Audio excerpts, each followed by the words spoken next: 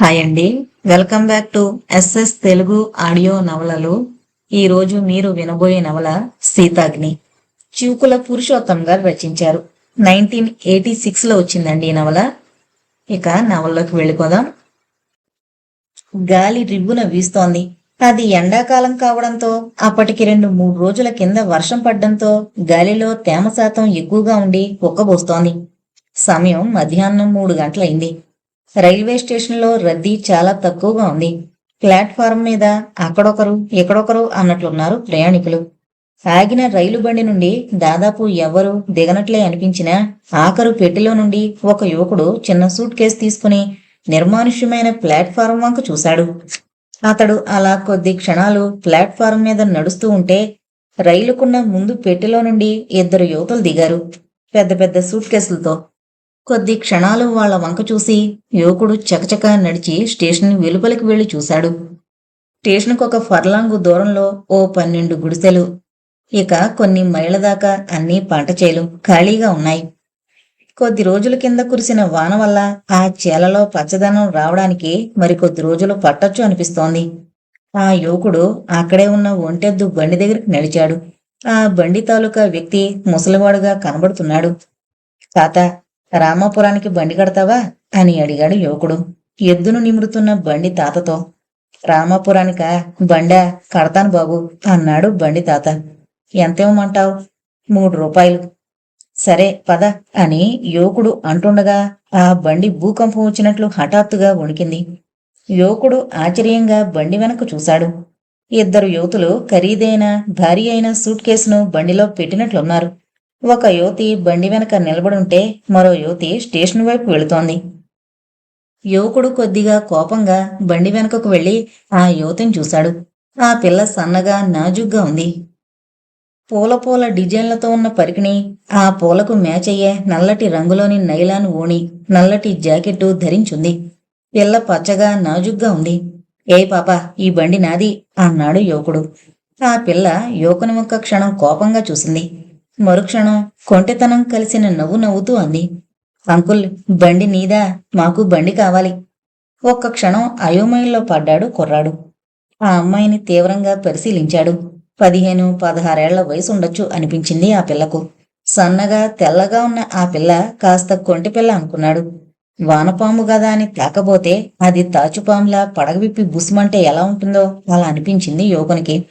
ఏ అమ్మాయి, నేను నీకు అంకుల్నా? అయితే నేను పాపనా? యువకుడు ఆ పిల్లవంక పరిశీలనగా చూశాడు. వయసుకు మించిన పులుసుంది ఈ పిల్లకు అనుకుంటుంటే ఆ పిల్ల అంది, అవునంకుల్, మా అంకుల్ నీలాగే 6 అడుగుల 2 అంగుళాల ఎత్తుంటాడు, నీలాగే భారీగా ఉంటాడు, నీలాగే కంటిచూపు మందం. యువకుడు కన్ఫ్యూజ్ అయ్యాడు. అయినా పట్టుదలగా అన్నాడు, ఈ బండి నాది. నేను అద్దె మాట్లాడుకుని సెటిల్ చేసుకున్నాను. మేం బండిని ఆక్రమించేసుకున్నాం. నోనో, నేను మీలాగే ప్యాసింజర్ను. ఈ బండి నేను అద్దెకు మాట్లాడేసుకున్నాను. అలాగా? అయితే ఈ బండి మాది. బండిని ముందు ఆక్రమించాం, తర్వాత అద్దె సంగతి మాట్లాడుకుంటాం. నేను అద్దె సంగతి మాట్లాడేశాను కనుక బండి నాది. మేము ఆక్రమించేశాం కనుక బండి మాది. ఇంతలో బండి తాత వీళ్ళున్న దగ్గరకు వచ్చాడు. స్టేషన్ నుండి మరో యువతి మరో సూట్ కేసుతో వచ్చి యువకుని వంక ఒక్క క్షణం చూసింది. సూట్ కేసును బండిలో పెట్టింది. మొదటి యువతితో పోలిస్తే ఈ యువతి కాస్త భారీగా కనిపించిన చక్కని అవయవ పొందిక కలిగి ఆరోగ్యంగా ఉంది. మొదటి యువతి కంటే రంగు తక్కువగా ఉన్న యవ్వన మిస్మిస్ వల్ల బాగుంది మొదట అమ్మాయి కంటే అనిపిస్తోంది. శారు, ఏంటి ఘర్షణ అంది క్రీగంట యువకుని వంక చూస్తూ. చూడువాణి, ఈయన జబర్దస్తి. మనం బండిలో సూట్ కేసు వేసి ఆక్రమిస్తే బండి ఈందట. బండివాడితో అద్దె మాట్లాడి ఖరారు చేసుకున్నాడు గనుక బండి తందట. ముందు మేము ఆక్రమించాం గనుక బండి మాది అంటున్నాను. చూడండి మిస్ వాణిగారు, ఈ బండిని అద్దెకు మాట్లాడి నేను ఖరారు చేసుకున్న తర్వాత మీరు బండిలో సూట్ కేసు వేశారు. ఇప్పుడు ఈ పిల్ల పేచి పెడుతోంది. ముందే మేం ఆక్రమించాం గనుక బండి మాది అంటుంది పాప. మీరే న్యాయం చెప్పండి అన్నాడు యువకుడు. వాణి బండి తాత వంక చూసింది. అమ్మా, అద్దె సంగతి ఈ బాబుగారు మాట్లాడుకుంది నిజమే. బండిలో మీరే పెట్టింది కూడా నిజమే. అసలు ఈ పేచీ అంత ఎందుకు? అందరూ ఎక్కండి, తలా కొంచెం ఇవ్వండి. బండి మాది. మేం బండిని ముందు ఆక్రమించాం, ఇక ఎవరిని ఎక్కనేమో.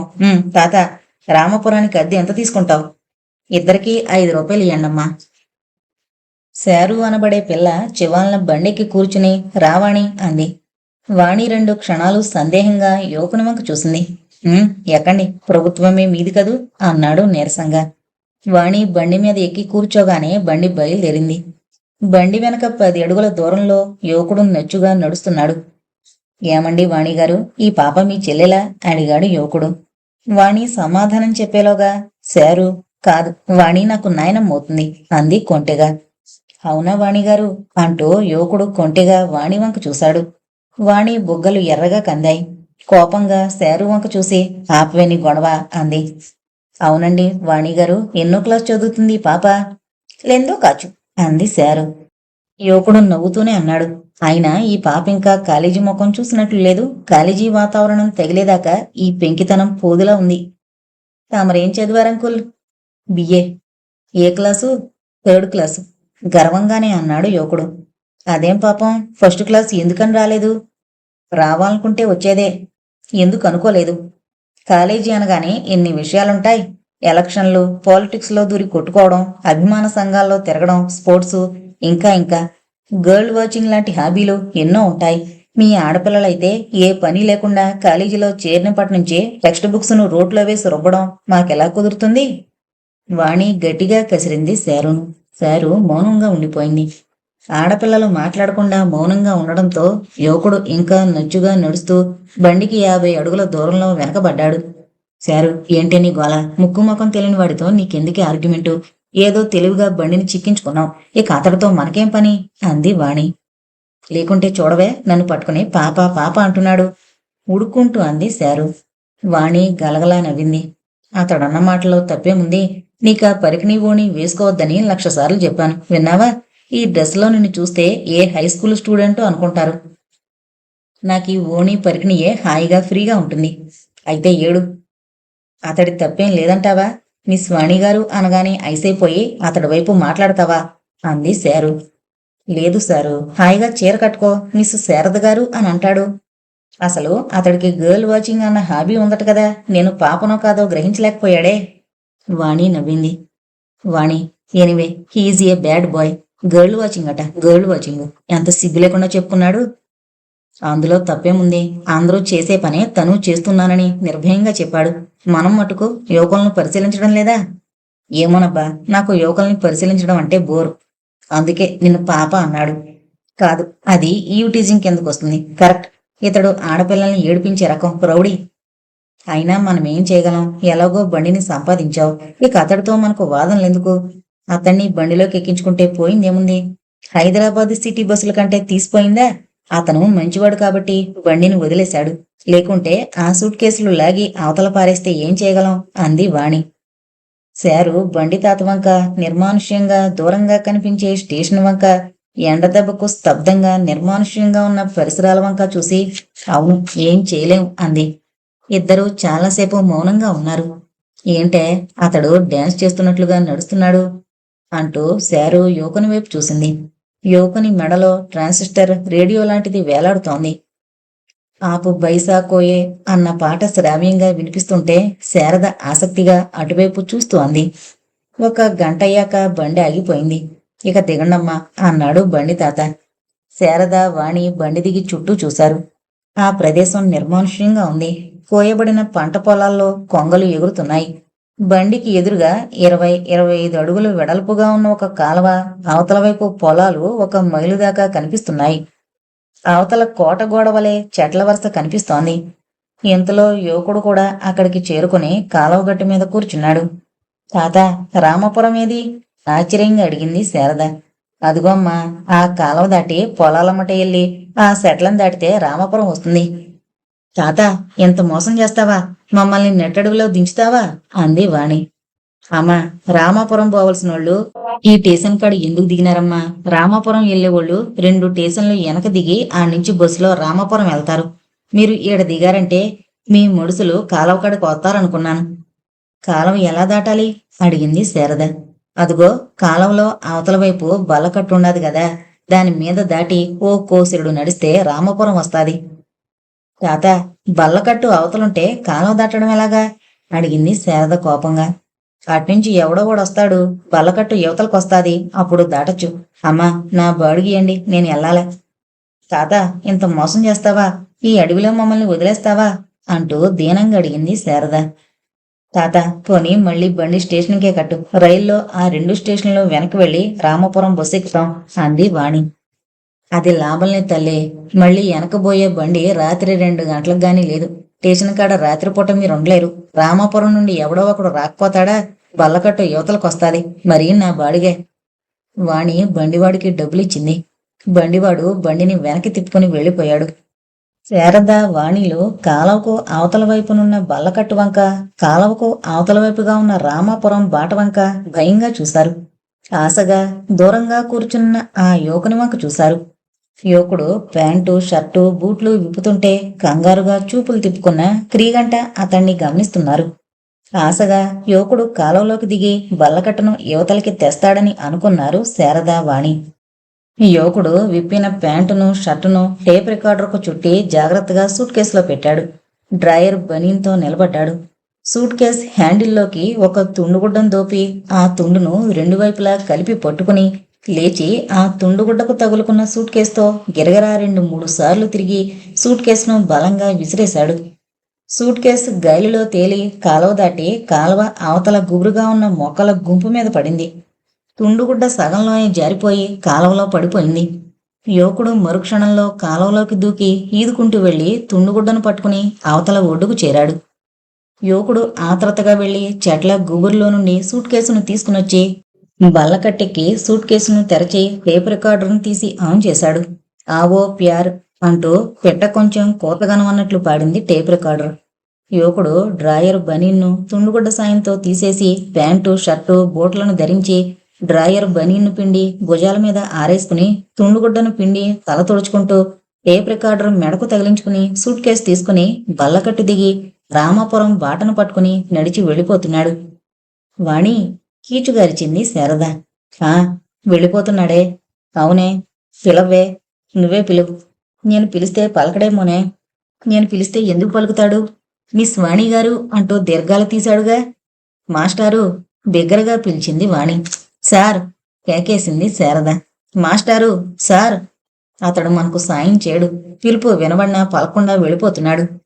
హీజ్ ఏ బ్యాడ్ బాయ్ అని నేనంటే మిస్ వాణి గారు అని నిన్ను పిలిచాడని తెగ వెనకేసుకుని వస్తేవి అతన్ని. ఇప్పుడు చూడు ఎలా వెళుతున్నాడు. పచ్చి రౌడీ. పెద్ద హీరోలా కాలంలో దూకి ఈది కాలవం దాటాడు. పచ్చి విలన్లా మనకు సాయం చేయకుండా వెళుతున్నాడు అంటూ ఉక్రోష పడిపోయింది శారద. దూరంగా వెళ్లిపోయే యువకుని వంక విషాదంగా చూస్తున్నారు వాణి, శారద. ఏ క్షణానైనా మనసు మార్చుకుని వెనక్కు తిరిగొస్తాడని. కాని ఆ యువకుడు అలా నడుచుకుంటూ వెళ్లి దూరాన ఉన్న చెట్ల గుంపుల్లో అదృశ్యమైపోయాడు. ఆ చెట్ల గుంపు దగ్గర నుండి కాలువ దాకా నరసంచారం లేదు. పొలంలో రైతులు కూడా లేరు. వాణి తన చుట్టూ తాను తిరిగి చూసుకుంది. బారెడు పొద్దే మిగులుంది. శారద, ఎన్ని చిక్కుల్లో పడేశావే అంది. నేనేం చేశానమ్మా? అసలు ఈ పల్లెటూరు పెళ్లిళ్లకు చేస్తే రాకూడదు. సరే, 2 రోజుల కిందనే అయితే హాయిగా ఆ పెళ్లి కూతురు లక్ష్మితోనే వాళ్ళ స్పెషల్ బస్సులో వెళ్లి ఉండుం కదా. ఇప్పుడు చూడు ఎంత అవస్థపడ్డామో. నేనేం చేయను వాణి. ఇంట్లో నన్ను పంపించనని మొండికేసిరి. నువ్వు బ్రతిమాలితే మా వాళ్ళు సరేనన్నారు. ఈ రాత్రికి ఇక్కడే ఉండాల్సి వచ్చేటట్లుంది. అంత మాటనకే నాకు గుండె కొట్టుకుంటోంది. అటునుంచి ఎవరన్నా రాకపోతారా? లేక ఇటునుంచి ఎవరైనా రాకపోతారా? ఊళ్ళో పెళ్లి జరుగుతోంది కదా. రామాపురం నుండి రైల్వే స్టేషన్కు ఎవడూ రాడని బండివాడు అన్నాడు కదూ అంటూ మూలిగింది శారద. బహుశా ఆ యువకుడు పెళ్లికే వెళుతున్నట్టున్నాడనుకుంటాను. ఆ పెళ్లి పందిట్లో కనబడిని వీపు విదిలించి ముఖం జాడిస్తాను. అసలు పెళ్లి వేళ కన్నా మనం అక్కడికి చేరుకోగలమంటావా? శారద బేలగా భయంగా వాణి వంక చూసి రామాపురం వెళ్లే బాట వంక చూస్తూ, పెద్ద కాలేజీలో చదివాడట. Mannerless fellow, rowdy, BA 3rd class, girl watching hobby అట. ఓడి హాబీ. అసలు ఈవ్ టీజింగ్ కింద అతన్ని అరెస్ట్ చేయొచ్చు అంది. అరెస్టా? ఎందుకు? మనల్ని ఏమీ అనలేదుగా. నన్ను పాప అనడం ఈవ్ టీజింగ్ కదా.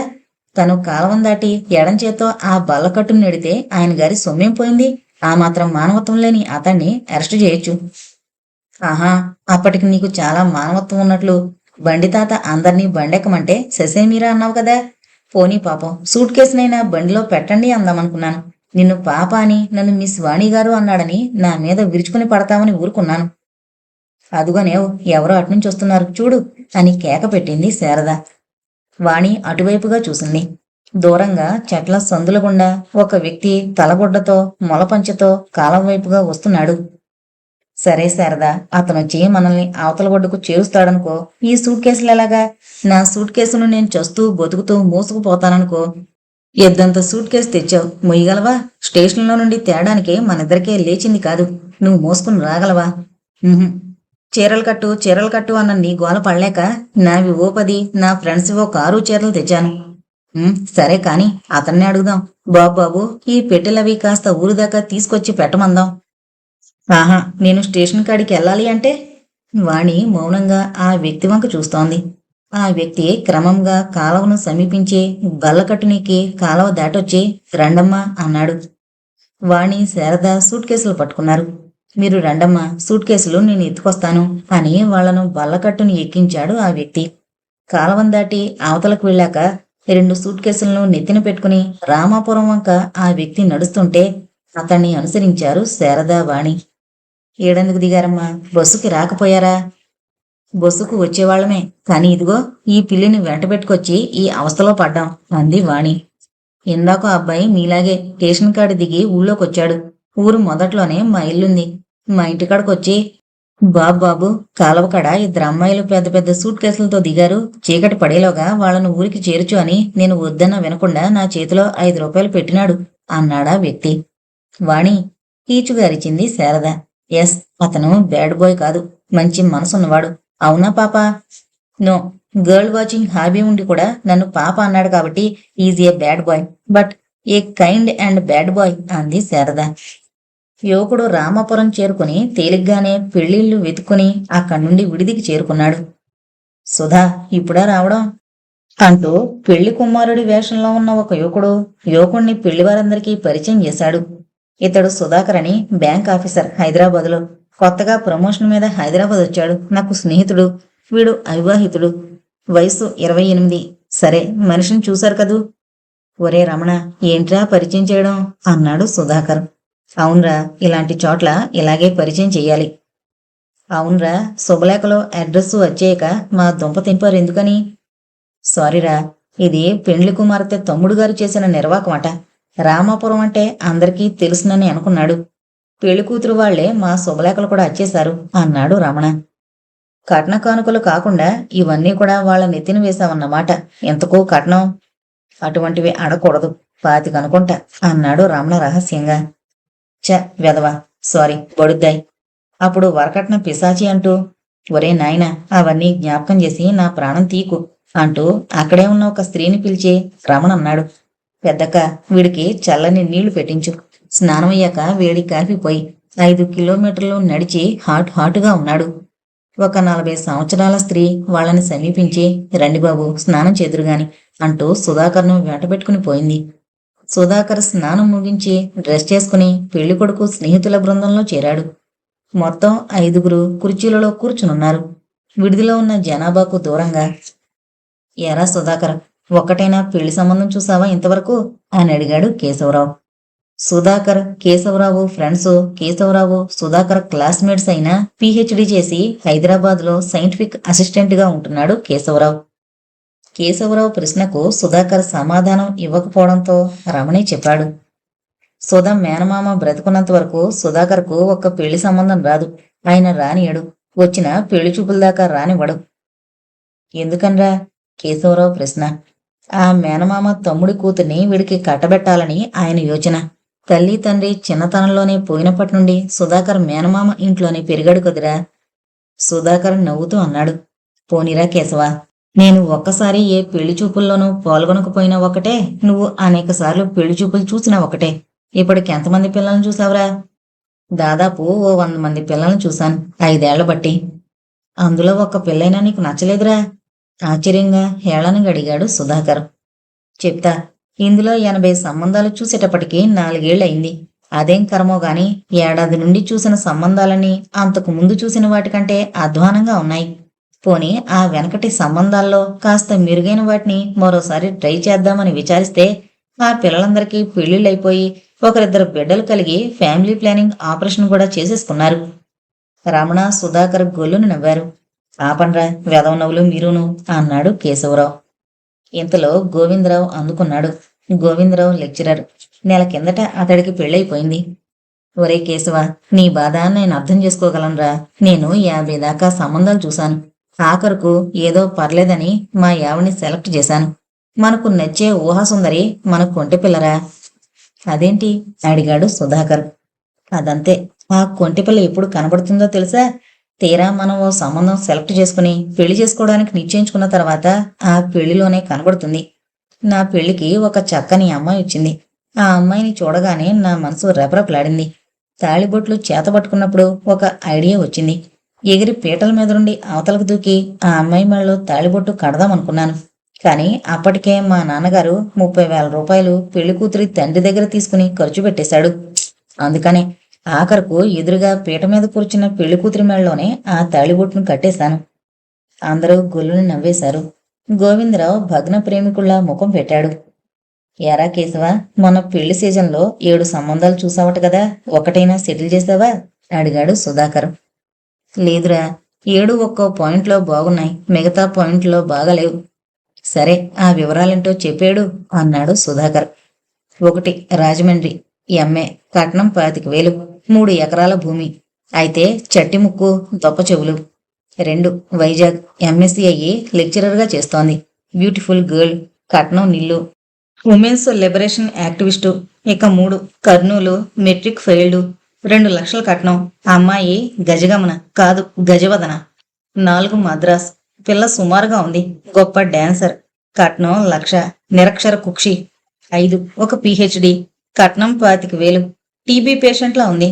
6 సినీ స్టారు, మైనర్ క్యారెక్టర్స్ చేస్తుంది, సినిమా ఛాన్స్ ఇప్పించగలదు. అంతే. ఇక 7 young and beautiful widow, graduate, కట్నం 6 లక్షలు. ఒరే, ఈ 7వ సంబంధం బాగున్నట్లుందిరా, మంచి కట్నం, పిల్లకు ఎక్స్పీరియన్స్ కూడా ఉందిరా అన్నాడు సుధాకర్. అందరూ గొల్లును నవ్వారు. ఆ నవ్వులకు కుర్చీలు కూడా నవ్వుతున్నట్లుగా కరకరలాడాయి. ఆపండ్రా, గద్దించాడు కేశవరావు. క్రమంగా నవ్వులు నిలిచిపోయాయి. నా బాధను గ్రహించండ్రా, దీనంగా అన్నాడు కేశవరావు. సరే 7 అన్నాడు సుధాకర్. రాజమండ్రి అమ్మాయిలాగా భూములు కలిగి, వైజాగ్ అమ్మాయంత బ్యూటీ ఉండి, మద్రాసు అమ్మాయంత డాన్స్ తెలుసుండి, 5వ సంబంధం అమ్మాయిలాగా పిహెచ్డి చేసి, 6వ సంబంధంలాగా సినిమా ఛాన్సులు ఇప్పించే, 7వ అమ్మాయంత కట్నం ఇచ్చే విడో కాని అమ్మాయి సంబంధం కోసం చూస్తున్నాన్రా. మళ్ళీ అందరూ నవ్వారు. సుధాకర్ అన్నాడు. కేశవ, అలాంటిదే మంచి సంబంధం ఒకటి నీ మనసు లాంటి మనసు కలిగిన పిల్ల మా వాళ్లలో ఉందిరా. చటుక్కున కేశవరావు సుధాకర్ చేతులు పట్టుకుని, బాబాబు, ఆ సంబంధం చెప్పరా, నా చర్మంతో నీకు చెప్పులు కుట్టిస్తాను. నాకు చెప్పులొద్దు, బూట్లు కావాలి, కసిగా అన్నాడు సుధాకర్. అలాగేరా, ఆ సంబంధం. సరే చెప్తాను. రాధిక, ప్రియవర్ణి, కుమారభ్రాత స్వరూపిణి, సీతా కుంతల. ఒరే రమణ, అంటే బ్యూటిఫుల్ అనే కదరా? హా, నేను సైన్స్ పిహెచ్డి గాడిని అని వీడేందో కోస్తున్నాడు, నాకు తెలుసులేరా. She beautiful, gonna. అలాంటి పిల్లుంది. ఆమెకు నీకు భావస్వామ్యం ఉంది. ఆమెకు చిరంజీవి అంతటి అందగాడు, ధర్మేంద్ర అంతటి కండబలం కలవాడు, అమితాబ్ బచ్చన్ అంతటి పొడుగరి, మిథున్ చక్రవర్తి లాంటి డిస్కో డాన్సరు, బ్రూస్లీ లాంటి కుంగ్ఫు ఎక్స్పర్టు, రఫీ లాంటి గాయకుడు భర్తగా రావాలనుకుంటోంది. హాయిగా మీ ఇద్దరు పెళ్లి చేసుకోండి, మీ దాంపత్యం గొప్పగా ఉంటుంది. సోలడు బియ్యం పెట్టుకుని 4 ముద్దలు తిని చెరో మంచం మీద పడుకుని ఊహాలోకంలో విహరించొచ్చు. మళ్ళీ అంతా గొల్లును నవ్వారు. కేశవరావు విషాదంగా సీరియస్గా అన్నాడు. అసలు ఈ పిల్ల నచ్చడం అంత చిక్కు మరొకటి లేదురా. ఇది భారతదేశం. ఇక్కడ మనం తొందరపడి ఒక పిల్లను నచ్చామనుకో, దాంతో ఫేటు సీళ్లు. కర్మగాలి ఆ పిల్ల ప్రవర్తన మనకు నచ్చకపోతే ఆ తర్వాత మనం ఏం చేయగలం? అసలు నన్ను అడిగితే ఓల్డ్ ఈజ్ గోల్డ్ అంటాను. వెనకట్లోలాగా తెరచాటు మొహం కూడా చూడని అమ్మాయిని. ఒరే, నీ సోద అవసరం లేదు, ఇక ఆపు. రమణ, నిజం చెప్పరా, ఆ పిల్లను నువ్వు మనస్ఫూర్తిగా నచ్చావా అని సూటిగడిగాడు గోవిందరావు పెళ్లి కొడుకుని. మనస్ఫూర్తిగా నచ్చిన 2 సంబంధాలు కట్నం దగ్గర చెడిపోయాయి. మా నాన్న కోరిన కట్నం ఈ సంబంధంలో ఉంది, అభ్యంతరం లేదన్నాను. అందరూ మౌనంగా అయిపోయారు. రమణ, బాగా ఆకలిగా ఉందరా, అన్నం అన్నాడు సుధాకర్. అన్నమేమిట్రా అన్నం, పప్పన్నమను. అయితే పప్పన్నం రాత్రి 12 దాకా ఉండదు. ఇప్పుడు టిఫిన్ వస్తుంది పెళ్లివారి ఇంటి నుండి. ఇప్పుడేం టిఫిన్ రా అన్నాడు సుధాకర్. మరి పెళ్ళంటే ఏమనుకున్నావు? తిండి వేళ టిఫిను, టిఫిన్ వేళ తిండి, నిద్ర వేళ పెళ్లి తంతు, పెళ్లి తంతు వేళ నిద్ర. అందరూ నవ్వుకుంటూ మాట్లాడుతున్నారు. రాత్రి 8 గంటల వేళలో 5గురు యువతులు పలహారపు పళ్ళాలతో, పట్టుచీర పెళపెళార్భాటాలతో 2 పెట్రోమాక్స్ లైట్లు పట్టుకునొచ్చారు. పెళ్లి కుమారుడు అతని స్నేహితులతో విడిదింట్లోకొచ్చి ఒక వైపున కూర్చున్నారు. 2 యువతులు కూర్చున్నందరికీ అరిటాకులు వేస్తుంటే మరి 3 యువతులు పళ్ళాలు పట్టుకుని నిలబడ్డారు. సుధాకర్ తల వంచుకుని అరిటాకు మీద నీళ్లు చల్లి ఆకును కడుగుతుంటే, హల్లో సుధాకర్ గారు అన్న స్త్రీ కంఠం వినిపించి ఎదురుగా తలెత్తి చూశాడు. అయితే ఆ 3 యువతులు తనకు పరిచయం లేని వారు అని అనుకుంటుండగానే అందులో ఒక యువతిని వాణి అని గుర్తుపట్టాడు సుధాకర్.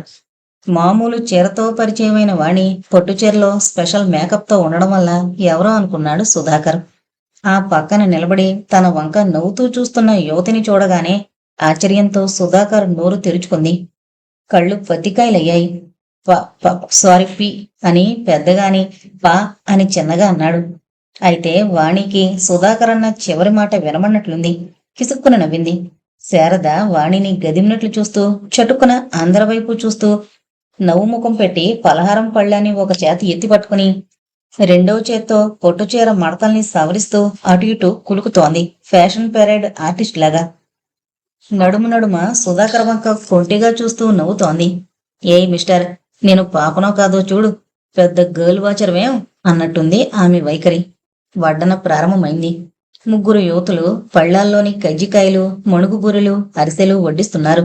వడ్డన జరుగుతుంటే అంతా 1 చాలు 2 చాలు అంటూ గింజుకుంటున్న యువతులు లిబరల్ గా వడ్డిస్తున్నారు.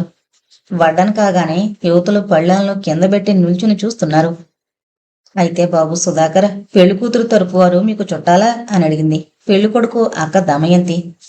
సుధాకర్ నోట్లోని కజ్జికాయను ఒక వైపుకు నెట్టి సమాధానం చెప్పబోతుండగా వాణి అందుకుంది. చుట్రకం ఏమీ లేదండి, మేము పెళ్లికూతురు స్నేహితులం. నా పేరు వాణి, బిఎస్సీ అయ్యాను. ఈమె పేరు శారద, బిఏ పాస్ అయ్యి ఎంఏకు ప్రైవేటుగా చదువుతోంది. ఇంతలో సుధాకర్కు ఘోరంగా పొలమారడంతో పెద్దగా దగ్గి ఉక్కిరిబిక్కిరవుతుంటే దమయంతి రివ్వున పోయి మంచినీళ్లు తెచ్చి సుధాకర్కిచ్చింది. సుధాకర్ మరి కొంతసేపు దగ్గి సర్దుకున్నాడు. ప్రస్తుతం శారద బ్యాంకులో అసిస్టెంట్గా ఉంది. సుధాకర్కి మరోసారి పొలమారింది. ఈమె సుమలత, బిఎస్సీ పాస్ అయి ప్రస్తుతం ఉద్యోగ ప్రయత్నాలు చేస్తోంది నాలాగా. ఈమె సులోచన, బిఎస్సీ కాన్వెంట్లో టీచర్. మేమంతా పెళ్లి కుమార్తె లక్ష్మికి ప్రాణ స్నేహితురాళ్ళం అంది వాణి. వాణి ముగించడంతో శారదంది, సుధాకర్ గారు మేము రైల్లో దిగాం. ఈయన గారు మమ్మల్ని కాలం ఒడ్డును వదిలి కాలం ఈదుకుంటూ దాటొచ్చారు. వచ్చి ఊళ్ళో నుండి ఒక ఆయన్ని పంపి మా సూట్ కేసులు అవి తెప్పించారు అంది వాణి. ఇది రైలు పరిచయం అని గ్రహించాక అందరూ రకరకాల మాటల్లో పడిపోయారు. శారద అరిసెలు తీసుకుని సుధాకర్ దగ్గరకొచ్చి 2 అరిసెలు వెయ్యమంటారా అని అడిగింది. వెయ్యండి మేడం అన్నాడు సుధాకర్. శారద 4 అరిసెలు వేసింది సుధాకర్ ఆకులో. సుధాకర్కి ఎదురుగా కూర్చునున్న 60 సంవత్సరాల వయసు గల పెద్దాయన సుధాకర్ వంక చూస్తూ బాణంలాంటి ప్రశ్నను వదిలాడు. అయ్యా సుధాకర్, నీ రేటెంత? ఆ ప్రశ్నతో, నవ్వులతో, రకరకాల మాటలతో సందడిగా ఉన్న విడిదింట్లో నిశ్శబ్దం అన్న బాంబు హఠాత్తుగా పడ్డట్టయింది. అంతా మౌనంగా ఆ పెద్దాయన వంక సుధాకర్ వంక చూస్తున్నారు. అందరూ తూపుల్లాంటి చూపులను సుధాకర్ వంక సంధించి బెరుకుగా ఉన్న కుందేలును వేట కుక్కలు చూసినట్లు చూస్తున్నారు. ముఖ్యంగా ఆడవాళ్లు. తను గనుక సూటబుల్గా సమాధానం చెప్పకుంటే వీళ్లు తనను పెళ్ళయ్యేదాకా ఏడిపిస్తారు అనుకున్నాడు సుధాకర్. అంతలో సుధాకర్ కళ్ళల్లో ఓ మెరుపు మెరిసింది. బాబాయ్ గారు, ఏంటి కదా మన దగ్గర పెళ్ళీడు ఆడపిల్లలున్నారా అన్నాడు సుధాకర్. పెద్దయిన కొద్దిగా ఆశ్చర్యంగా సుధాకర్ వంక చూసి, అవును, 3 అమ్మాయిలున్నారు. 24, 22, 20. బాప్రే, మీరు చెప్పేది మీ అమ్మాయిల వైటల్ స్టాటిస్టిక్సా లేక? అక్కడ ఉన్న యువతి యువకులంతా గొల్లును నవ్వారు. పెద్ద మనిషి బిక్కమొహం వేసుకుని అందరి వంక చూస్తున్నాడు ఆశ్చర్యంగా. బాబాయ్ గారు, వాళ్ళు మీ మనవరాళ్ళా? అవును. కొడుకు పిల్లలా? ఎలా కనుక్కున్నావు? మీ ధోరణి చూస్తుంటే ఆడపిల్లల పెళ్లి చేసినట్టు కనపడడం లేదు. సరే, హోల్సేల్ రేట్ చెప్పమంటారా, రిటైల్ రేట్ చెప్పమంటారా? హోల్సేల్ ఏంటి, రిటైల్ ఏంటి? 3 పిల్లలకు రేటు కలిపి చెప్పమంటారా, ఒక్కో పిల్లకు విడివిడిగా చెప్పమంటారా? మగ ఆడ గొల్లును నవ్విన ఆడవాళ్లు చొప్పున నోళ్లు మూసుకున్నారు. పెద్దయిన ఆకును చేతబట్టుకుని ఆకులో ఉన్న 2 అరిసెల్ని చేతబట్టుకుని రివ్వున వెళ్ళిపోయాడు. దమయంతి సుధాకర్తో అంది, బాబు సుధాకర్, మీరు పెళ్లి ఈడులో ఉన్నారు. మిమ్మల్ని చూడగానే చాలా మందికి మీ సంబంధం కలుపుకోవాలన్న ఉబలాటం పుడుతుంది. మరి బాబాయ్ గారు కొంత వ్యవహార జ్ఞానం లేకుండా ప్రవర్తించారనుకోండి. చూడండి, పెళ్ళిడులో ఉన్న యువకులకు సామాన్యంగా కట్న కానుకల ఆశలు ఉండుంటాయని మీ అభిప్రాయం. దానికి భిన్నంగా ఎవరైనా ఉండొచ్చు అన్న భావం మీ పెళ్లి పెద్దలకు కలగదు. నిజానికి నాకు రేటంటూ ఏమీ లేదు. రాబోయే భార్య అందచందాల మీద, గుణగణాల మీదనే నా దృష్టి. జీవితంలోని ఒడిదుడుకులను అర్థం చేసుకుని సక్రమంగా సంసారాన్ని దిద్దుకొనగల పిల్లను చూడండి. వరకట్నం అడగను. కావలిస్తే కన్యాశుల్కం కూడా ఇవ్వగలను అన్నాడు సుధాకర్ సీరియస్ గా. హియర్ హియర్ అంటూ శారద చప్పట్లు కొట్టింది. మిగతా అందరూ చేతులు కలిపారు. సార్ సుధాకర్ గారు, ఏ సినిమాలో వండి ఈ డైలాగులు? దాని పేరు చెప్పండి. ఆడవాళ్లమంతా విరగబడి బాక్సాఫీసును బద్దలు కొట్టి శతదినోత్సవం చేయిస్తాం అంది శారద. దమయంతి ఆనందంగా సుధాకర్ని చూస్తూ అంది. చాలా చక్కగా చెప్పావు బాబు. పిల్లల ఇష్టాయిష్టాలు గమనించక పెద్దల పెద్దరికానికే పెద్దపీట వేయడం వల్లనే నేడు వరకట్నం దురాచారం చేస్తయింది. అవును కదండి, అది మీకు నిరూపించమంటారా? ఎలాగా? ఈ విడిదింట్లోనే నాకు అరడజను మంది చక్కని ఆడపిల్లలు కనిపించారు. ఇదే ఛాలెంజ్. నన్ను మెచ్చిన పిల్ల, నేను ఆమెను నచ్చుతాను అన్న ఆత్మవిశ్వాసం గల పిల్లను ఒక గంట లోపల నా దగ్గరకొచ్చి నన్ను పెళ్లి చేసుకుంటాను అని చెప్పమనండి. ఈ ముహూర్తానికే ఆ పిల్లను పెళ్లి చేసుకుంటాను. కట్నం ఒక్క పైసా కూడా అవసరం లేదు. అందరూ నిశ్చేష్టులయ్యారు. ఆడపిల్లలు తమ పక్కన బాంబు పడ్డట్టుగా అదిరిపోయారు. సుధాకర్ టిఫిన్ పూర్తి చేసి లేస్తూ అన్నాడు. నాకు స్కూటరు, ఫ్రిడ్జు, టీవీ, గ్యాస్ పొయ్యి ఉన్నాయి. వేటికి ఎవరిని దేవరించే పనిలేదు అంటూ అక్కడి నుంచి వెళ్ళిపోయాడు. అందరూ గోలగా మాట్లాడుకున్నారు. చటుకున సుధాకర్ వచ్చాడు. అంతా నోళ్లు మూశారు. చూడండి అంటూ వాచి చూసుకుంటూ, ఒక్క గంట లోపల ఆ అమ్మాయి నాతో చెప్పాలి. ఈ ముహూర్తానికి పెళ్లి చేసుకుంటాను. పెద్దవారు ఎవరైనా రాయబారానికొస్తే వాళ్లను మా పెద్దల దగ్గరికి పంపాల్సి ఉంటుంది. బాబు, ఆడపిల్లలెవరూ ధైర్యం చేయలేరని కదూ నీ భరోసా అంది దమయంతి. ధైర్యే సాహసే వరకట్న పిశాచ నాశిని అన్నారు అంటూ వెళ్ళిపోయాడు సుధాకర్. రౌడీ అంది Sumalatha. He can't be serious అంది సులోచన. అంత సిగ్గు లేకుండా ఎలా అన్నాడు సుధాకర్? ఆశ్చర్యపోయింది శారద. మొత్తానికి సుధాకర్ గారు హీరో, మెచ్చుకుంది వాణి. ధైర్యే సాహసే వరకట్న పిశాచ నాశిని అన్నారు సుధాకర్ గారు అంది లలిత. పెళ్లి కుమార్తె లక్ష్మి చెల్లెలు బీకాం ఫైనల్ చదువుతోంది. పోనీ ఆ ధైర్యమేంటో నువ్వు చేయరాదు? హాయిగా అక్కా చెల్లెళ్ళు ఒకే వివాహ మండపంలో పెళ్లి చేసుకోవచ్చు. కట్నం ఉండదు, ఖర్చులు కలిసొస్తాయి అంది సుమలత. సారీ లేడీస్, నేను బీకాం ఫైనల్ చదువుతున్నాను. బీకాం పూర్తి చేసి ఉద్యోగం చిక్కాక గాని పెళ్లి చేసుకోను. మీరంతా మా అక్క ఫ్రెండ్స్, ఫీల్డ్లో ఉన్నారు కాబట్టి మీ నలుగురిలో ఒకరు తేల్చండి అంది లలిత. సమయం రాత్రి 10 గంటలైంది. వివాహ ముహూర్తం వేకువజామున 4 గంటలకు కావడంతో పెళ్లి ఇల్లు అంతా స్తబ్దంగా ఉంది. తాటాకు పందిరిలో నేల మీద పెద్ద పెద్ద జంబుకానాలు పరచబడున్నాయి. పందిరి గుంజలకు ట్యూబ్ లైట్లు దేదీప్యమానంగా వెలుగుతున్నాయి. పందిరి మధ్యలో వివాహ వేదిక అలంకరించబడింది. దాని చుట్టూ 2-3 చేరి ఫైనల్ టచెస్ ఇస్తున్నారు. పట్టాల మీద అనేక మంది పిల్లలు అస్తవ్యస్తంగా నిద్రపోతున్నారు. మగాళ్లు 2 గుంపులుగా చేరి పేకాట ఆడుతున్నారు. వయసు మీరిన పెద్దలు మరో గుంపుగా చేరి మాట్లాడుకుంటున్నారు. ఆడవాళ్లు 3 గ్రూపులుగా చేరి లోకాభిరామాయణం మాట్లాడుకుంటున్నారు. వీళ్ళందరికీ దూరంగా శారద, వాణిల బృందం మాట్లాడుకుంటోంది. సుమా, నిన్నతడు ఓకే చేయొచ్చు అంది సులోచన. నాకంటే నువ్వే ఫెయిర్, నిన్ను అతడు మెచ్చొచ్చు అంది సుమలత. పోనీ వాణి, నువ్వు ట్రై చేయకూడదు అడిగింది సులోచన. కానియండి, మీరంతా డిస్కస్ చేయండి అంది వాణి. పోనీ శారద, నువ్వు అడిగింది సులోచన. శారద ఉలిక్కి పడింది. నేనా? నాకు ఉద్దేశం లేదు. నేను స్పిన్స్టర్గా ఉండిపోవాలనుకుంటున్నాను. నాలాంటి దాన్ని అతను నచ్చడు. ఎందుకు నచ్చడే? నీకేం తక్కువ? పచ్చగా బంగారు తునకలా ఉంటావు అంది సులోచన. బంగారు తునకైతే సరిపోతుందా? సుధాకర్ 6 అడుగుల 2 అంగుళాల ఎత్తు. మరి శారద 5 అడుగులన్నా ఉందో లేదో. ఈడు జోడు కుదరద్దు అంది సుమలత. ఏం పర్లేదు, శారద సుధాకర్ల జంట బ్యూటీ అండ్ ది బెస్ట్లా చక్కగానే ఉండొచ్చు సన్నగా నవ్వుతూ అంది సులోచన. ఏం కాదు, ఎంచక్క జయా బౌదరి, అమితాబ్ బచ్చన్లా బాగానే ఉంటుంది అంది లలిత. అది కాదే వాణి, ఈ సుధాకర్ అల్టిమేటం చూడు, గంటలో తేల్చి చెప్పాలంట అయ్యగారికి.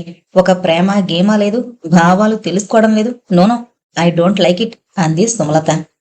వాణి అంది, సుమా, నిజంగా నువ్వు చెప్పినవన్నీ జరిగే అవకాశాలు ఉన్నాయా మనకు? ఎవన్నో తీసుకొచ్చి ఎదురుగా కూర్చోబెడతారు. మీ పేరేంటండి అంటాడు వాడు. అంటాం మనం. ఏం చదివారు అంటాడు వాడు. ఏదో చెప్తాం. బ్రూస్లీ సినిమా చూసారా అంటాడు వాడు. ఇంగ్లీషు సినిమాలకి వెళ్ళను అంటాం మనం. ఓహో, పిల్లంత బుద్ధిమంతురాలు అంటారు వాడి తల్లిదండ్రులు. పర్లేదు, ఆ అబ్బాయి ధనికుడు, ఇంగ్లీషు సినిమాలు చూస్తాడట అంటారు మన వాళ్ళు. ఇక అక్కడి నుంచి లావాదేవీలు, బేరసారాలు. నువ్వు చెప్పిన ప్రేమాదోమ ఇక్కడేవి అంది వాణి.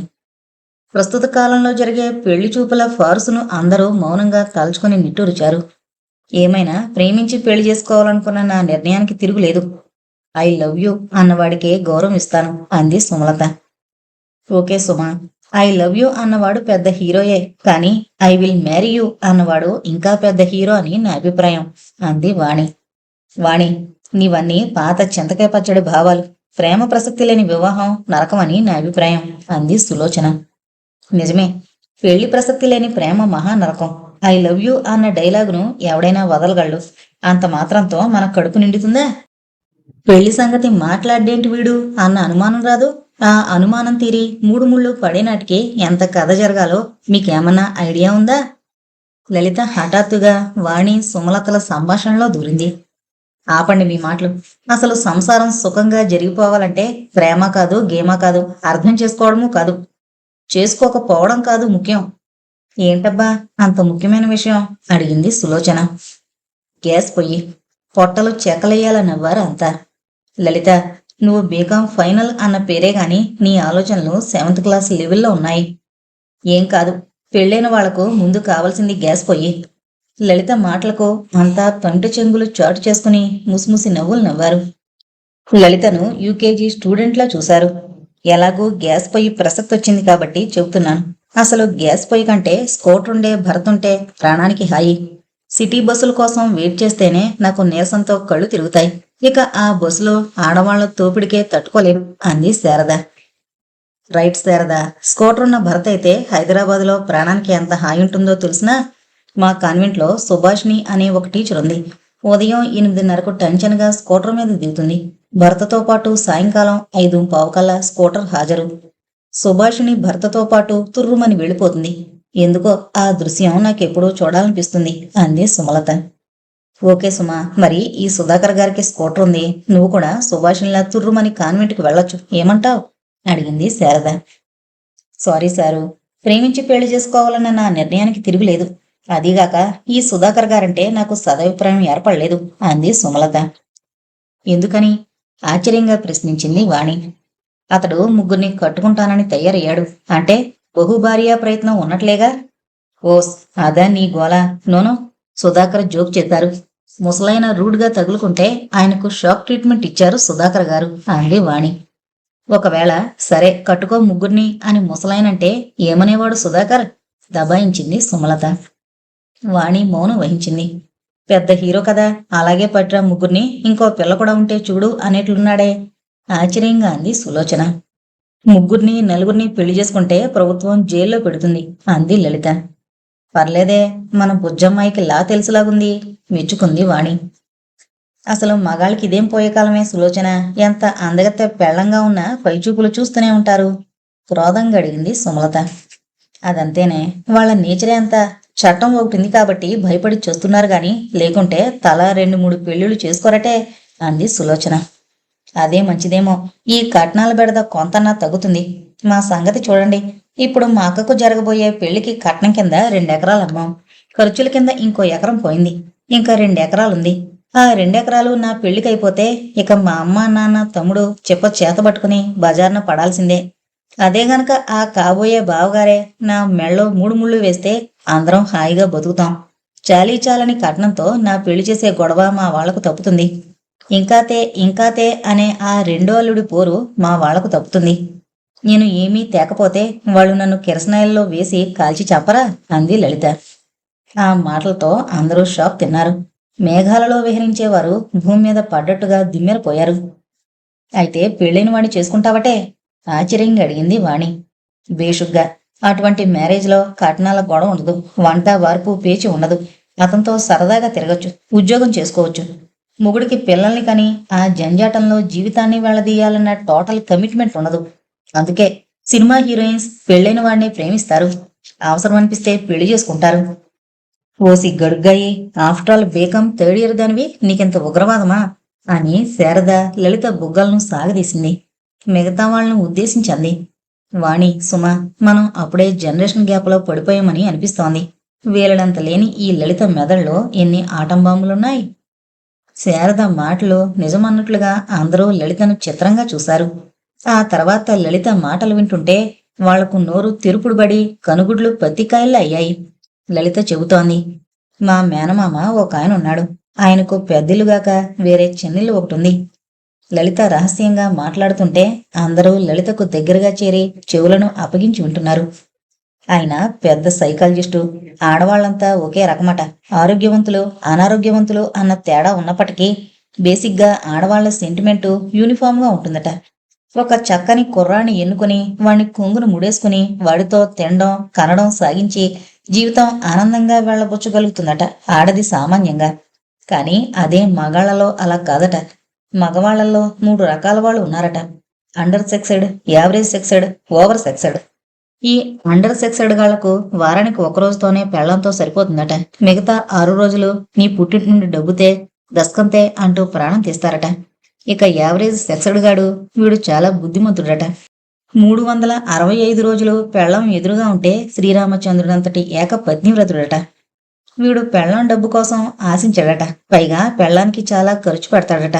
అయితే వీడితో ఒకటే చిక్కు, పెళ్లం 10 రోజుల పాటు పుట్టింటికి వెళితే పని మనిషి చేతిని పట్టుకుంటాడట. అంతా గొడవగా నవ్వారు. చెప్పు, భలే ఇంట్రెస్టింగ్ గా ఉంది అన్నారు చాలా మంది. ఇక ఓవర్ సెక్సెడ్. వీడితో ఏ స్త్రీ అయినా సర్వసుఖాలు అనుభవించగలదట. వీడిలో యాక్సెస్ డ్రైవ్ ఉంటుందట. అందువల్ల వీడి సంపాదన జాస్తిగా ఉంటుందట. అయితే వీడితో ఒక రకం చిక్కు. వీడికి రమ్మనిచ్చి పెళ్లి చేసినా దాన్ని పిండుకుని గ్లాసులో పోసేసుకుని తాగేసి ఊర్వశిని కన్నుగొడుతూ మేనకకు లవ్ లెటర్ పోస్ట్ చేస్తాడట. అది సంగతి. 25-30 ఏళ్ళొచ్చినా వయసు అల్లరి పెడుతున్నా బిగదీసుకుని ఆ కట్నం డబ్బులు పుచ్చుకుని పెళ్లి చేసుకునే వాళ్ళంతా మొదటి రకం వారని మా మేనమామ సిద్ధాంతం అంటూ లలిత అందరవంకా చూసింది. ఓరి వీళ్ళ దుంపదగా, అందరూ ఇంతేనటనా అడిగింది సులోచన. అవునట. మరి 4వ రకం వాళ్ళు లేరటనా నిరాశగా అడిగింది సుమలత. ఉన్నారట గాని వాళ్ళు పెళ్లికి పనికిరారట సౌమ్యంగా అంది లలిత. అంటే అడిగింది శారద. అంటే అంతే అంది లలిత గుమ్మరంగా నవ్వుతూ. అంటే అంతే అంటే ఏంటే, పోనీ 4వ రకం వాడిని చేసుకుంటే పోలే, వాడి వల్ల ఈ 3 రకాల బాధలు ఉండవనిపిస్తోంది కదా అమాయకంగా అడిగింది శారద. వాణి శారదను నెత్తిమీద ముడుతూ, ఓసి పిచ్చిమొహమా, వాళ్ళు పెళ్లి చేసుకోరు అంది. ఓ వాళ్ళు అంది శారద అర్థమైనట్లుగా. లలిత మళ్ళీ అందుకుంది. అయితే ఈ 4వ రకం గాళ్లను 1వ రకం అని పొరపాటు పడ్డం జరుగుతుందట.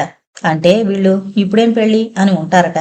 25-30 ఏళ్ళొచ్చినా అయినా తల్లిదండ్రుల బలవంతం వల్ల చేసుకుంటారట. సుమలత ఆతృతగా అంది.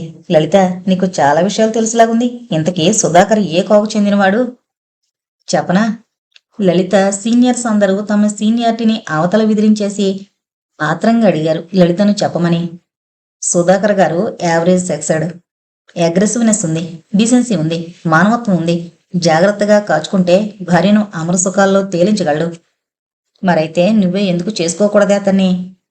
అతడు మీకు ఈడు జోడు అయినవాడు. ముందు బేకాం కానిచ్చుకోవాలి, ఉద్యోగం చిక్కించుకోవాలి.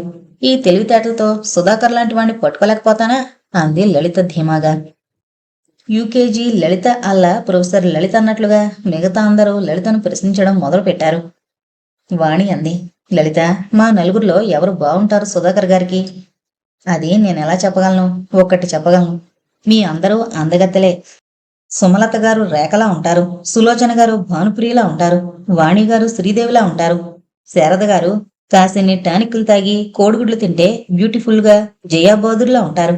ఆయన ఆడదాని అందానికి పరీక్ష మగవాడి కన్ను, వాడి గుండెలేగా. బై సుమలత గారు, మీ సంగతేంటి? మీరే చేసుకోకూడదా సుధాకర్ గారిని? ఈ అల్టిమేటం అంటే నాకు ఎలర్జీగా ఉంది.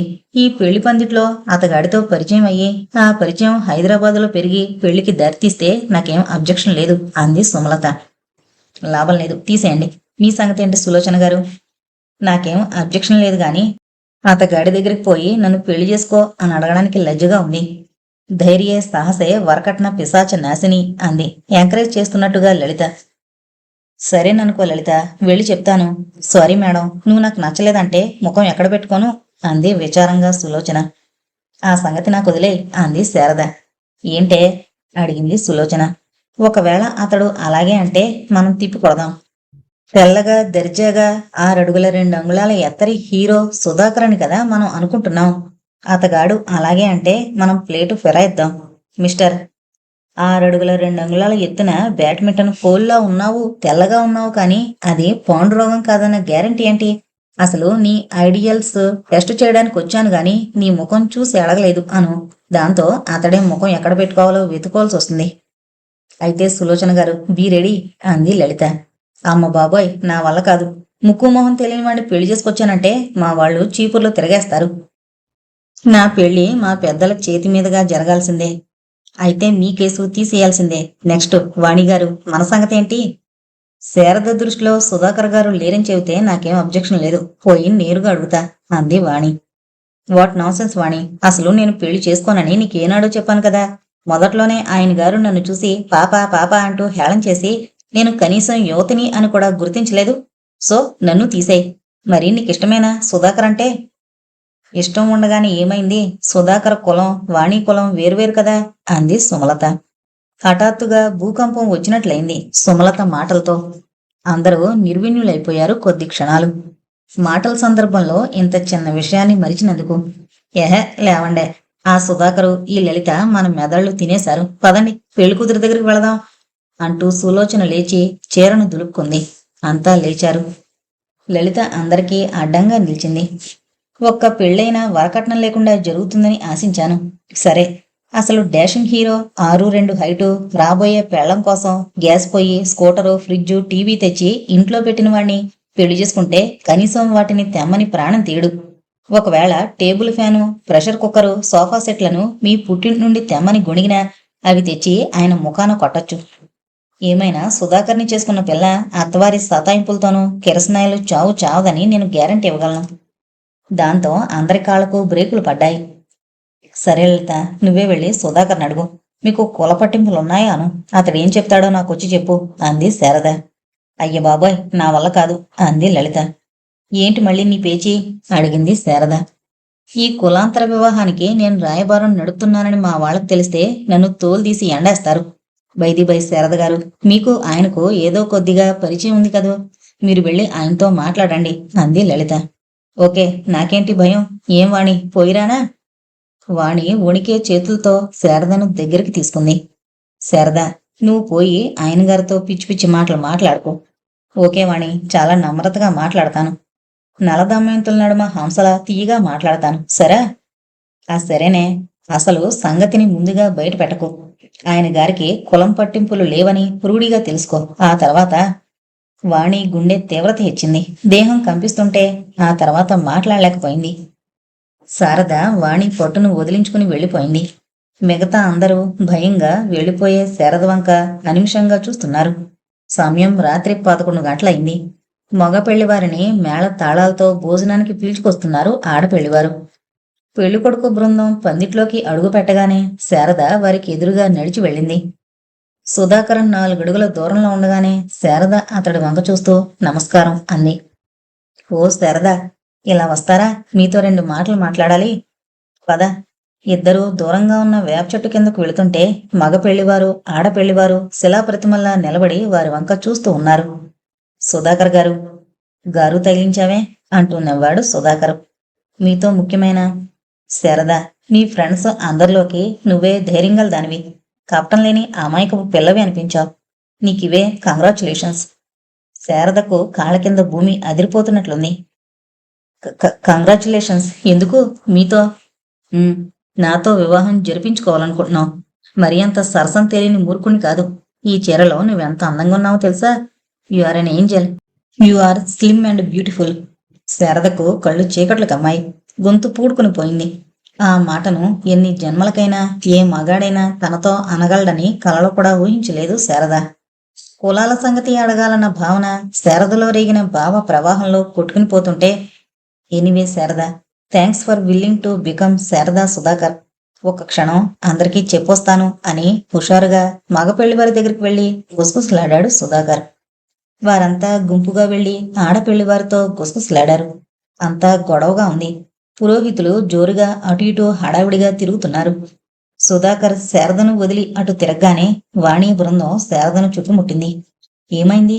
అందరూ ఒకే కంఠంతో అడిగారు శారదను. వారు నన్ను పెళ్లి చేసుకుంటానన్నారు అంటూ కళ్ళు తేలవేసి పడుకోబోతుంటే మిగతా అందరూ శారదను పడకుండా పట్టుకున్నారు. సుధాకర్ శారదల వివాహం ఆనాడే జరిగిపోయింది. సాయంకాలం 5 గంటలకల్లా శారద, సుధాకర్, వాణి, సుమలత, సులోచనలు హైదరాబాద్ బస్ స్టేషన్ దగ్గర దిగిపోయారు. శారద, సుధాకర్, వాణిలు ఒక ఆటో చేసుకుని సుధాకర్ అద్దెకుంటున్న కాలనీ వైపు బయలుదేరారు. సుమలత, సులోచనలు మరో ఆటోలో శారద ఇంటికి వెళ్లారు సంగతి చెప్పి రావడానికి. సుధాకర్ ఎక్కిన ఆటో నగరంలోని ఒక కాలనీలో 2 పోర్షన్లున్న ఒక డాబా ఇంటి ముందు ఆగింది. సుధాకర్ ఆటో దిగి 2 సూట్ కేసులతో డాబాకు తాళం పెట్టిన వైపు దోవ తీయగా వాణి తన సూట్ కేసుతో శారద వెంటరాగా లోపలికి వెళ్ళింది. సుధాకర్ ఇంటి తలుపు తాళం తీసి లోపల గదిలో సూట్ కేసులు పెట్టి అక్కడున్న సోఫా మీద కూర్చున్నాడు. శారద, వాణి 3 గదులు పంచా ఉన్న ఆ పోర్షన్ అంతా పరిశీలించారు. సుధాకర్ చెప్పిన ఫ్రిడ్జు, స్కూటరు, టీవీ, గ్యాస్ పొయ్యే కాకుండా ఇంకా double bed, dining table set, steel సామాన్లతో ఇల్లు అధునాతనంగా ఉంది. వంటింట్లో శారద వాణిని నిలేసంది. Vani, I'm sorry. షటప్, మెల్లగా అంది వాణి. నిజంగా వాణి, నేనేం మోసం చేయలేదు. నన్ను చూడగానే ఆయన గారు కంగ్రాచులేషన్స్, యు ఆర్ బ్యూటిఫుల్, పెళ్లి చేసుకుందామంటూ హడావిడి చేశారు. ఆయన గారి మాటలతో నాకు షాక్ తగిలింది. నోట మాట రాలేదు. ఇంకా నేను ఆ షాపు నుండి తేరుకోలేదు అంటూ కంటతడి పెట్టింది శారద. ఊరుకో శారద, ఏడవకు. నా మీద ఒట్టు. నీకు మోసం అన్న పదానికి అర్థం కూడా తెలీదని నా దృఢ నమ్మకం. మన చేతుల్లో ఏం లేదు, విధి విలాసం. ఈ విషయం ప్రాణం పోయినా ఎవరికీ చెప్పకూడదు. నీ భర్తకు అసలు తెలియకూడదు, ప్రామిస్ అంటూ వాణి తన చేతిని జాపింది. శారద యాంత్రికంగా వాణి చేతిలో తన చేతినుంచింది. ఇంతలో పెరటి వైపు నుండి ఒక 50 సంవత్సరాల స్త్రీ, 16 ఏళ్ల అమ్మాయి అక్కడికొచ్చారు. వాళ్లను గమనించి శారద, వాణిలు వారిని ఆహ్వానించారు. నా పేరు కామేశ్వరమ్మ అంటారండి. ఆ పిల్ల మా చంటిది అంటూ పసుపుతో పచ్చబడిన తెల్ల చీరను కట్టుకున్న శారదను పరిశీలిస్తూ అంది. మాతో ఒక్క మాటైనా చెప్పకుండా పెళ్లి చేసుకుని పెళ్లాన్ని తెచ్చుకున్నారే సుధాకర్ గారు అంటూ కామేశ్వరమ్మ ముందు గదిలోకి వెళ్లి సుధాకర్ మీద విరుచుకుని పడింది నవ్వుతూనే. సుధాకర్ కామేశ్వరమ్మకు కథను క్లుప్తంగా వివరించాడు. మా నాయనే, ఎంత మంచివాడివి నాయనా అంటూ మెచ్చుకుంది కామేశ్వరమ్మ. పిన్నిగారు, నేనలా బజారుకు వెళ్లి సామాన్లు తీసుకొస్తాను. ఈ రోజున కాస్త పెద్ద దిక్కుగా మీరు. ఎంత మాట నాయనా, నా బిడ్డలాంటి వాడివి. నువ్వు బజారుకెళ్ళి ఏమీ తేవద్దు. పాలు పొంగించడం వగైరా అన్నీ జరిపిస్తాను. సుధాకర్ 2 బ్యాగులు తీసుకుని బజారుకు వెళ్ళాడు. రాత్రి 7 గంటలకు శారద, వాణి స్నానం చేసి జడలు వేసుకుని కొత్త దుస్తులు ధరించి మధ్య ఇంటిలో చాప మీద కూర్చున్నారు. కామేశ్వరమ్మ కూతురుతో వంటింట్లో వంట ప్రయత్నంలో ఉండి నడుమ శారదతో మాట్లాడుతోంది. సుధాకర్ బజారు సామాన్లు తెచ్చి స్నానం చేసి పంచె, లాల్చీ ధరించి ముందు గదిలో కూర్చున్నాడు. ఒక ఆటోలోంచి దిగి సులోచన, సుమలత ఇంట్లోకొచ్చారు. మధ్య గదిలో శారద, వాణిల దగ్గర కూర్చున్నారు. వంటింటి ద్వారం వద్ద కామేశ్వరమ్మ, ఆమె కూతురు ఉన్నారు. మధ్యగది ద్వారం దగ్గర సుధాకర్ నిల్చుని సులోచన, సుమలత చెప్పే మాటలు వింటున్నాడు. సుమలత మొదలుపెట్టింది మాట్లాడడం. అంతా నిశ్శబ్దంగా వింటున్నారు. శారద, బస్ స్టేషన్ నుండి నేరుగా మేమిద్దరం మీ ఇంటికి వెళ్ళాం. మీ అమ్మ, నాన్న, అన్న, వదిన, పిల్లలు అంతా ఇంట్లోనే ఉన్నారు. నేను ధైర్యం చేసి చెప్పాను సంగతి అంతా. ఏమన్నారు? గజగజ వణుకుతూ అడిగింది శారద. మీ అమ్మ సంతోషించినట్లు కనబడింది గాని బయటకు తెలియనివ్వలేదు. మీ నాన్న క్రోధంతో మండిపడ్డాడు. మీ అన్న పెద్దగా కేకలు పెడుతూ ఇల్లెగిరిపోయేలా నిన్ను తిట్టాడు. శారద కెవ్వుమని కేక పెట్టి రోధించడం మొదలుపెట్టింది. కామేశ్వరమ్మ, వాణిలు శారదను అనునయిస్తూ అవస్థపడ్డారు. కొంతసేపయ్యాక శారద తేరుకొని అన్నయ్య ఏమన్నాడు అంది బెక్కుతూ. చాలా ఘోరంగా మాట్లాడాడు. అసలు ఈ పెళ్లే కాదు, పొమ్మన్నాడు. మా అమ్మాయిని మీరంతా మోసం చేశారని అన్నాడు. ఉద్యోగస్తురాల్ని మా అమ్మాయిని బుట్టలో వేసుకున్నాడని సుధాకర్ గారిని నిందించాడు. మేము హడలిపోయి మా ఇళ్లకు వెళ్ళాం. స్నానాలు చేసుకుని ఇలా వచ్చాం. సుధాకర్ మౌనంగా వెళ్లి ముందు గదిలో సోఫా మీద కూర్చున్నాడు. రాత్రి 9 గంటలకు భోజనాలు అయిపోయాయి. శారదను కామేశ్వరి గారికి అప్పచెప్పి శారదను జాగ్రత్తగా గమనిస్తూ ఉండమని చెప్పి వాణి, సులోచన, సుమలతలతో ఆ ఇల్లు వదిలి వాకిట్లోకి వచ్చింది. సుమలత, సులోచనలు ఆటోలో వెళ్ళిపోయారు. వాణి లైటు కాంతిలో బజార్లో నడిచి ఇంటికి వెళ్లాలని నిర్ణయించుకుంది. శారద, సుధాకర్ల వివాహానికి తను సంపూర్ణంగా ఆమోదించి ఆనందించాలనుకుంది వాణి. కాని ఆమె హృదయంలో సన్నగా సలుపు ప్రారంభమైంది. కాలికి ఎదుర్రాయి తగిలి గాయమైతే ఆ క్షణానికి జిగున ప్రాణం పోయినట్లుంటుంది. కొద్దిసేపట్లోనే ఆ నొప్పి చాలా వరకు పోతుంది. ఏదైనా మాత్ర తగిలిస్తే పూర్తిగా నొప్పి తగ్గిపోతుంది. కాని మరునాటికి వ్రణం తీవ్ర బాధను ఇవ్వక మాందు. సుధాకరం స్వయంవరం లాంటిది ప్రకటించాడు. మొదట్లో తను సీరియస్ గా తీసుకోలేదు అనుకుంది వాణి. ఆ తర్వాత ఫ్రెండ్స్ అంతా ఆ విషయాన్ని చర్చిస్తుంటే తను సహృదయంతో ఆ చర్చను గైడ్ చేసింది. శారద సుధాకర్ను నచ్చే ప్రశ్న లేదు అని తనకు తెలుసు. ఇక మిగిలిన సుమలత, సులోచనలకు సుధాకర్ దక్కాలనుకుని సుధాకర్ను గురించి 2 మంచి మాటలు వేసి సుధాకర్తో పెళ్లి మంచిది కాదు అన్న వాళ్ల అభిప్రాయాలను ఖండించి వాళ్లకు మార్గం సుగమం చేద్దామనుకుంది. కాని వాళ్లు ఆ యోగం లేకనే ముందుకు దూకలేకపోయారు. నిజానికి సులోచన, సుమలతలు ఎంత గొప్పగా ఫోజులు ఇచ్చినప్పటికీ వాళ్ల తల్లిదండ్రులు నేటి మధ్యతరగతి విద్యా విలువలకు అనుగుణంగా వాళ్ల పెళ్లిని చేయలేరు.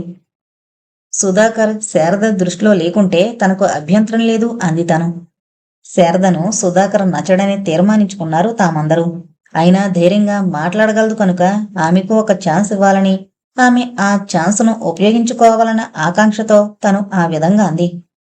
శారద కూడా తనకు ఆ ఛాన్సు అవసరం లేదు అనడంతో తన హృదయంలో కోటి చంద్రులు ఉదయించారు. కోటి ఇంద్రధనస్సులు వెల్లివిరిశాయి.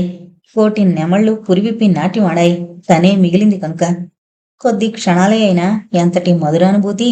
తను జీవితంలో ఇంతటి మధురానుభూతిని ఎరగదు. తను ఎంఎస్సీ పాస్ అయి స్కూలు ఫస్ట్ వచ్చినాడు ఇంతటి అనుభూతిలో సహస్రాంశం కలగలేదు. తను ఇంటర్లో చేరి మొదటిసారిగా స్కాలర్షిప్ డబ్బు తెచ్చి తన తండ్రి చేతికిచ్చింది. నాన్నగారు ఆశ్చర్యంగా తన వంక చూస్తూ, అమ్మా, నువ్వు ఆడపిల్లవు అని దిగులు పడ్డాను. కానీ చదువుకునే రోజుల్లోనే డబ్బును సంపాదించావు అంటూ అభినందించారు. ఆనాటికి తను అంత ఆనందం, అంత గర్వం అనుభవించెరగదు. మరి నిన్నటి అనుభూతియో మధ్యాహ్న సూర్యుని ముందు కోవెత్తిలా వెలవెలబోతోంది. తన తండ్రి ఆనాడిచ్చిన అనుభూతి ఎంత చిత్రం! ఇంతలో తనను కులతత్వ పిశాచి ఆక్రమించింది. ఈ పిశాచం అన్ని కులాల్లోనూ ఉంది. ముఖ్యంగా పెద్ద కులాల్లో ఇంకా బలంగా నాటుకుని పోయింది. ఆ పిశాచం ఆ క్షణంలోనే జ్ఞప్తికి రావాలా? తను మర్చిపోయినా ఇతరులు జ్ఞాపకం చేస్తే తను తోసి యువతలకెందుకు పారవేయలేదు? ఒకవేళ సుధాకర్ కూడా కులతత్వ భావాలతో తనను నిరాకరిస్తే కొద్దిగా ఒళ్ళు మండినా ఇంత బాధ లేకపోను. తనే పోయి సుధాకర్ను కలిసుంటే ఈసరికి సుధాకర్ హృదయాన్ని, మనసును పంచుకుంటూ ఆనంద లోకాల్లో వేరిస్తుండేది. ఎంత గొప్ప అవకాశం జారిపోయింది! తనకు సుధాకర్కు వివాహం జరుగుంటే సర్వ ప్రకృతి పులకరించిపోయి ఉండేది. సర్వ ప్రాణులు సంతోషంలో మునిగిపోయి ఉండేవి. తనకు సుధాకర్తో వివాహం జరిగితే శారద బ్రహ్మానంద పడిపోయేది. ఏ పరిస్థితుల్లోనూ ఆమెకు దుఃఖం కలిగే అవకాశం లేదు. తన తల్లి ఈ నడుమ తన పెళ్లి జరిపించాలని ఇంట్లో రాక్షస అవతారాన్ని ఎత్తింది. ఆ తల్లి సంతృప్తి పడి ఉండేది. తన తండ్రి గొప్ప వేదాంతి. తన భారం తీరినందుకు సంతోషించేవాడు. కులాంతర వివాహాన్ని మనస్ఫూర్తిగా ఆమోదించేవాడు. సంస్కారి, ధైర్యశాలి, ప్రయోజకుడు అయిన సుధాకర్ క్షణంలో తన 2 చెల్లెళ్ల బాధ్యతను తీసుకుని తన తల్లిదండ్రులకు విశ్రాంతినిచ్చేది. వాణి కన్నుల నుండి జలజల కన్నీళ్లు రాలాయి. చప్పున చేతిగుడ్డతో కన్నీళ్లు తుడుచుకుని బెరుకుగా చుట్టూ చూసింది. అయితే ఎవరూ ఆమెను గమనించడం లేదు. ఉన్నట్లుండి చేతిలోని సూట్ కేసు భారంగా అనిపించి మరో చేతికి సూట్ కేసును మార్చుకుంది. రిక్షాలో వెళదాం అన్న భావం పుట్టిన మరుక్షణమే వీగిపోయింది. తన హృదయంలో నిన్నటి నుండి పెరుగుతున్న దుఃఖభారం గ్రాములతో ప్రారంభమై అప్పుడే టన్నుల్లోకి చేరుతోంది. ఈ పెరుగుదలను చూస్తుంటే కొద్ది కాలానికే పర్వత ప్రమాణం కాబోతున్నట్లుంది. అంత భారాన్ని ఎంతకాలం మోయాలో తెలియని తనకి ఈ సూట్ కేసు ఒక భారమా? సుధాకర్ శారదను పెళ్లి చేసుకుంటాడన్న వార్త విని తను అధపాతాళానికి కుంగిపోయింది. శారద ద్రోహం చేసిందని శారద మీద ఉవ్వెత్తున కోపం వచ్చినా శారద కూడా తనలా ఆమె ఊహించని దివ్య లోకాల్లోకి విసిరివేయబడ్డం వల్ల కలిగిన కన్ఫ్యూజన్ను చూస్తే తనకు కోపం పోయి నవ్వొచ్చింది. పోయిన 2 క్షణాలు తిరిగి రావు. తన హృదయంలో అగ్నిగోళాలు బద్దలయ్యాయి. పర్వత శ్రేణులు ఢీకొన్నాయి. ఆ 2 క్షణాలు ఏ దేవుడి దయవల్లైనా తిరిగొచ్చుంటే తనేం చేసేది? రివ్వును వెళ్లి సుధాకర్ పాదాల చెంత వాలి, దేవాది దేవా, ఈ వరకట్న విషపూరిత దుష్ట సమాజారణ్యంలోకి విమానం వేసుకుని వచ్చావు, నన్ను ఇక్కడి నుండి తీసుకెళ్ళు అని ప్రాధేయపడి ఉండేది. కాని ఆ క్షణాలు రెండే రెండు జరిగిపోయాయి. ఎంత ఆక్రోశించినా దూరం అయిపోతూనే ఉన్నాయి. క్షణాలు నిమిషాలైపోయి, నిమిషాలు గంటలైపోతున్నాయి. ఈ రాత్రి గడిస్తే రోజులవుతాయి. తను ఎంతకాలం ఈ నిరాశ దుఃఖాన్ని భరించగలదు? తన దుఃఖం పోవాలంటే ఒకే మార్గం కనిపిస్తోంది. తనకు మరో సుధాకర్ కనిపించాలి. అదే అందం, అదే టీవీ, అదే డాషింగ్, అదే అగ్రెసివ్నెస్, అదే కొంటెతనం, అదే చిలిపితనం, అదే గాంభీర్యం, అదే ఆర్ద్రత ఉన్నాడా మరో సుధాకర్? ఉంటే తనకి జీవితకాలంలో కనిపించగలడా? అంత గాఢాంధకారంలో మునిగిపోయిన వాణి మనసులో ఓ క్షణం ఒక మెరుపు మెరిసింది. ఆ మెరుపుకు వాణి పెదవుల నుండి నవ్వొచ్చింది. ఉన్నట్టుండి నవ్వింది వాణి. బెరుకుగా చుట్టూ చూసింది. అవునా వాణిగారు? ఆ క్షణంలో తనకు సిగ్గు, లజ్జ, ఉక్రోషం కలిగాయి. అప్పుడు శారు మీ చెల్లిలా అండి అన్నాడు సుధాకర్. కాదు, వాణి మా నాయనమ్మ అని బాణం వదిలింది శారద. అవునా వాణిగారు అంటూ ఆ బాణాన్ని తన వైపుకు సంధించాడు సుధాకర్. అది తలచుకుంటే ఇప్పుడు సిగ్గులు మొగ్గలు తేలుతున్నాయి. తనకు సన్నని సూదిపోట్లలా అప్పుడు అనిపించిన జలదరింపులు ఇప్పుడు ఒక్కో చెక్కలిగింతగా మారి ఆహ్లాదాన్నిస్తున్నాయి. అవును, సుధాకర్ సమక్షంలో తను గడిచిన ప్రతి క్షణం ఒక దివ్యానుభూతి. ఆయన గారి ప్రతి మాట ఒక వేదవాక్కు. అతని ప్రతి కొంటెతనం ఒక శ్రీకృష్ణుని లీల. అతని వివాహం అది ఒక మధురమైన బాధానుభూతి. ఓ సుధా, మై డియర్ సుధా, నా హృదయంలో ఎంత ఎత్తుకు వెళ్ళిపోయి కూర్చున్నావోయ్ సుధా, సుధా. రావాణి అన్న మాటలతో దేహం జల్లుమనగా వాణి తన ఊహాలోకాల్లో నుండి బయటపడి తన ఇంట్లో ముందు గదిలో ఉన్నట్లు గ్రహించింది. వారు ధర్మారావు గారని మనకు దూరపు బంధువు అంది వాణి తల్లి అనసూయమ్మ. వాణి ధర్మారావు వంక చూస్తూ చేతున్న సూట్ కేసును కిందకి దించింది. నమస్కారమండి, యాంత్రికంగా నమస్కరించింది వాణి. బంగారు తల్లిలా ఉంది అమ్మాయి అన్నాడు ధర్మారావు. వాణి సంపూర్ణంగా ఇహలోకంలోకి వచ్చింది. వాణి తల్లి అనసూయమ్మ ధర్మారావు ఎదురుగా నిలబడింది. తండ్రి రఘురామయ్య మౌనంగా వాలు కుర్చీలో కూర్చుని తల వంచుకునున్నాడు.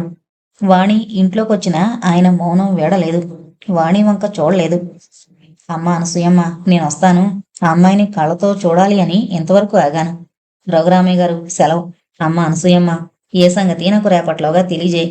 మీ కుటుంబం మీద నాకు ఎందుకనో అవ్యాజానురాగం కలిగి ఇంతగా చెబుతున్నాను గాని ఇందులో నా స్వలాభం ఏముంది చెప్పమ్మా అంటూ ధర్మారావు నిష్క్రమించాడు. అనసూయమ్మ వాణి వంక చూస్తూ ఏంటమ్మా ముఖం వాడిపోయింది అంది. ప్రయాణం. అక్క అక్క అంటూ వాణి ఇద్దరు చెల్లెళ్ళు చుట్టుముట్టారు. వాణి పెద్ద చెల్లెలకి 20 ఏళ్ళు ఉండొచ్చు. పేరు సువరచల. రెండో చెల్లెలు పార్వతికి 18 సంవత్సరాలు ఉండొచ్చు. పెళ్లి ఎలా జరిగిందక్క? కట్నం ఎంత? సొమ్మేం పెట్టారు? కుర్రాడు బాగున్నాడా అని చెల్లెళ్ళు వాణి మీద ప్రశ్నల వర్షం కురిపించిన వాణి ఆ ఊ అంటూ లోపలికి వెళ్లి ఒక మంచం వాల్చుకుని దిండు సరిచేసుకుని పడుకుని కళ్ళు మూసుకుంది. ఇక వాణిని ఎవరూ పలకరించలేదు. వాణి మనసు సుధాకరింటికి వెళ్ళిపోయింది. శారద ఏం చేస్తుంటుంది అనుకుంది వాణి. ఇంకా ఏడుస్తూనే ఉండుంటుందా? ఎంత పిచ్చి పిల్ల! నిజమే, దుఃఖం రావడం సహజమే. అయినా సంభాళించుకోవాలి. సుధాకర్ మనసు చిన్నబుచ్చుకునేటట్లు ప్రవర్తించరాదు. తల్లిదండ్రుల అనుబంధం ఏనాటికైనా తెగక తప్పదు. మరి ఈ పరిస్థితుల్ని ఎదుర్కొని శారద తన సంసారంలో ఆనందం పండించుకోగలదా? తన ప్రాణ మిత్రురాలిగా శారదకు సాయం చేయాలి. వెలుపలి ప్రపంచం దృష్టిలో సుధాకర్ తన మిత్రురాలి భర్త, మిత్రుడు. కాని తన అంతరంగంలో సుధాకర్ తన ఇష్టదైవం.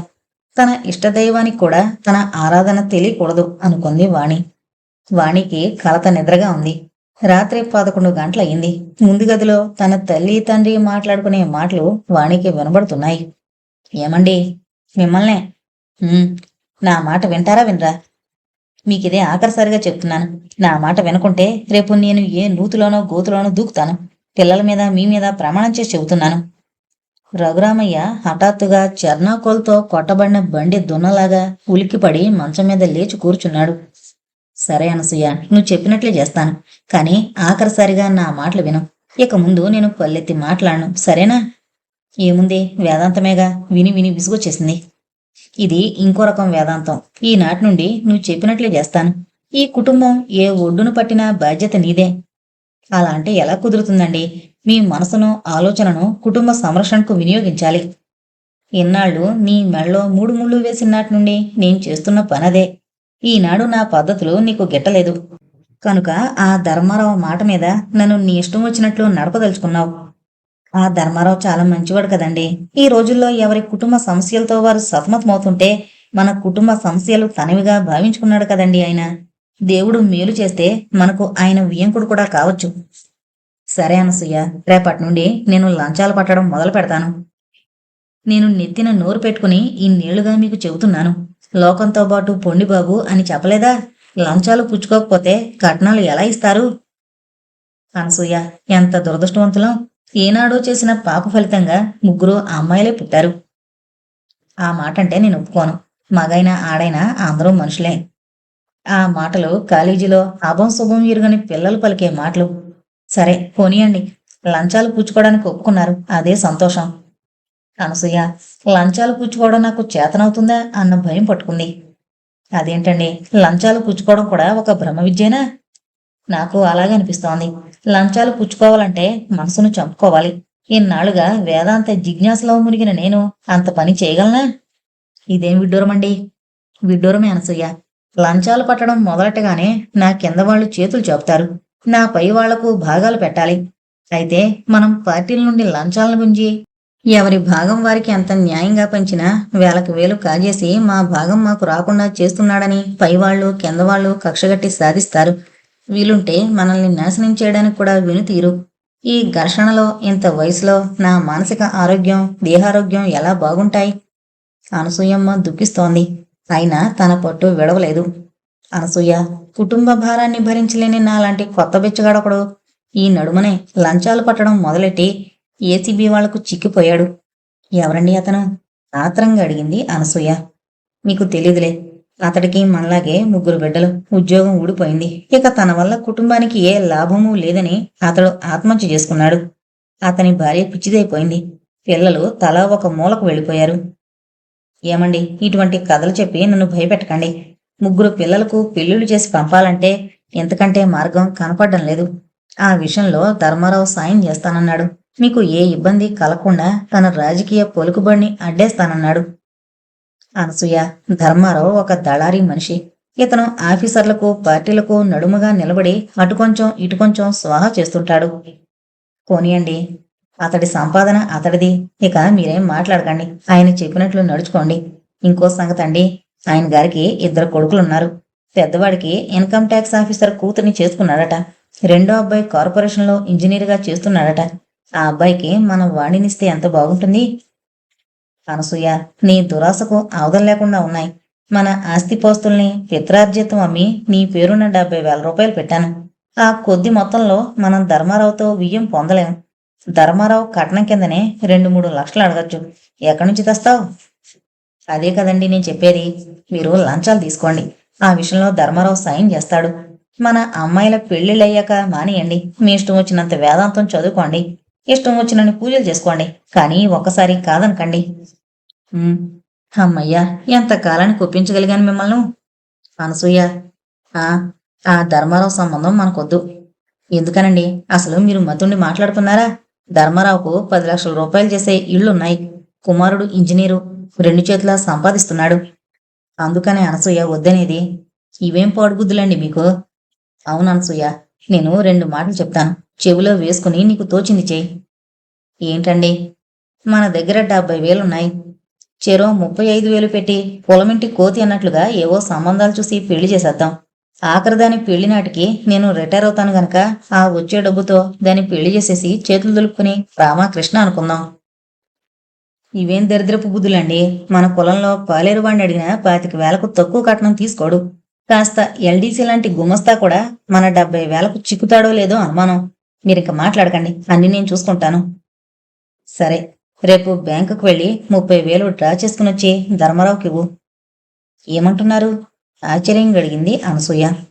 30,000 బ్యాంకు నుండి తెమ్మంటున్నాను, విసుగ్గా అన్నాడు రఘురామయ్య. ఎందుకండి? ధర్మారావుకి ఇవ్వడానికి. అదే ఎందుకంటున్నాను. ధర్మారావు డబ్బేమని అడగలేదే. అనసూయ, నన్ను విసిగించుకో. నాకును ఇన్నాళ్ళు చాలా స్ట్రిక్ట్ ఆఫీసర్ అన్న పేరుంది. లంచాలు జలపాతంలా వచ్చే డిపార్ట్మెంట్లో ఉంటూ కూడా లంచం ముట్టని వాడన్న పేరుంది. అందువల్ల లంచాలు రావడానికి వీల్లేని సెక్షన్లో చాలా ఏళ్లుగా పనిచేస్తున్నాను హాయిగా. ఇప్పుడు లంచాలు రావాలంటే వేరే సెక్షన్కు మార్పించుకోవాలి. అంటే లంచం పెట్టాలి. ఆ లంచం పెట్టడానికే 30,000 ధర్మారావుకి ఇవ్వాలి. మీకు సెక్షన్ ట్రాన్స్ఫర్ కావాలంటే ధర్మారావుకు లంచం ఎందుకండి? అతడు మధ్యవర్తి కదా. ఆ డబ్బును మా పై ఆఫీసర్లకు ధర్మారావు ఇస్తే మనం కోరిన చోటుకే ట్రాన్స్ఫర్ వస్తుంది. మీ ఆఫీసర్లే కదా ట్రాన్స్ఫర్ చేసేది. మీరే నేరుగా ఆ డబ్బును మీ ఆఫీసర్లకిచ్చి ట్రాన్స్ఫర్ తెచ్చుకోవచ్చు కదా. నేను స్ట్రిక్ట్ ఆఫీసర్నని పేరు పొందాను కదూ. నన్ను చూస్తే వారికి దడ. అందువల్లనే మధ్యవర్తి అవసరం. మరి ధర్మారావుకు ఇందులో కమిషను ఉంటుంది. 5-10 వందల వేలు. వేలా? అవును. ఈ తెలివితేటలు మీరెందుకు నేర్చుకోలేదండి? నా కర్మ. ఏమండి, ఆ 30,000 తెచ్చి ధర్మారావు చేతుల్లో పోస్తాను. కానీ మళ్ళీ మనకు లంచాల రూపంలో తిరిగి వస్తుందని గ్యారంటీ ఇవ్వండి. గ్యారంటీ? హహహ. గ్యారంటీ కావాలంటే నీకు హహహ. దీనికి గ్యారంటీ కావాలి. ఊరుకోండి, ఏంటో గోల, పిల్లలు లేస్తారు. హహహ. గ్యారంటీ కావాలంటే నీకు ఆనాడు మన పెళ్లినాడు నీకు గ్యారంటీ ఇవ్వలేదా? నేను శాశ్వతంగా నా దాన్ని చేసుకుంటానన్న గ్యారంటీని నేను ఇవ్వలేదా? దాని ప్రకారం నీ పిల్లలకు నీకు నీడల ఇంతకాలం నిలబడలేదా? నీకు ఆ గ్యారంటీ మీద నమ్మకం పోయింది. ధర్మారావుని నమ్ముకుని వాడి దుర్బోధనలు విని నా అభిప్రాయాలకు విలువివ్వక ఈనాడు గ్యారంటీ అడుగుతావా? పడుకోండి, ఇంక మాట్లాడకండి. అడుగు, ఆ ధర్మారావునే గ్యారంటీ అడుగు, నన్ను కాదే. అలా ప్రేలాపనగా రఘురామయ్య అంటుంటే అనసూయమ్మ బలవంతంగా రఘురామయ్యను మంచం మీద పడుకోబెట్టి దుప్పటి కప్పి ఇరుగున ఆ గదిలో నుండి వెళ్ళిపోయింది. తల్లిదండ్రుల సంభాషణ వింటున్న వాణి దుఃఖిస్తుంటే వాళ్ల సంభాషణ ఆ దుఃఖాగ్నిలో ఆజ్యంలా అయింది. తెల్లవారగానే వాణి నిద్రలేచింది. 8 గంటలకల్లా ఇంట్లో టిఫిను కాఫీ ముగించుకుని సుధాకర్ ఇంటికి బయలుదేరింది. సుధాకర్ ఇంటికి వెళ్లాలన్న భావంతో రాత్రి పడిన దుఃఖమంతా మరిచిపోయింది వాణి. సుధాకర్ శారద తొలి రాత్రి అనుభవాలను శారద నోటిగుండా వినాలని ఉవ్విళ్ళూరింది వాణి. సుధాకర్ ఇంట్లో కాలు పెడుతూనే సుధాకర్ని చూసి నిర్విణ్యురాలైంది వాణి. సుధాకర్ సోఫాలో జారిగిలబడి కూర్చుని సిగరెట్ తాగుతున్నాడు. నేల మీద కుప్పలు కుప్పలుగా కాల్చి పారేసిన సిగరెట్టు బూడిగా ఉన్నాయి. సుధాకర్ కళ్ళు ఎర్రగా ఉన్నాయి. సుధాకర్ గారు, ఆతృతగా పిలిచింది వాణి. ఆ అని ఒక్కమారు వాణి వంక చూసి తల దించుకున్నాడు సుధాకర్. సుధాకర్ని చూస్తే 10 రోజులుగా టైఫాయిడ్ జ్వరం తగిలిన వాళ్ల ఉన్నాడు. వాణి వంటింటి వైపు చూస్తూ కేక వేసింది. శారదా, ఓ శారదా. శారద లేదు అన్నాడు సుధాకర్. లేదా? లేదు, కావాలంటే లోపలికి వెళ్ళి చూసుకోండి నిర్లిప్తంగా అన్నాడు సుధాకర్. వాణి నొచ్చుకుంటూ అంది సుధాకర్తో. ఎక్కడికి వెళ్ళింది? పుట్టింటికి. ఎప్పుడు? రాత్రే. రాత్రా? అవును, మీరటు వెళ్ళారు, తనిటు వెళ్ళింది. తగులాడుకున్నారా? తగులా? విషాదంగా నవ్వాడు సుధాకర్. తగులాడుకునే టైం కూడా లేదు. వాణికి ఏమీ తోచలేదు. తను రాత్రి ఇక్కడి నుండి వెళ్ళేటప్పుడు పెద్ద నాపసాన్లా శారద మొదటి రాత్రి భర్తతో ఎలా మెలగాలో చెప్పిపోయింది. మరి శారద పుట్టింటికి ఎందుకు వెళ్ళింది? వాణి అక్కడున్న సోఫాలో కూర్చుని సుధాకర్ వంక చూస్తోంది. సుధాకర్ తల ఉంచుకుని సిగరెట్ తాగుతున్నాడు. సుధాకర్ గారు, నన్ను మీరు క్షమించాలి. అసలేం జరిగింది వివరంగా చెప్పండి.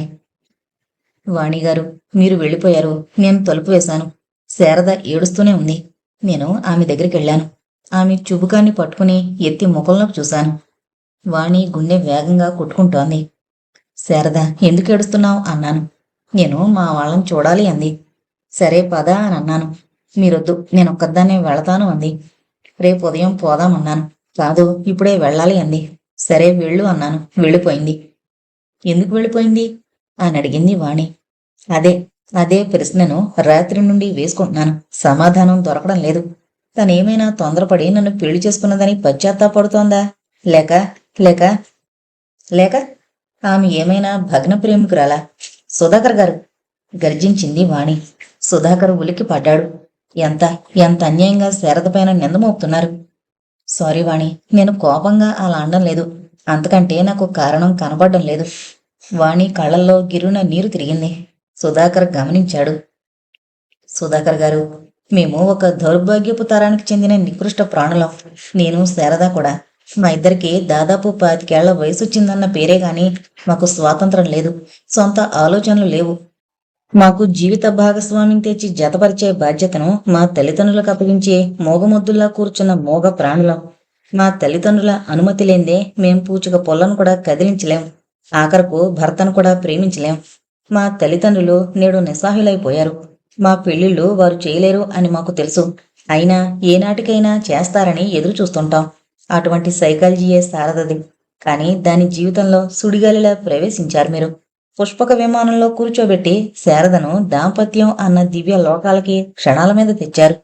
కాని 25 తల్లిదండ్రుల అన్నావదినల అదుపాజ్ఞలలో పెరిగిన శారద మనస్సును, శరీరాన్ని మీరు స్వాధీనం చేసుకున్నారు.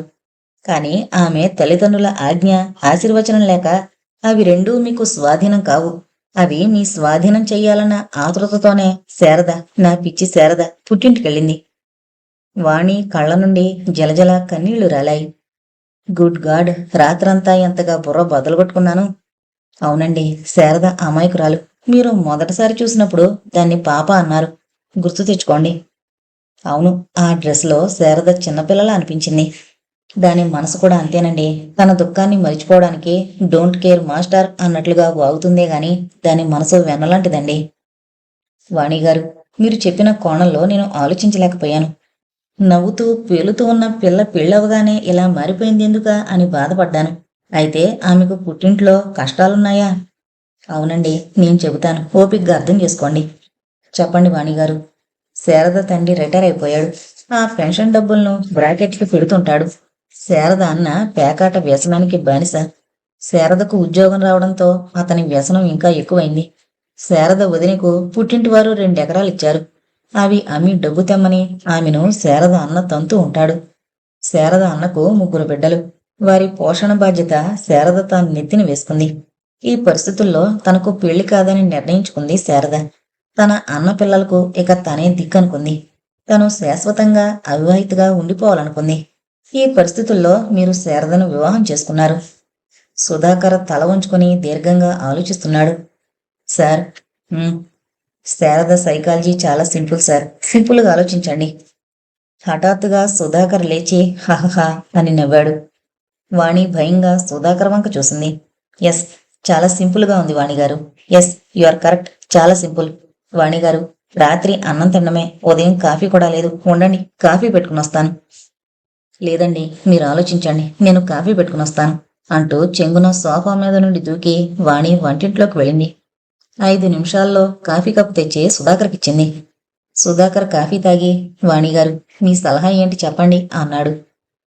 నేను శారదింటికి వెళ్ళి శారదను తీసుకుని వస్తాను. శారద తప్పకుండా వస్తుంది, కానీ వాళ్ళు పంపించరేమో. అసలు శారదను వాళ్ళు తిట్టి కొట్టి బంధించుండొచ్చు. అవును, చాలా కరెక్ట్గా అర్థం చేసుకున్నారు శారదను. మీరు పోతే వాళ్ళు మీ వెంట శారదను పంపుతారా? అనుమానమే. అయితే నేను వెళ్ళి శారదను బలవంతంగా తెచ్చుకుంటాను.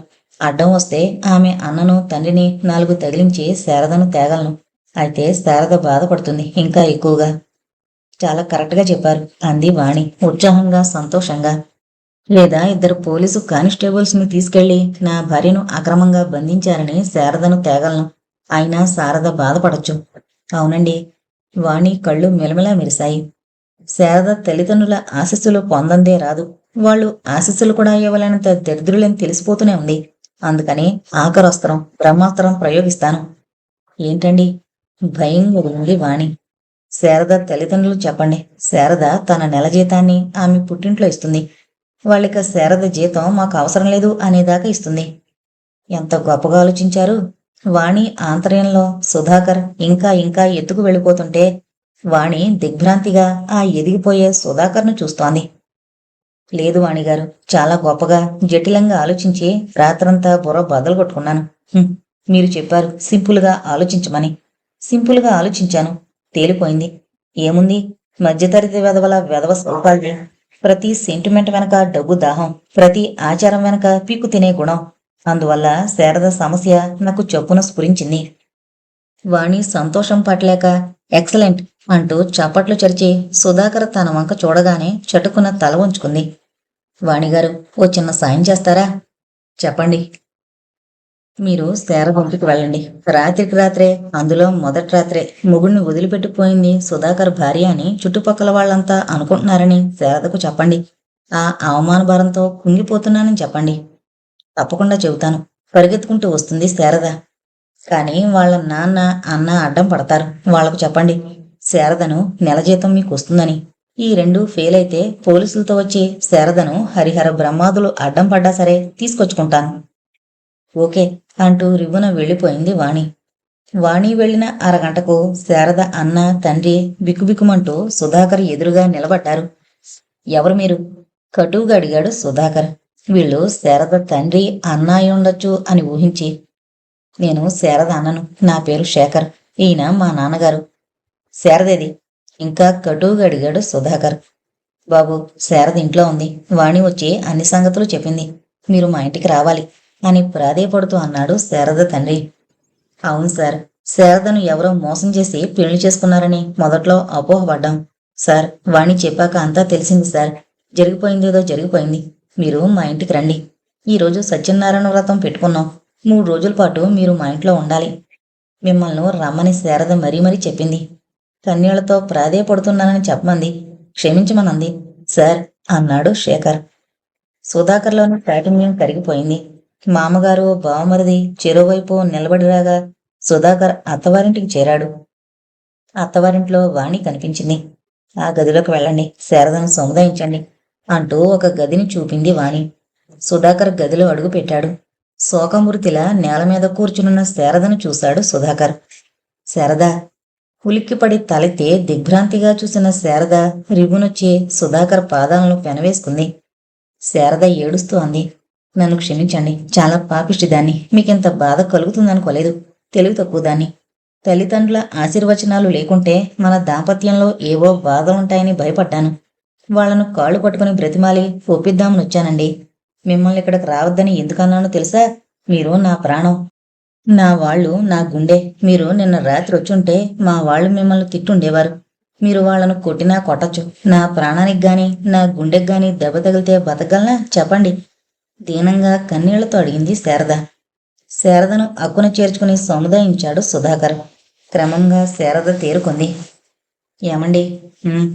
నా జీతం మొత్తం మా వాళ్ళకి ఇచ్చేస్తామన్నారా? నేనిచ్చేదేముంది? నువ్వే ఇస్తావు.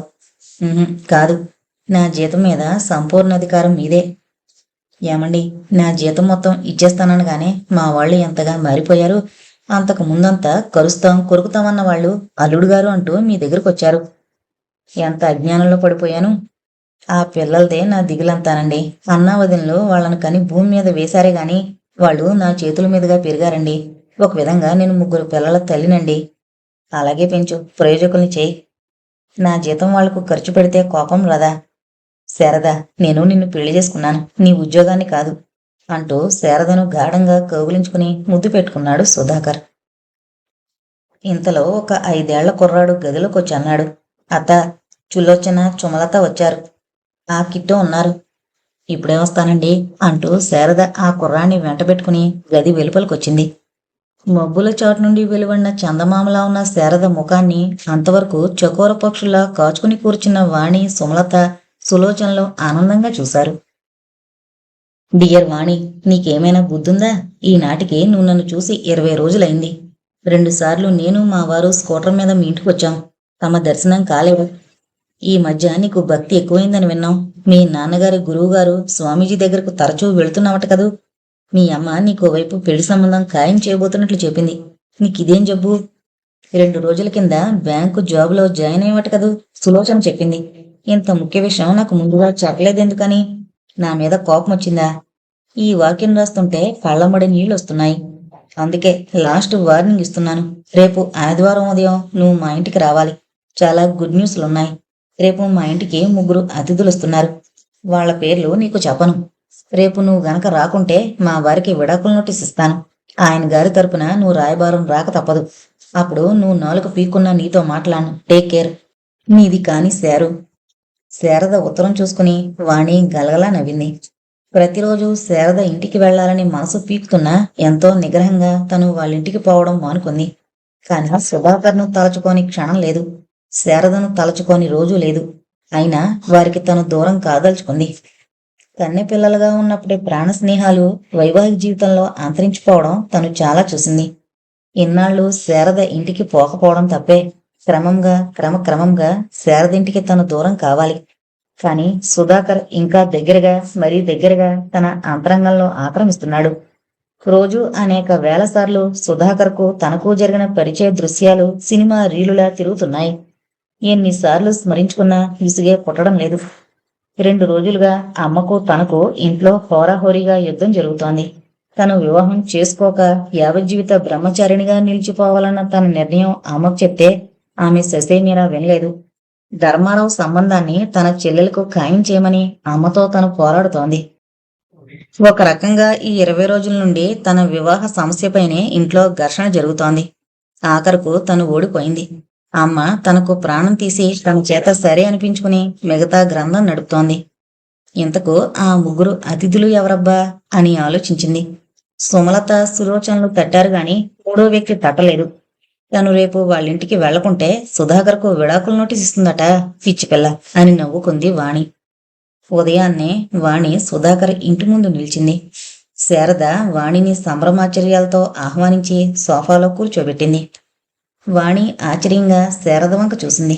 ఈ 20 రోజులకే శారద నూతన వ్యక్తి అనిపించింది వాణికి. శారద పుష్టిగా నిగనిగలాడుతోంది. ముఖంలో కొత్త కొత్త అందాలు మెరుస్తున్నాయి. బట్టలు చాలా ఖరీదైనవిగా తోస్తున్నాయి. ముఖ్యంగా బంగారం గాజులు, తాళిబొట్టు, నల్లపూసలు శారద అందాన్ని ద్విగుణీకృతం చేశాయి. హలో వాణిగారు వచ్చారా? అమ్మయ్య బతికించారు అంటూ లుంగీ బనీను ధరించిన సుధాకర్ వాణికి ఎదురుగా ఉన్న సోఫాలో కూర్చున్నాడు. వాణి సోఫాలోంచి లేచి నిలబడి 2 చేతులు జోడించి నమస్కారం సుధాకర్ గారు అని కూర్చుంది. ఏమే వాణి, ఎన్నాళ్ళు మాకెందుకు కనిపించలేదు? అథారిటీగా ప్రశ్నించింది శారద. గృహఛిద్రాలు, కుటుంబ సమస్యలు.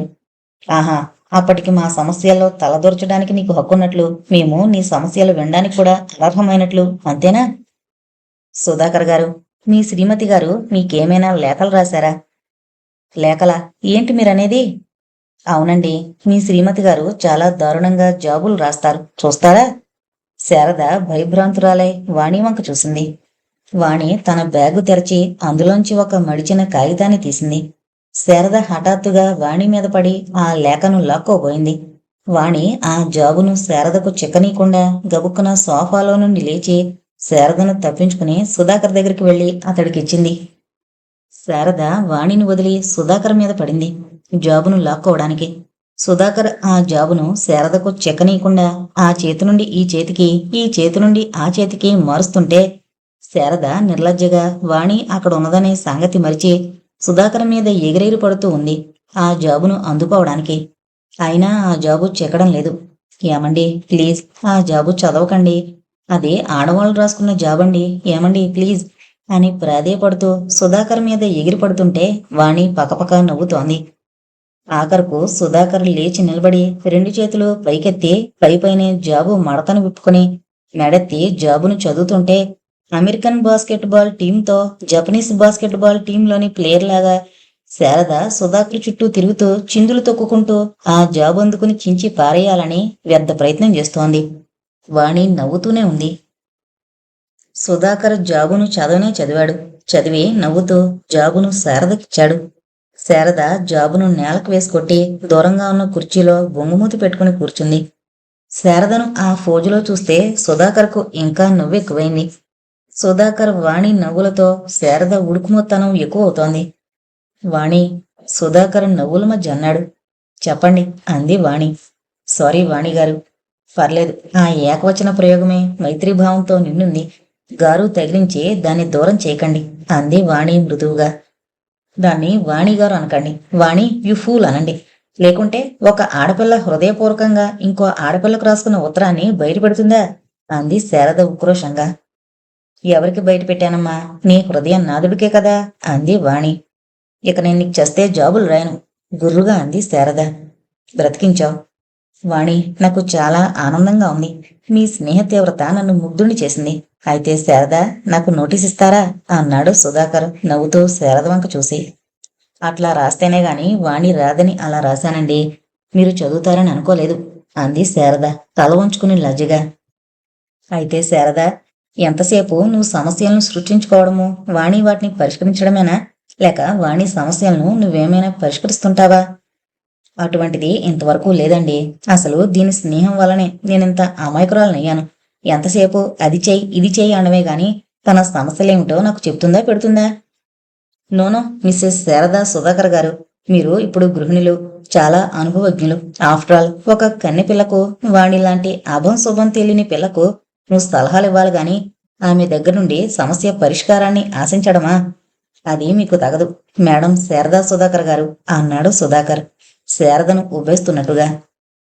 ఎస్ యువర్ ఆనర్ అంటూ శారద కుర్చీలో నుండి లేచి పెద్ద ఆఫీసర్లా ఫోజు పెట్టి డిగ్నిఫైడ్గా వాణి దగ్గరకు వస్తూ అంది.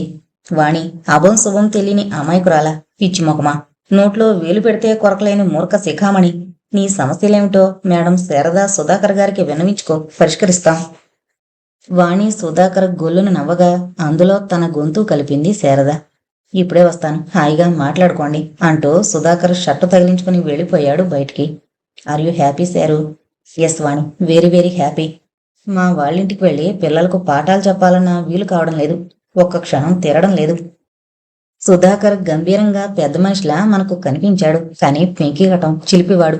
రాత్రులు ఒక్క క్షణం నిద్రపోనివాడు. పగలు ఒక్క పని కూడా చేసుకునేవాడు. బొత్తిగా సిగ్గులేనివాడే వాణి. అంత బిజీగా ఉంటావని నేను నీకు దూరంగా ఉన్నాను.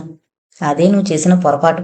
కష్టాలు పడుతుంటే సానుభూతిగా వినేవారు ఎంత అవసరమో, సుఖాలు పడుతున్నప్పుడు కూడా వాటిని వినేవారు అంత అవసరం. లేకుంటే ఆ రెండు హృదయం మీద చాలా భారాన్ని మోపుతాయి. ఏకాంతంగా భరించడం కష్టం. వాణి వింతగా శారద వంక చూసింది. శారద ఇంత లోతుగా మాట్లాడడం తను ఎరుగదు అనుకుంది. అక్కడి నుండి ఓ అరగంట పాటు శారద తన 20 రోజుల దాంపత్య కావ్యాన్ని వాణి ముందు పరిచింది. ఆ కావ్యంలోని ప్రతి పుట రసవత్తరంగా, రంగుల కలల డ్రీమ్ సీక్వెన్స్ లా ఉంది.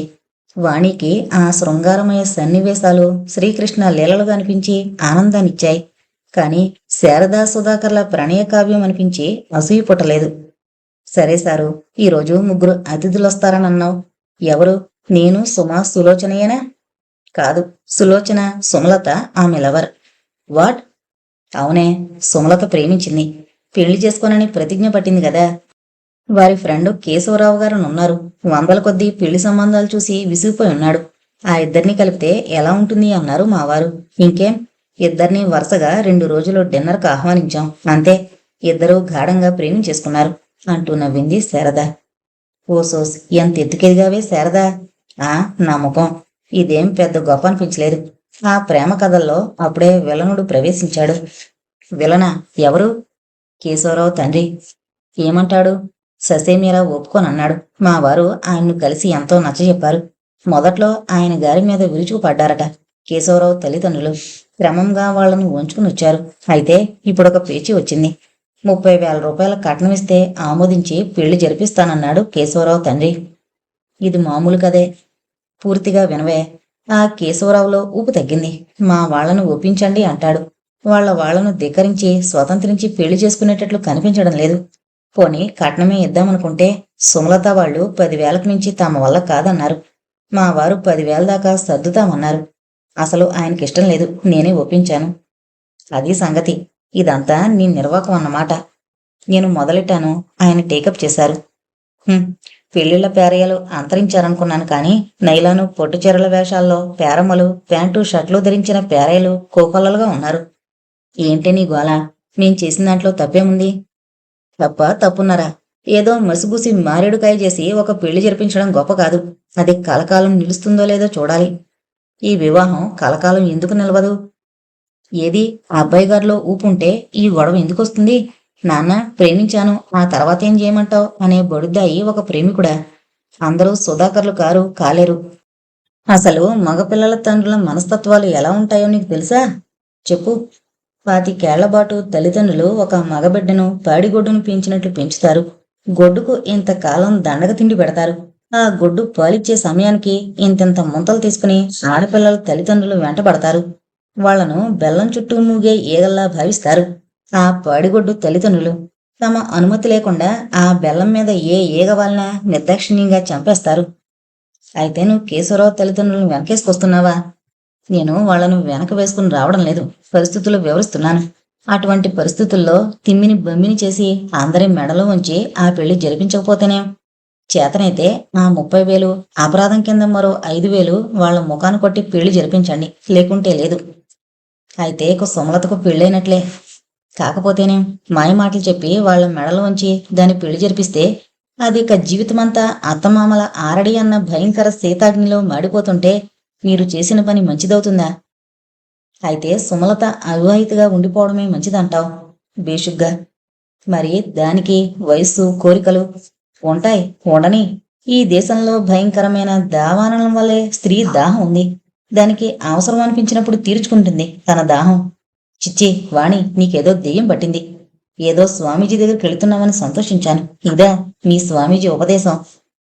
మా స్వామీజీ ఏం చెప్పాడో నీకు చెప్తే నీకు అర్థం కావడానికి నువ్వింకా 2 జన్మలెత్తాలి. సరే అటుంచు. పెళ్లి కావడం అనేది 3 స్టార్ హోటల్లో 20 రూపాయలిచ్చి భోజనం చేయడం అనుకో. అలా అందరూ తినాల్సిందేనని నీ శాసనమా? అందులో భోజనం చేయలేని వారు రోడ్డు పక్కన మిరపకాయ బజ్జీలు తిని పంపు నీళ్లు తాగుతారు. వాళ్లను మిరపకాయ బజ్జీలు తినద్దని శాసిస్తున్నావు.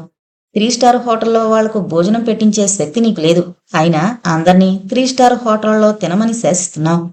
ఏంటి సామాజిక నిరంకుశత్వం? ఏంటి మానవతారహిత ధోరణి? ఏంటి అన్యాయం? సుధాకరిచ్చిన పుష్తో శారద వాణికి పాఠాలు చెప్పబోయి వాణి మాటలతో కుస్మని గాలి తీసేసిన టైర్లా ముఖం పెట్టుకునంది. వాణి, నువ్వు చెప్పిన దాంట్లో నిజమున్నట్లుంది. అయితే మేం తప్పు చేశామంటావా? వాళ్ళిద్దరినీ ఒక చోట చేర్చారు. That's good. అంతటితో మీ పని సామాజిక ధర్మం అయిపోయింది. ఊపులేని వాడికి ఎంతకాలం ఊపునిస్తారు? తాటి చెట్టెక్కేవాణ్ణి ఒక్క తోపు తోసి వదిలితే వాడు బరబరమని చెట్టెక్కాలి గాని, లేకుంటే వాణ్ణి పైదాకా తోయగలరా? అంటూ నిట్టూర్చింది శారద. ఇంతలో కేశవరావును వెంటబెట్టుకుని సుధాకర్ వచ్చాడు. శారద సక్సెస్. కేశవరావు ఫాదర్ని 20,000 ఒప్పించాను. సుధాకర్, కేశవరావు సోఫాలో కూర్చున్నారు. ఏమంటావ్ అన్నట్లుగా చూసింది శారద వాణి వంక. వాణి శారద చూపుల్ని తప్పించుకుని సుధాకర్ వంక చూసింది. ఇంతలో సుమలత, సులోచన వచ్చారు. సులోచన అందరికీ వెడ్డింగ్ కార్డ్స్ను సిగ్గుపడుతూ నవ్వుతూ ఇస్తోంది. సులోచన, నీకూడా పెళ్లి కుదిరిందన్నమాట. అంది సులోచన. సుమలత, సులోచన వివాహాలయ్యాయి. ఈ 2 పెళ్లిళ్లకు సుధాకర్, శారద హాజరై ప్రముఖ పాత్రలు నిర్వహించారు. వాణి కూడా హాజరైంది. సుమలత పెళ్లిలో చాలా గందరగోళం జరిగింది. పెళ్లికొడుకు కేశవరావు తల్లిదండ్రులు సుమలతను కోడలుగా మనస్ఫూర్తిగా అంగీకరించడం లేదు. ఈ పెళ్లి ఆయనకిష్టం లేదు అని ప్రతి క్షణం నిరూపిస్తూనే ఉన్నారు.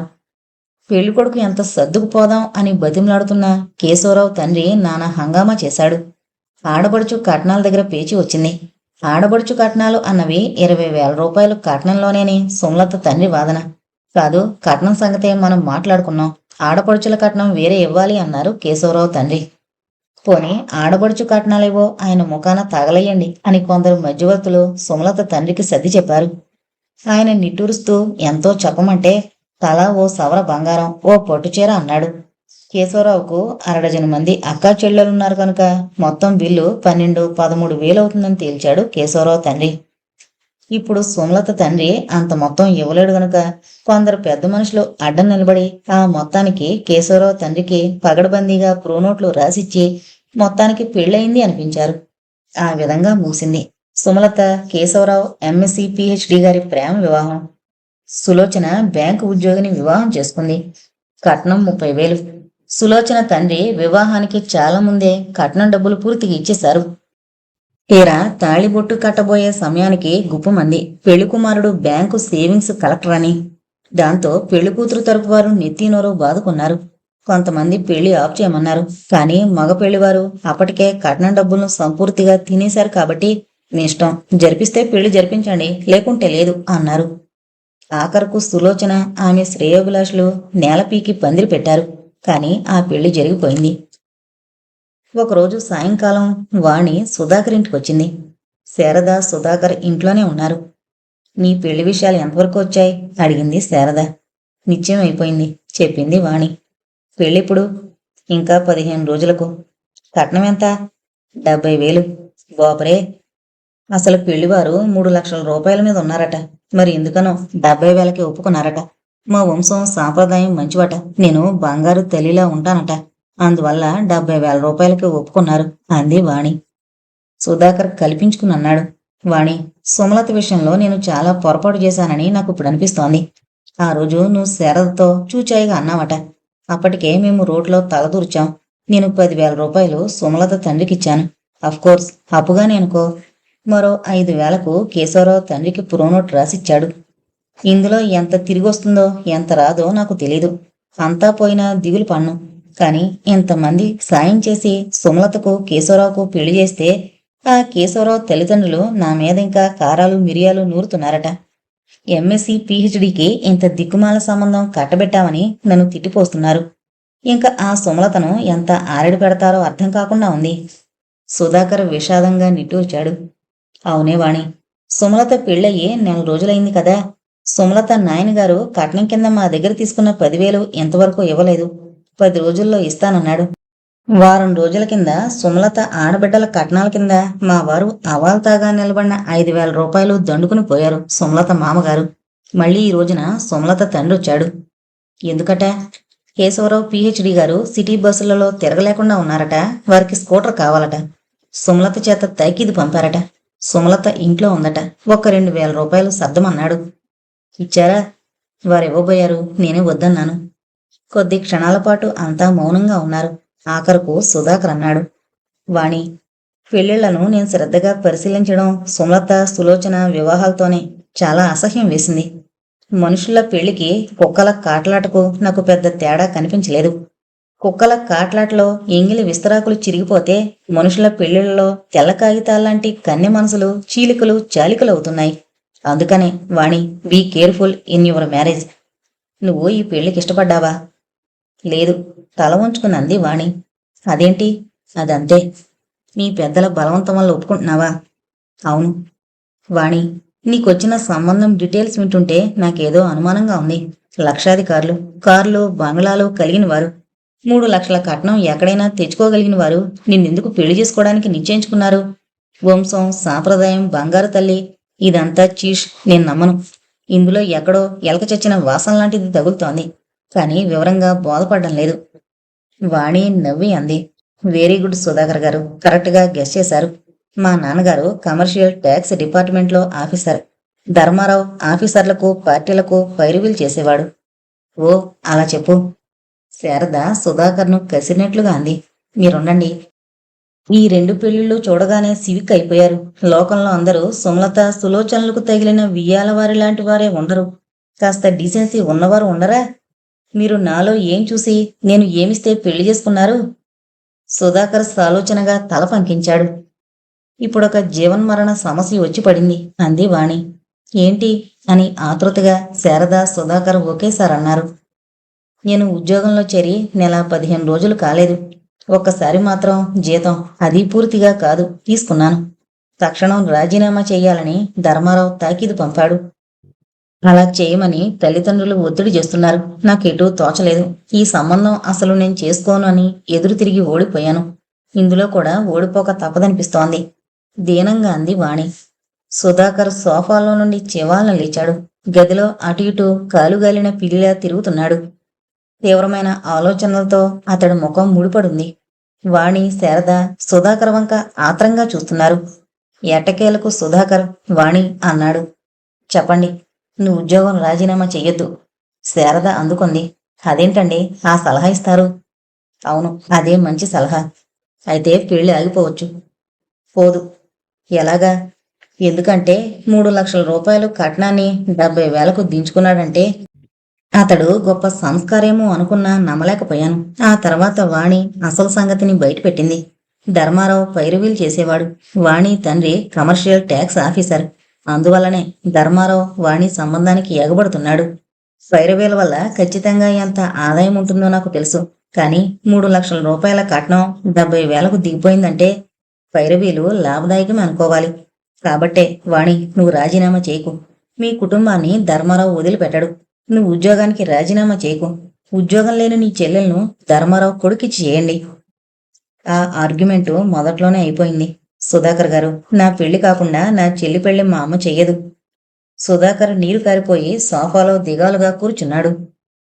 ఏమండి, నాకు తెలియకడుగుతాను. ధర్మారావు లక్షలు సంపాదిస్తున్నారు. ఆయన కొడుకు ఇంజనీరు. కొన్ని కుటుంబాల్లో ఆడవాళ్లను ఉద్యోగాలు చేయించరు అంది శారద. ఏమైనా చెప్పు శారద. రోజులు మారిపోయాయి. ఈ రోజుల్లో స్త్రీకి ఉద్యోగం మొదటి రక్షణ, మొగుడు నెక్స్ట్. ఆ మాటంటే నేను ఒప్పుకోను. స్త్రీకి భర్త ఫస్ట్, ఉద్యోగం నెక్స్ట్. శారద, నీ మాటలు అనుభవం లేని డైలాగులు. ఏం కాదు, నన్ను రిజైన్ చేయమంటే ఈ క్షణాన చేస్తాను. నాకు భర్త ఫస్ట్, ఉద్యోగం సెకండ్. శారద, నువ్వు ఉద్యోగం మానేస్తే ఎందుకు మానేశావా అని నెత్తి నోరు బాదుకునే రోజు రావచ్చు. ఇదిగో వాణి, ఇదే చెప్తున్నాను విను. భాగ్యవంతులం మా ఆడవాళ్లు ఉద్యోగాలు చేయరు అని గొప్పలు చెప్పుకునే కుటుంబాలు నాకు తెలుసు. నిన్ను వాళ్ళు కార్లలో తిప్పుతారు, కేజీల కొద్దీ బంగారంలో ముంచుతారు, ఎయిర్ కండిషన్డ్ రూముల్లో ఉంచుతారు. కానీ నీ జీతమంత పాకెట్ మనీని ఇవ్వరు. అలాంటి కుటుంబాల్లోని స్త్రీలు బియ్యం చక్కెర అమ్ముకొని సొంత ఖర్చులకు వాడుకోవడం నాకు తెలుసు. నువ్వే కనుక మగాడివే ఉంటే నువ్వు ఇంత తిని 30,000 రూపాయల కట్నం పుచ్చుకుని ఇంకో ప్రాణిని బ్రతికించగల శక్తి నీ ఉద్యోగానికి ఉంది. అలాంటి ఉద్యోగం గల నువ్వు ఆ ఉద్యోగం వదులుకుని భాగ్యవంతుల ఇళ్లలో 70,000 పోసి బానిస ఉద్యోగం కొనుక్కుంటావా? No Vani, don't resign. ఏమండి, లవ్ మ్యారేజీ చేయించి పుణ్యం కట్టుకుందామని సుమలత అఫైర్లో చేతులు కాల్చుకున్నాం. డబ్బులు పోయే. ఇప్పుడు వాణి రిజైన్ చేయక ఆ బంగారు లాంటి సంబంధం తప్పిపోతే మళ్ళీ మనల్ని నిందించరా? I don't care. నాకు తోచిన నిజం చెప్పాను. ఏంటండి మీకు తోచిన నిజం? ఏంటంటే వాణి తల్లి మూర్ఖంగా తన అంతస్తుకు మించిన సంబంధాన్ని వాణికి చెయ్యాలని దృఢ నిర్ణయం తీసుకుంది. ధర్మారావు వాణిని కోడలుగా చేసుకుని పైరువీలు సాగించాలని అనుకుంటున్నాడు. సపోజ్ ఆ పైరువీలు గిట్టుబాటు కాకుంటే వాణి గతేంటి? ఏముంది, దొంగకు తేలు కుట్టినట్లు నోరు మూసుకుంటాడు ధర్మారావు.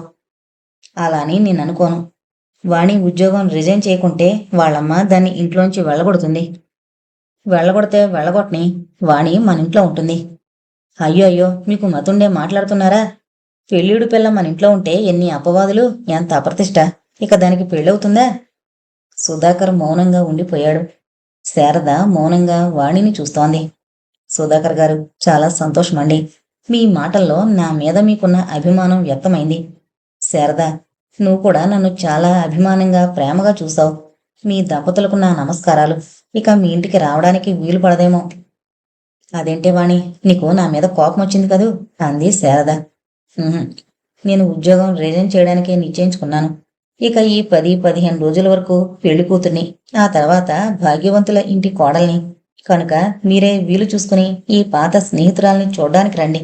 వస్తాను అంటూ లేచింది వాణి. వాణి కళ్ళల్లో నీరు తిరగడం శారద, సుధాకర్ గమనించారు. మెల్లగా వాణి వెళ్ళిపోయింది. నేనేమైనా వాణిని నొప్పించానా అన్న విత్కరంలో పడిపోయి శారద, సుధాకర్ మౌనంగా ఉండిపోయారు. ధర్మారావు రెండో కుమారుడు రాజుకు వాణికి ఉదయం 10 గంటలకల్లా వివాహం అయిపోయింది. అటు ధర్మారావు ఇన్ఫ్లుయెన్స్ వల్ల, ఇటు రఘురామయ్య గారి హోదా వల్ల పెళ్లి బ్రహ్మాండంగా జరిగిపోయింది. 500-600 మంది భోజనం చేశారు. పెళ్లి పందిట్లో చలాకీగా తిరుగుతూ అనసూయమ్మ అందర్నీ పరామర్శించింది. ఆమె ముఖంలో కనిపించిన తృప్తిని, గర్వాన్ని అందరూ గమనించారు. చదివింపులు పబ్లిక్గా బయటకు చెప్పకపోయినప్పటికీ 1,00,000 రూపాయల దాకా వచ్చిందని అందరూ గుసగుసలు పోయారు. ధర్మారావు అసలు కట్నం తీసుకోలేదని ప్రచారం చేసుకున్న 70,000 రూపాయలు మాత్రం పుచ్చుకుని తన ఔదార్యాన్ని వెల్లడించుకున్నాడని అందరూ అన్నారు. సాయంకాలం 6 గంటలకల్లా పెళ్లి పందిరి పలచబడిపోయింది. ఒకరిద్దరు పందిట్లో తిరుగుతున్నారు. అక్కడక్కడ 3-4 కుర్చీల మీద కూర్చుని మాట్లాడుకుంటున్నారు. శారద వాణి తరపున బంధువులు తన ఈడు వాళ్లతో లోకాభిరామాయణం చేస్తోంది. లక్ష్మి దంపతుల వివాహ ముహూర్తానికి ఉండి భోజనాలు చేసి వెళ్లిపోయారు. సుమలత వివాహానికి రాలేదు. ఆ రాత్రికే వాణికి శోభనం జరుగుతోంది. సుధాకర్ పెళ్లి కుమారుడు మరిద్దరు యువకులతో మరోవైపున కుర్చీల మీద ఆసీనులై ఉన్నారు. ఇంతట్లో వాణి తెల్లని మల్లెపువ్వు లాంటి దుస్తులతో, బంగారు ఆభరణాలతో, పూల జడతో పందిట్లోకి ప్రవేశించి శారద ఉన్న వైపుగా వెళ్ళింది. శారద పక్కనున్న కుర్చీలో కూర్చుంటూ అక్కడున్న 2 యువతులను ఇంట్లోకి వెళ్ళండి, మేమిద్దరం ఏకాంతంగా మాట్లాడుకోవాలి అని చెప్పి పంపేసింది. శారద, సుమలత రానేలేదా? రాలేదు. ఎందుకని? అదే తెలియడం లేదు. కేశవరావు 2 రోజుల కింద బొంబాయి వెళ్ళాడు. పోనీ తనైనా రావచ్చు కదా. ఈసారి కనపడిని దాని సంగతి తేలుస్తాను. అందుకని సులోచనను పంపాను. వెళ్ళి 1 గంట అయింది. సుమలత అత్తవారింట్లో గాని పుట్టింట్లో గాని ఉంటే ఉన్నపళంగా లాక్కొని రమ్మని పంపాను. వాణి చాలా కోపంగా ఉందని మరీ మరీ చెప్పమని చెప్పాను. సులోచన భర్త వచ్చినట్లు లేదే. రాలేదు దొంగ వెధవ. సులోచన కాపురానికి వెళ్ళనని భీష్మించుకుని కూర్చుంది. సుమలత కాన్వెంట్ ఉద్యోగాన్ని వదులుకుంది కదా, ఆ ఉద్యోగంలో చేరిందట. సులోచన తల్లిదండ్రులు ఏమంటారు? ఏముంది అనేందుకు? సులోచన అత్తవారు సులోచనను కాపురానికి తీసుకెళ్తామంటే ఎలా ఉండేదో. అటు వాళ్ళు దీన్ని తీసుకుపోవడానికి సుముఖంగా లేరట. ఆ సంగతులన్నీ తీసేయ్ వాణి. నీ పెళ్లి బ్రహ్మాండంగా జరిగిందే. ఇంత ఘనంగా జరిగిన పెళ్లిని నేనెప్పుడూ చూడలేదు. ఏంటో లేనిపోని ఆలోచనలు పెట్టుకుని వర్రీ అయినావు కదా.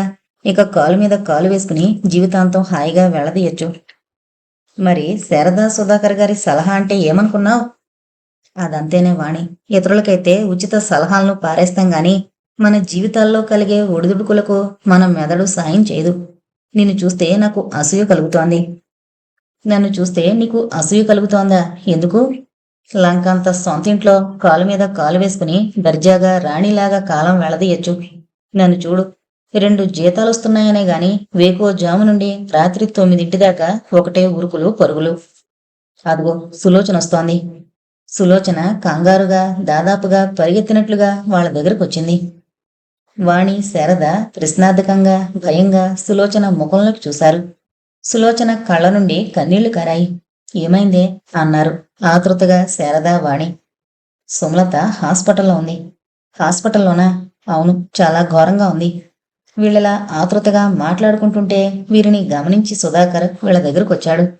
ఏంటే సరిగ్గా చెప్పవే అంది శారద. సుమలతకు యాక్సిడెంట్ అయింది అంది సులోచన ఏడుపుల మధ్య. యాక్సిడెంటా? అందరూ ఒకేసారి అన్నారు. అవును, పొద్దున్న కాఫీ పెడుతుంటే చీరకు నిప్పంటుకుందట. మై గాడ్ అంది వాణి. అందరి మనసుల్లో పెను తుఫాన్లు లేచాయి. శారద, వాణిలు ఏడుస్తున్నారు. ఏంటేంటని పెళ్లి పందిట్లోని వాళ్ళంతా గుమిగూడారు. నన్ను లోపలకు పోయి హాస్పిటల్ వాళ్ళు సుమను చూడనీలేదు. లోపల సుమను పోలీసులు ప్రశ్నిస్తున్నారు. కానీ సుమ నోరు ముఖము దారుణంగా కాలిపోయాయి. ఒక కిటికీలోంచి చూశాను. పోలీసులు ప్రశ్నలు వేస్తుంటే సుమ మూలుగుతూనే ఉంది అంటూ పెద్దగా రోదించింది సులోచన. సరే, నేను వెళ్ళి చూసొస్తాను అన్నాడు సుధాకర్. పదండి అంటూ శారద తయారైంది. నేను వస్తాను అంది వాణి. వద్దు, సుమలతను మీరు చూడలేరు, నేను వెళతానని సుధాకర్ వెళ్ళిపోయాడు. అక్కడ చేరిన వారు తలా ఓ మాట అన్నారు. ఆడవాళ్లకు అజాగ్రత్తలు హెచ్చాయి. నైలెక్స్ చీరగట్టుకుని కాఫీలు పెట్టడమేంటి? అదేంటర్రా, పెళ్ళయ్యి ఇంకా 6 నెలలైనా కాలేదు, అప్పుడే యాక్సిడెంట్ అంటే అర్థం కావడంలే. పైగా పోలీసులు ప్రశ్నిస్తున్నారట. ఆ పిల్ల పెళ్లిలోనే కట్న కానుకలపైన పేచీలొచ్చాయట కదా. ఇలా ఓ అరగంట పాటు పెళ్లి పందిట్లో అందరూ మాట్లాడుకుంటుంటే సుధాకర్ నీరసంగా కాళ్ళు ఇడుచుకుంటూ పందిట్లోకొచ్చాడు. శారద, సులోచన, వాణి అతన్ని చుట్టుముట్టారు. సుమ వెళ్ళిపోయింది. సుధాకర్ కళ్ళ వెంట కన్నీరు దుమికింది. తన దుఃఖాన్ని బయటకు రాకుండా తనలోనే అణగదొక్కాలని వ్యర్థ ప్రయత్నం చేస్తున్నాడు సుధాకర్. ఆమె చావుకు కారణం నేను అంటూ శారద చేతిని పట్టుకుని సుధాకర్ లాక్కుని వెళుతుంటే సులోచన వాళ్లను వెంబడించింది. వాణి కళ్ళల్లో నీరు సుడులు తిరుగుతుంటే అనసూయమ్మ వాణిని మందలిస్తూ ఇంట్లోకి తీసుకుని వెళ్ళిపోయింది. రాత్రి 11 గంటల ప్రాంతంలో వాణి పాల గ్లాస్తో శోభనం గదిలోకి ప్రవేశించి తను సినిమాల్లో చూసిన శోభనపు గదిలా ఈ గది అలంకరింపబడ్డాన్ని గమనించింది. పూలమాలలతో అలంకరింపబడిన పట్టి మంచాన్ని, దాని మీద తెల్లని పంచె లాల్చిన్ను ధరించి కూర్చున్న రాజు వంక ఒక్కసారి చూసి తల వంచుకుని నిలబడింది. ఆ మంచం మీద ఉన్నది సుధాకర్ అయి ఉంటే తను సర్రున వెళ్లి అతని హృదయంలో దూరి ఘోరున విలపించుండేది. సుమలతను వాళ్ళు నిజంగా చంపేశారా? ఇది వరకట్నపు చావేనా? ఎలాగూ కేశవరావు తండ్రి అనుకున్నట్లుగా 30,000 ముట్టాయి కదా. ఇక సుమను ఎందుకు చంపాలి? అంత ఇష్టం లేకుంటే సుమను తరిమేయచ్చు కదా. ఇంతలో తన ఛాతి మీద ఏదో పడినట్లయి ఉలిక్కి పడ్డంతో చేతిలో ఉన్న పాల గ్లాసు ఎగిరి కింద పడి పాలన్నీ నేలపాలైపోయాయి. వాణి చెయ్యి సరున పైకి లేచి సగంలో ఆగిపోయింది. సారీ అంది వాణి. 1-2 సార్లు సిటీ బస్సులో ఇలాగే జరిగితే వాణి చెయ్యి పూర్తిగా ఎవడి చెంప మీదో నాట్యం చేసింది. కానీ ఇది సిటీ బస్సు కాదు. ఆ చెయ్యి వేసింది ఎవరో కాదు. తన దగ్గర 70,000 రూపాయలు ఫీజు తీసుకుని ఆ పని చేయడానికి అర్హతను సంపాదించుకున్న ఒక పురుష సింహుడు. బస్సులో చెయ్యి వేసి చెంపదెబ్బ తిన్న వాళ్ల మీద జాలి పుట్టింది వాణికి. వాళ్ళు ఆ పని చేయడానికి డబ్బేం తీసుకోలేదు పాపం. సారీ అంది వాణి. ఇట్స్ ఆల్ రైట్ అంటూ రాజు వాణి భుజం మీద చేయి వేసి మంచం మీదకు చేర్చాడు. వాణి తల వంచుకుని మంచం మీద కూర్చుంది. అసలు మనం భార్యాభర్తలం అయి ఉండేవాళ్లమే కాదు అన్నాడు రాజు. మహాప్రభు, అలా జరగకూడదని నేను ప్రార్థించుకున్నాను అనుకుంది వాణి. 3 లక్షలకు నయ్యా పైసా తగ్గినా ఒప్పుకోనంది అమ్మ. ఒప్పుకోకుంటే చావమనలేకపోయావు మనసులో అనుకుంది వాణి. నేను నాన్న అమ్మనొప్పించాం చాలా కష్టం మీద. ఏడవలేకపోయారు. ఆఫ్టర్ ఆల్ 70,000కి ఒప్పుకున్నాం. నువ్వు చూపిన ఈ కన్సెషన్కు గంతులు వేయమంటావా? అసలు మాకు కట్నం ముఖ్యం కాదు.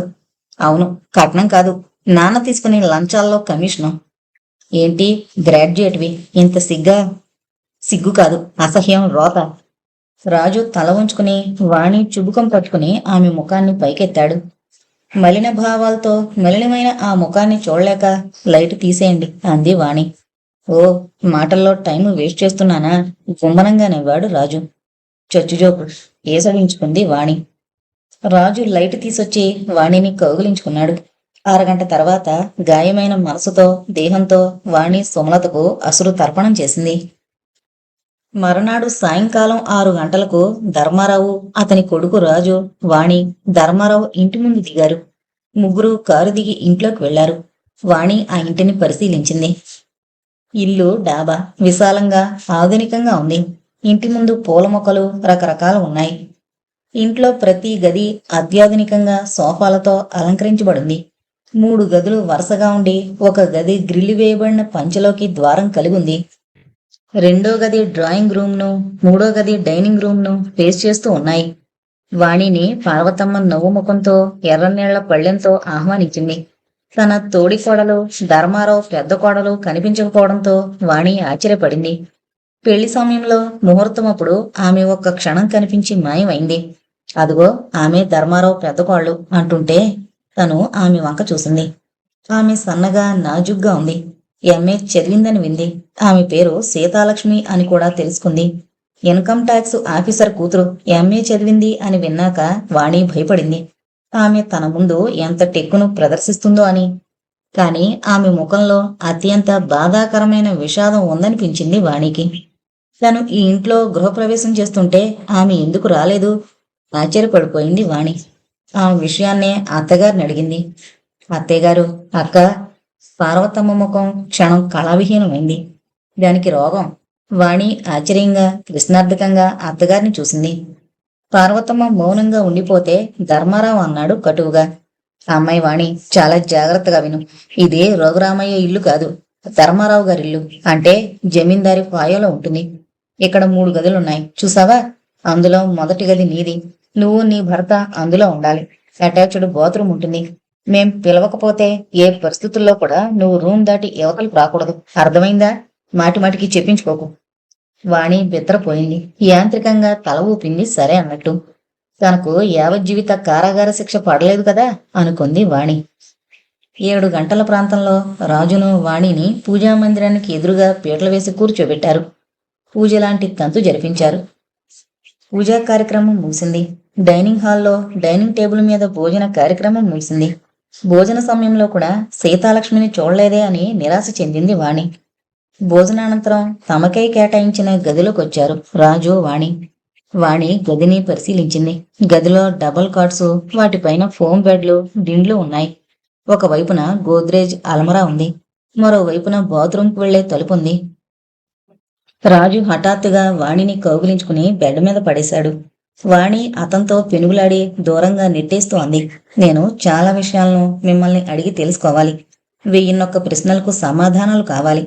అబ్బా, అవన్నీ తర్వాత. ముందు ప్రశ్నలు సమాధానాలు. పాయింట్ నెంబర్ 1, మీ వదిన గారు నన్ను చూడలేదేం? అమ్మ చెప్పింది కదా. ఏమని? దానికి రోగం అని. దానికి రోగమా? అవును. ఏం రోగం? మొండి రోగం. దానికి టెక్కు, గదొదిలి రాదు. పోనీ నేనే ఆమె గదికి వెళ్లి పలకరించొస్తాను. అట్లా పోకూడదు. నాన్న చెప్పలేదా నీకు? పోతేనా? అమ్మ కొరడా తీసుకుని ఒళ్ళు వాయి కొడుతుంది. వాణి దేహం జల్లుమంది. కొరడాతో నన్ను కొడుతుందా? అవును. ఇంట్లో కొరడా ఉందా? ఉంది. సీతాలక్ష్మిని కొట్టిందా? అనేక సార్లు. మీ అన్న అడ్డం పోలేదా? అయితే నన్ను కొట్టిన మీరు అడ్డం రారా? అబ్బా, ఏంటి ప్రశ్నలు? ముందు నన్ను మీ అమ్మ కొడుతుంటే మీరు అడ్డు పడరా అని అడుగుతున్నాను, కటువుగా అంది వాణి. అసలు నిన్ను అమ్మ ఎందుకు కొడుతుంది? సీతాలక్ష్మిని ఎందుకు కొడుతుంది? చెప్పిన మాట వినకుంటే నువ్వు ఈ గది దాటి వెలుపలకు వెళ్ళకు, నీకేం పర్వాలేదు అని హామీ ఇచ్చాడు రాజు. తెల్లవారగానే 2 టెలిగ్రాములు ఆ ఇంటికొచ్చాయి. రాజు నీరసంగా వాణి ఉన్న గదిలోకొచ్చి ఆ టెలిగ్రామ్ సారాంశం చెప్పాడు. మా పెదనాయన పెద్ద కొడుకు భార్య హాస్పిటల్లో మగబిడ్డని ప్రసవించింది. బిడ్డ పుట్టిన 10 నిమిషాలకు చనిపోయాడు. గుంటూరులో మా పత్తి గొడవలు కాలిపోయాయి. 10 లక్షల రూపాయలు నష్టం. వాణి మిడిగుడ్లు పెట్టుకుని రాజు వంక చూస్తోంది. వాణి కాపురానికొచ్చి 6 నెలలైంది. కాపురానికొచ్చిన కొత్తలో రాజు వాణిని 4-5 సార్లు రాత్రి 2 ఆట సినిమాలకు అంబాసిడర్ కారులో తీసుకుని వెళ్లేవాడు. ఆ తర్వాత అది మానుకున్నాడు. రోజు రాత్రి 9-10 గంటలకు రాజు ఇంటికొచ్చేవాడు. ఉదయం 8 గంటలకల్లా ఇంటి నుండి వెళ్ళిపోయేవాడు. ఈ మధ్యకాలంలో వాణికేమీ తోచేది కాదు. ఎప్పుడైనా గది తలుపు తెరుచుకుని వెలుపలకొస్తే పార్వతమ్మ టంచనగా ఎదురే పోమ్మాని గదిలోకి అని వాణిని గదిలోకి పంపించేసేది. ఉదయం డైనింగ్ టేబుల్ మీద బ్రేక్ఫాస్ట్ చేయడం, మధ్యాహ్నం 1 గంటకు భోజనం, మళ్ళీ రాత్రి 9ంటికి భోజనం. 5-6 సార్లు భోజనానికి గది నుండి వస్తూనో లేక గదికి పోతూనో సీతాలక్ష్మి కనిపించేది. సీతాలక్ష్మి వాణితో మాట్లాడే ప్రయత్నం ఏమీ చేయలేదు. అటువంటి ప్రయత్నం వాణిలో కనిపిస్తే పార్వతమ్మ అడ్డుకొట్టేది. సీతాలక్ష్మికి గర్వం, మొండిరోగం, చెప్పిన మాట విందు అని రాజు చెప్తూ ఉండేవాడు. కాని వాణి ఆమెను చూసిన కొద్ది క్షణాలు రాజు చెప్పిన విషయాలు నిజమనిపించలేదు. ఒక్కో రోజున అర్ధరాత్రి అప్పుడు ఇంట్లో ఏవో చప్పుళ్ళు, ఎవరో గదిమినట్లు, ఎవరో స్త్రీ సన్నగా రోదిస్తున్నట్టు చాలా సన్నగా వినపడేవి. తను భయంతో పిడచగట్టుకుని పోయేది. రాజును లేపి ఆ విషయం చెబితే ఆ సీతాలక్ష్మికి పిచ్చి పట్టింది అనేవాడు. ఏమైనా సీతాలక్ష్మి పిచ్చిది కాదు. ధర్మారావు, పార్వతమ్మ సీతాలక్ష్మిని హింసిస్తుంటారు. ఎందుకో వాణి ఊహించలేకపోయింది. సీతాలక్ష్మి భర్త ఇంటికి రాడు. అతడు ఏదో బిజినెస్ చేస్తుంటాడట. 1-2 సార్లు ఇంటికొచ్చి ధర్మారావుతో మాట్లాడి వెళుతుంటాడు. రాజుకు తల్లిదండ్రుల మీద అపారమైన గౌరవం ఉంది. అతడికి సొంత ఆలోచనలు లేవనుకుంది వాణి. రాజు ప్రతి క్లాసులో బోటాబోటీ మార్కులు సంపాదించుకోవడం, ధర్మారావు తన పొలుకుబడిని, డబ్బును ఉపయోగించి రాజుకు ఆ క్లాసులో తగిన మార్కులు వేయించి పాస్ చేయడం, మళ్ళీ అవే డబ్బును, పొలుకుబడిని ఉపయోగించి పై క్లాసులో సీటు సంపాదించడం జరిగిందని రాజు మాటల వల్ల వాణికి తెలిసింది. ఇంజనీరింగ్ సీటుకు, ఉద్యోగానికి ధర్మారావు ఎంతంత ఖర్చు పెట్టాడో వాణికి రాజు వినిపిస్తుంటే వాణికి తన స్టూడెంట్ డేస్ లో సంపాదించుకున్న స్కాలర్షిప్లు జ్ఞప్తికొచ్చేవి. రాజును మచ్చిక చేసుకుని తన స్థానాన్ని గట్టి చేసుకోవాలని మొదట్లో ఆలోచించింది వాణి. 2-3 సార్లు వేరు కాపురం పెడదామని కూడా రాజుకు సూచించింది. ఆ 2-3 సార్లు వాణి చెంపలు పగిలేలా రాజు కొట్టడంతో ఆ ప్రయత్నం మానుకుంది వాణి. ఏదో ఒకనాటికి పార్వతమ్మ, ధర్మారావులు తన మీద కూడా దాడి చేస్తారని ఊహించింది వాణి. కాని వాళ్ళు సీతాలక్ష్మిని బంధించి ఎందుకు బాధిస్తున్నారో వాణికి అర్థం కాలేదు. రాజు కూడా ఆ విషయం మాటల్లో దొర్లితే కోపం, విసుగు ప్రదర్శిస్తున్నాడు గాని ఏ సంగతి చెప్పడం లేదు. ఈ పెళ్లి చేసుకుని చాలా పొరపాటు చేశానని అనుకుంది వాణి. సుధాకర్ చెప్పినట్టుగా ఉద్యోగానికి రాజీనామా చేయకుండా 4 రోజుల పాటు ఇల్లు వదిలి ఏ స్నేహితురాలింట్లో తలదాచుకున్నా తనకి పెళ్లి తప్పిపోయి ఉండేది. పరువు పోతుంది, మచ్చ ఏర్పడుతుంది, ఇక పెళ్లి కాదు అన్న భావనలకు తను భయపడిపోయి తన అమ్మ మాటలకు తల వంచింది. తను ఎంత ప్రయత్నించినా తన హృదయంలో నుండి సుధాకర్ను తీసివేయలేకపోయాను అనుకుంది వాణి. సుధాకర్కు రాజుకు పోలికే లేదు. ఆ విషయం మొదట్లోనే తెలిసిపోయినా సుధాకర్ను మరిచిపోవాలన్న వాణి ప్రయత్నం నెరవేరలేదు. మొదట్లో సుధాకర్ను తలుచుకున్నప్పుడల్లా శారద జ్ఞాపకానికొచ్చి తను తన ప్రాణమిత్రురాలికి ద్రోహం చేస్తున్నానేమో అన్న భయంతో గెడ్డగట్టుకుని పోయేది. కాని ఇప్పుడు ఆ బెడవలేదు. సుధాకర్ను ఎంతగా తలుచుకున్నా ఎవరికీ నష్టం లేదు. పైగా తనకు ప్రాణం ఎంత హాయిగా ఉంటుంది. ఈ దుర్భరమైన బందికానాలో సుధాకర నామస్మరణ లేకుంటే తనకు పిచ్చిపట్టిపోయి ఉండేది అనుకునేది వాణి. వాణి ఎన్నో వేల సార్లు తన మనసులో గతాన్ని భావించుకునేది. ఆనాడు లక్ష్మి పెళ్లి రోజున తామందరూ సుధాకర్ను గురించి చర్చించుకున్నారు. ఆ సన్నివేశాన్ని మరో విధంగా భావించేది వాణి. అయితే వాణి, సుధాకర్ను పెళ్లి చేసుకుంటావా అంటుంది శారద.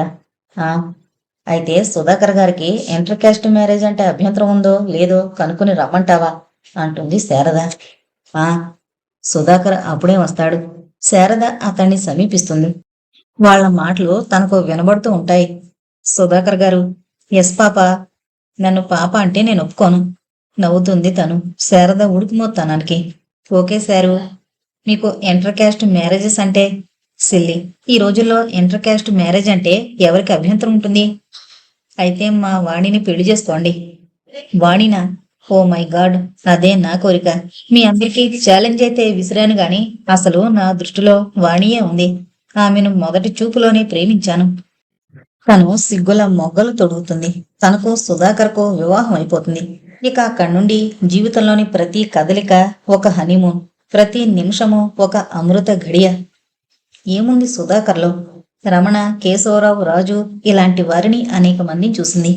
ఈ అందరిలోనూ లేని ఔన్నత్యం సుధాకర్లోనే ఎందుకుంది? సుధాకర్ను తలుచుకుంటే తన స్త్రీ హృదయం ఆనందంతో ఎందుకు ఉరకవేస్తుంది? ఇది కేవలం పిచ్చి వ్యామోహమా, తన భ్రమ? తను సుధాకర్ను ప్రేమించింది కనుక. ఏ ఇతర పురుషుల్లోనూ లేని గొప్పతనం సుధాకర్కు ఆపాదిస్తోందా? మరి తను రాజును పెళ్లి చేసుకుంది. అతడికేదో గొప్పతనం అంటగట్టి అంతటి వాడు లేడని, అతడికంటే సుధాకర్ ఏమాత్రం గొప్పవాడు కాడని ఎంత నమ్మడానికి ప్రయత్నించినా ఆ భావాలు శవానికి చేసిన అలంకారంలాగా వెలవెలపోయాయి. అవును, సుధాకర్ ముఖంలో తేజస్సు స్వతహాగా ఉంది. తను కల్పించింది కాదు. ఆ తేజస్సే తనను ఆకట్టుకుంది. సుధాకర్కు తనకు ఈ జన్మలో కలవదు. ఒకవేళ అలాంటి అవకాశం వచ్చినా శారద వల్ల తన అవకాశం వినియోగించుకోదు. కనుక తను ఎంత పచ్చిగా, ఎంత పిచ్చిగా సుధాకర్ని గురించి ఆలోచించుకుంటే ఎవరికేం నష్టం? ఇలా ప్రశ్నించుకుని ఎవరికీ నష్టం లేదు కనుక తను సుధాకర్ను అనుక్షణము తలుచుకుని తన ఏకాంత ప్రపంచంలో ఉంటుంది వాణి. 2 నెలల కిందట శారద వాణి ఇంటికి వచ్చింది మొట్టమొదటిసారిగా. వాణి శారదను తన గదిలోకి ఆహ్వానించింది. వాణి, మన బ్యాచ్ అందరిలోకి నువ్వే అదృష్టవంతురాలివి. సొంత కారు, సొంత బంగళా, వంట మనిషి, పని మనుషులు, ఇంజనీరు భర్త. ఓ, ఎన్ని జన్మల పుణ్య విశేషమే అంది శారద. లేదు శారద, లేదు అందామనుకుంది వాణి. అయినా జవాబు చెప్పాలనిపించలేదు. అప్పుడప్పుడు ఇక్కడికొచ్చే అమ్మ, చెల్లెళ్ళు, మరికొందరు మిత్రులు అందరూ ఇదే పాట పాడుతున్నారు. వాళ్లతో వాదించి తన పరిస్థితి పరమహీనంగా ఉంది అని ఒప్పించాలన్న వాంఛగాని ఓపిగ్గాని వాణిలో లేవు. శారద, నా సంగతి వదిలే, నీ సంగతి చెప్పు. నువ్వు అదృష్టవంతురాలివి కాదా? శారద మౌనం వహించింది. చెప్పు శారద, సుధాకర్ను నువ్వు పెళ్లి చేసుకోవడం అదృష్టంగా భావించడం లేదా? అవుననుకో. వారు నన్ను కట్నం తీసుకోకుండా పెళ్లి చేసుకున్నమాట వాస్తవమే. కానీ ఈ మధ్య మా కాపురంలో కలతలొచ్చాయి. కలతల? కలతలంటే పెద్ద కలతలు కావనుకో. వారంటే నాకు కొద్దిగా కోపం, అసంతృప్తి ఏర్పడింది. ఎందుకని? మా వదిన చనిపోయింది, నీకు తెలుసా? అయ్యో పాపం, ఎప్పుడు? 2 నెలలైంది. ఎందుకని? నీకు తెలుసుగా, మా అన్న వదినలు తరచూ కీచులాడుకుంటారని. అదే, ఆమె 2 ఎకరాలు అమ్మి తీసుకురమ్మంటాడు మా అన్న. ఆమె ఒప్పుకోదు. ఒక రోజున ఆ విషయంలో అన్నయ్య చేయి చేసుకున్నాడు. వదినకు దెబ్బ తగలరాని చోట తగిలి చనిపోయింది. గుడ్ గాడ్, మరొక డౌరీ డెత్ కేసు. సుధాకర్ కూడా ఇలాగే అన్నాడు. ఇది డౌరీ డెత్ ఏనంటావా? చచ్చిపోయింది మీ వదిన కాబట్టి, చంపింది మీ అన్న కాబట్టి కాకపోతుందా? శారద అయిష్టంగా ముఖం పెట్టింది. చెప్పు, తర్వాత ఏం జరిగింది? ఆయన గారు మా వాళ్ళ సంగతి పట్టించుకోలేదు. పోలీసులు పట్టించుకున్నారు. అన్నయ్యకు 12 ఏళ్లు కఠిన కారాగార శిక్ష పడింది. నా బాధ ఏంటంటే ఆ సుమలత పెళ్లికి ఆయన గారు 15,000 ఇచ్చారు. అందులో పైసా తిరిగి రాలేదు. కానీ మా అన్నయ్యకు కేసు లేకుండా తప్పించడానికి ఆయన డబ్బు ఖర్చు పెట్టడానికి విముఖతను చూపించారు. డబ్బు లేదేమో. లేకేం ఉంది, బ్యాంకులో 25,000 దాకా ఉంది. ఆ తర్వాత 4 రోజుల పాటు పుట్టింట్లోనే ఉండిపోయాను. అక్కడ నా అవసరం ఎక్కువ కదా. తల్లి తండ్రి లేని పిల్లలు, ముసలి తల్లిదండ్రులు. పాపం, వాణి నిజంగానే శారద కుటుంబానికి జాలి కనబరిచింది. అదొకటే నాకు కొరవ వాణి. శారద, అలాంటి కొరవలేమీ పెట్టుకోకు. నీ జీతం మొత్తం నీ పుట్టింట్లోకే ఖర్చు పెట్టుకుంటున్నావు కదా. అంతేకాదు, అప్పుడప్పుడు నా పాకెట్ మనీ కూడా వారే ఇస్తుంటారు. శారద, నువ్వు సుధాకర్తో గొడవ పెట్టుకోవడం తప్పు. ఆ రోజున సుమలతను కాల్చి చంపారు అని మనమే అనుకున్నాం. ఆ కాల్చిన వాళ్ళను ఉరి తీయాలని నువ్వు అనలేదా? మీ వదిన పుట్టింటి వారు కూడా అలాగే అనుకుంటారు కదా ఇప్పుడు. అదీగాక 25,000 డబ్బు ఖర్చుతో ఈ హత్యా నేరాన్ని తప్పించడం సాధ్యం కాదని సుధాకర్కు అనిపించుండొచ్చు. శారద ఆలోచనలో పడింది.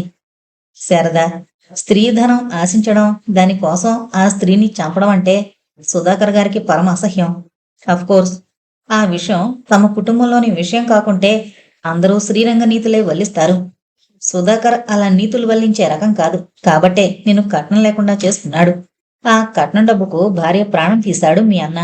అటువంటి వాడి మీద సానుభూతి చూపే బలహీనత సుధాకర్కుంటే నువ్వు ఆనాడు సుధాకర్ భార్యవు అయ్యుండేదానివే కాదు. అర్థం చేసుకో. మంచి కండలు తిరిగిన వస్తాదు భర్తగా వస్తే బాగుంటుందని ప్రతి కన్నిపిల్ల కోరుకుంటుంది. కాని వస్తాదుకు ఏనాడైనా కోపమొచ్చి ఆ పిల్ల బుగ్గ మీద చిటికేస్తే దాని పొళ్ళుడిపోవచ్చు. అలాగే సుధాకర్ గారి ఆశయాల వల్ల లాభం పొంది ఆయన భార్యవయ్యావు. 2 ఎకరాల పొలం కోసం పెళ్లాన్ని చంపిన మీ అన్న పట్ల అతనికి సానుభూతి ఉండదు. అంతా అయిపోయినా నువ్వా అన్నను వెనకేసుకొస్తూ ఉంటే సుధాకర్ నీకు దూరం అవుతాడు. శారద కళ్ళల్లో నీరు తిరిగింది. అవునే వాణి, ఈ మధ్య ఆయన అంటి ముట్టినట్లుంటున్నారు. కాబట్టి నువ్వు ఆయన గారి ఆశయాల్లో పాలు పంచుకో. 2 ఎకరాల పొలం కోసం నీ అన్న నీ వదిని చంపడం దుర్మార్గమని ఖండించు. అప్పుడు ఆయన గారు నీ భావాలకు ముగ్ధుడవుతాడు. నీకు నీ పుట్టింటికి కొండంత అండగా ఉంటాడు. ఆయన ఆశయాలను ఆసరాగా తీసుకుని ఆయన గారి భార్యవయ్యావు. ఇప్పుడు మీ అన్న చేసింది స్త్రీ హత్య కాదు, యాక్సిడెంట్ అంటే ఆయన భరించలేడు. న్యాయస్థానమే దాని హత్యగా గుర్తించి మీ అన్నను శిక్షించింది కదా. శారద కళ్ళు మెలమెలా మెరిశాయి. అవును శారద, స్త్రీధనం కోసం స్త్రీని కిరాతకంగా హింసించే ఈ రోజుల్లో సుధాకర్ గారు దేవుడు. కాస్త కళ్ళు తుడుచుకుని ఆయన గారి తేజస్సును ఆశయాలను గమనించు, నీకే అర్థమవుతుంది.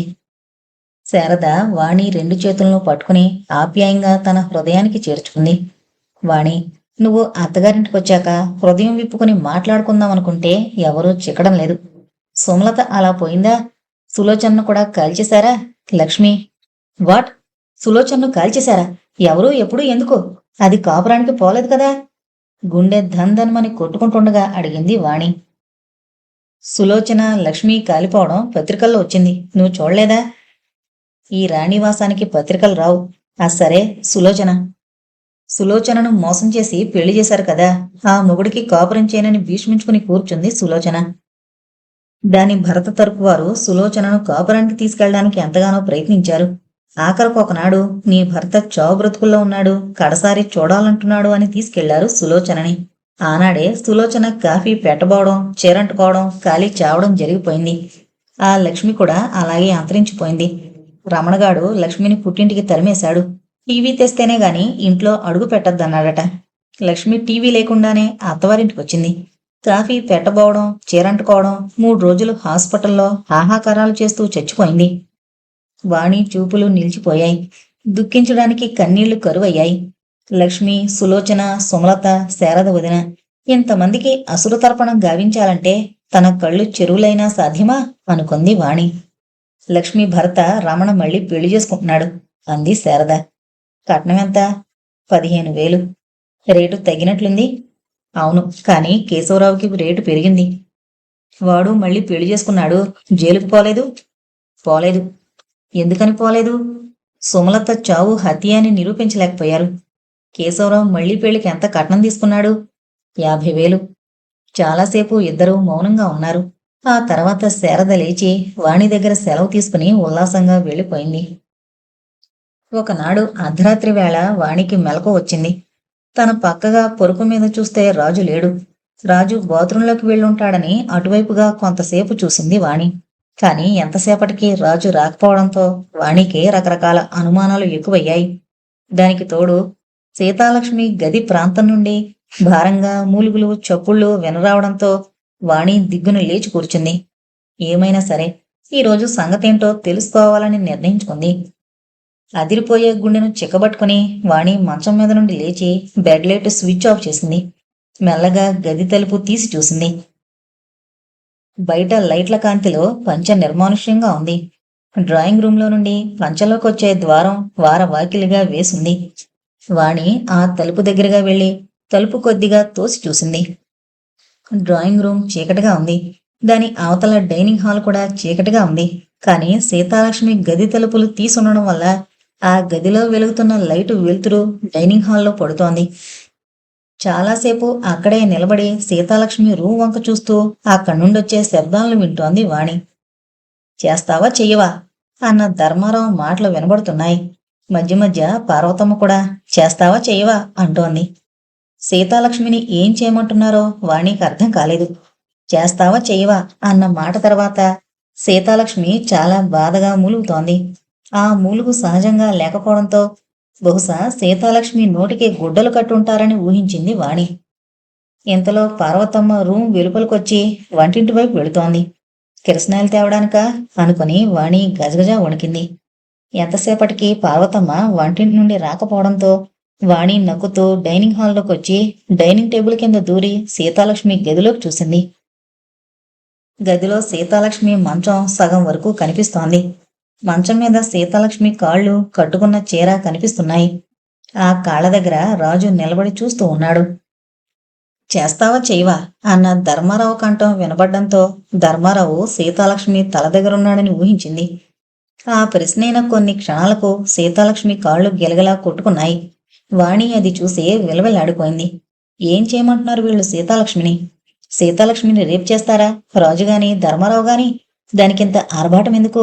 నిస్సహాయురాలైన స్త్రీని రక్షించవలసిన వారే భక్షించదలుచుకుంటే ఎవరు ఆపగలరు అనుకుంది వాణి. ఇక లాభం లేదు, కాళ్ళు రెండు కట్టేరా అన్న ధర్మారావు కంఠం వినిపించింది. రాజు రెండు తాళం తీసుకుని సీతాలక్ష్మి కాళ్లను ఒక్కో దానిని ఒక్కో మంచం కొడుకు గట్టిగా కట్టాడు. ఆ తర్వాత సీతాలక్ష్మి చీరను లంగాను పూర్తిగా ఎత్తేశాడు రాజు. సీతాలక్ష్మి దేహం తొడలదాకా కనబడుతోంది. వెల్లువలా వచ్చే దుఃఖాన్ని పమిటి చెంగును నోట్లో కుక్కుని రాకుండా అడ్డుకట్టను వేసింది వాణి. ఇంతలో వంటింటి వైపు అలికిడి కాగా డైనింగ్ టేబుల్ కింద చీకట్లో నక్కింది వాణి. వంటింటి నుండి రెండు ఎర్రగా కాలిన అట్లకాడలను తీసుకుని పార్వతమ్మ గదిలోకి పోయి రాజు చేతికిచ్చింది. రాజు ఆ ఎర్రని అట్లకాడలను సీతాలక్ష్మి తొడల మీద అంటించాడు. సీతాలక్ష్మి తొడల మీద నుండి గుప్పుమని పొగరయింది. సీతాలక్ష్మి దేహం మంచం మీద పెనుగులాడింది. సుదీర్ఘమైన మూలుగు వాణి గుండెను బాకులతో పొడిచింది. వాణి డైనింగ్ టేబుల్ కింద నుండి మెల్లగా లేచి వెళ్లి తన గదిలోని మంచం మీద పడి దిండులో ముఖం దాచుకుని నిశ్శబ్దంగా రోదించింది. 10 నిమిషాలయ్యాక రాజొచ్చి బెడ్ లైట్ వేసి వాణిని చూశాడు. వాణి దిండులో ముఖం పెట్టుకుని నిశ్చలంగా పడుకునుంది. మరో 10 నిమిషాలకల్లా రాజు మంచం మీద పడుకుని గుర్రుపెట్టి నిద్రపోయాడు. వాణి చివాలను లేచి రాజు వంక అసహ్యంగా చూసి ఒక చిన్న సూట్ కేసులో తనవి 2 జతల గుడ్డలు పెట్టుకుని దాన్ని మంచం కింద పెట్టి కుర్చీలో కూర్చుంది. ఏమైనా సరే ఇక ఈ ఇంట్లో తను క్షణం ఉండదు. ఇక రాజుగాడి స్పర్శను తను జీవితంలో భరించలేదు అనుకుంది వాణి. తెల్లారగానే వీలుంటే ధర్మారావుకు చెప్పిపోవడము, లేకుంటే హఠాత్తుగా కట్టుగుడ్డలతో ఇంటి నుండి పారిపోవడము జరగాలి అనుకుంది వాణి. అలా కుర్చీలోనే తెల్లవారుచేసింది వాణి. ఉదయం 7 గంటలకల్లా డైనింగ్ టేబుల్ దగ్గర అందరూ కాఫీ సేవిస్తున్నారు. అమ్మా వాణి పిలిచాడు ధర్మారావు వాణిని. ఏంటండి తల ఉంచుకునే అంది వాణి. ఇక వీళ్లను ఈ కళ్ళతో చూడలేను అనుకుంటూ. ఓ వారం రోజుల పాటు మీ పుట్టింటికి పోయిరా అమ్మా. మీ అమ్మ చాలాసార్లు నిన్ను పంపమని కోరింది అన్నాడు ధర్మారావు. ఇప్పుడే వెళతా అంది వాణి దేహమంతా పులకరించగా. వెళ్ళు అంది పార్వతమ్మ. వాణి తల ఉంచుకుని తన గదిలోకి వెళ్లి సూట్ కేసు తీసుకుని నేరుగా బజార్లోకి వెళ్లి ఆటోలో పుట్టిల్లు చేరింది. వాణి ఆటో దిగి నేరుగా ఇంట్లోకి వెళ్ళింది సూట్ కేసుతో. వాణిని చూసి ఆమె ఇంట్లో అందరూ తెల్లబోయారు. ఏంటే చెప్ప పెట్టకుండా వచ్చేసావు అని అడిగింది అనసూయమ్మ. నువ్వే అడిగావటగా వారం రోజుల పాటు నన్ను పంపమని. నేనా? ఎవరు చెప్పారు నీకు? ఎవరో కాదు, మా మామగారే. వెనక ఎప్పుడో ఒకసారి నువ్వు కాపురానికి వెళ్ళిన కొత్తల్లో అడిగాను. మాది జమీందారీ కుటుంబం, చీటికి మాటికి మా కోడళ్ళు పుట్టిళ్లకు పోరు అన్నారు మీ మామగారు. దాంతో నోరు మూసుకున్నాను. వాణి కొద్దిసేపు ఆలోచనలో పడింది. హఠాత్తుగా ధర్మారావు ప్లాన్ స్ఫురించింది వాణికి. వెంటనే, నాన్న వాళ్ళు సీతాలక్ష్మిని చిత్రహింసల పాలు చేస్తున్నారు. చేస్తావా చెయ్యవా అంటూ ఆమెను చిత్రహింసలు పెట్టారు. బహుశా అదేంటో సీతాలక్ష్మి చేసేట్టు కనపడ్డం లేదు. బహుశా సీతాలక్ష్మిని చంపడానికే వాళ్లు పన్నాగం పన్ని నన్ను పంపించేసి ఉండొచ్చు అంటూ కథనంతా తల్లిదండ్రులకు చెప్పింది. చాలా విచిత్రంగా వాణి తల్లిదండ్రులు మౌనంగా ఉన్నారు. నానా కథలేంటి?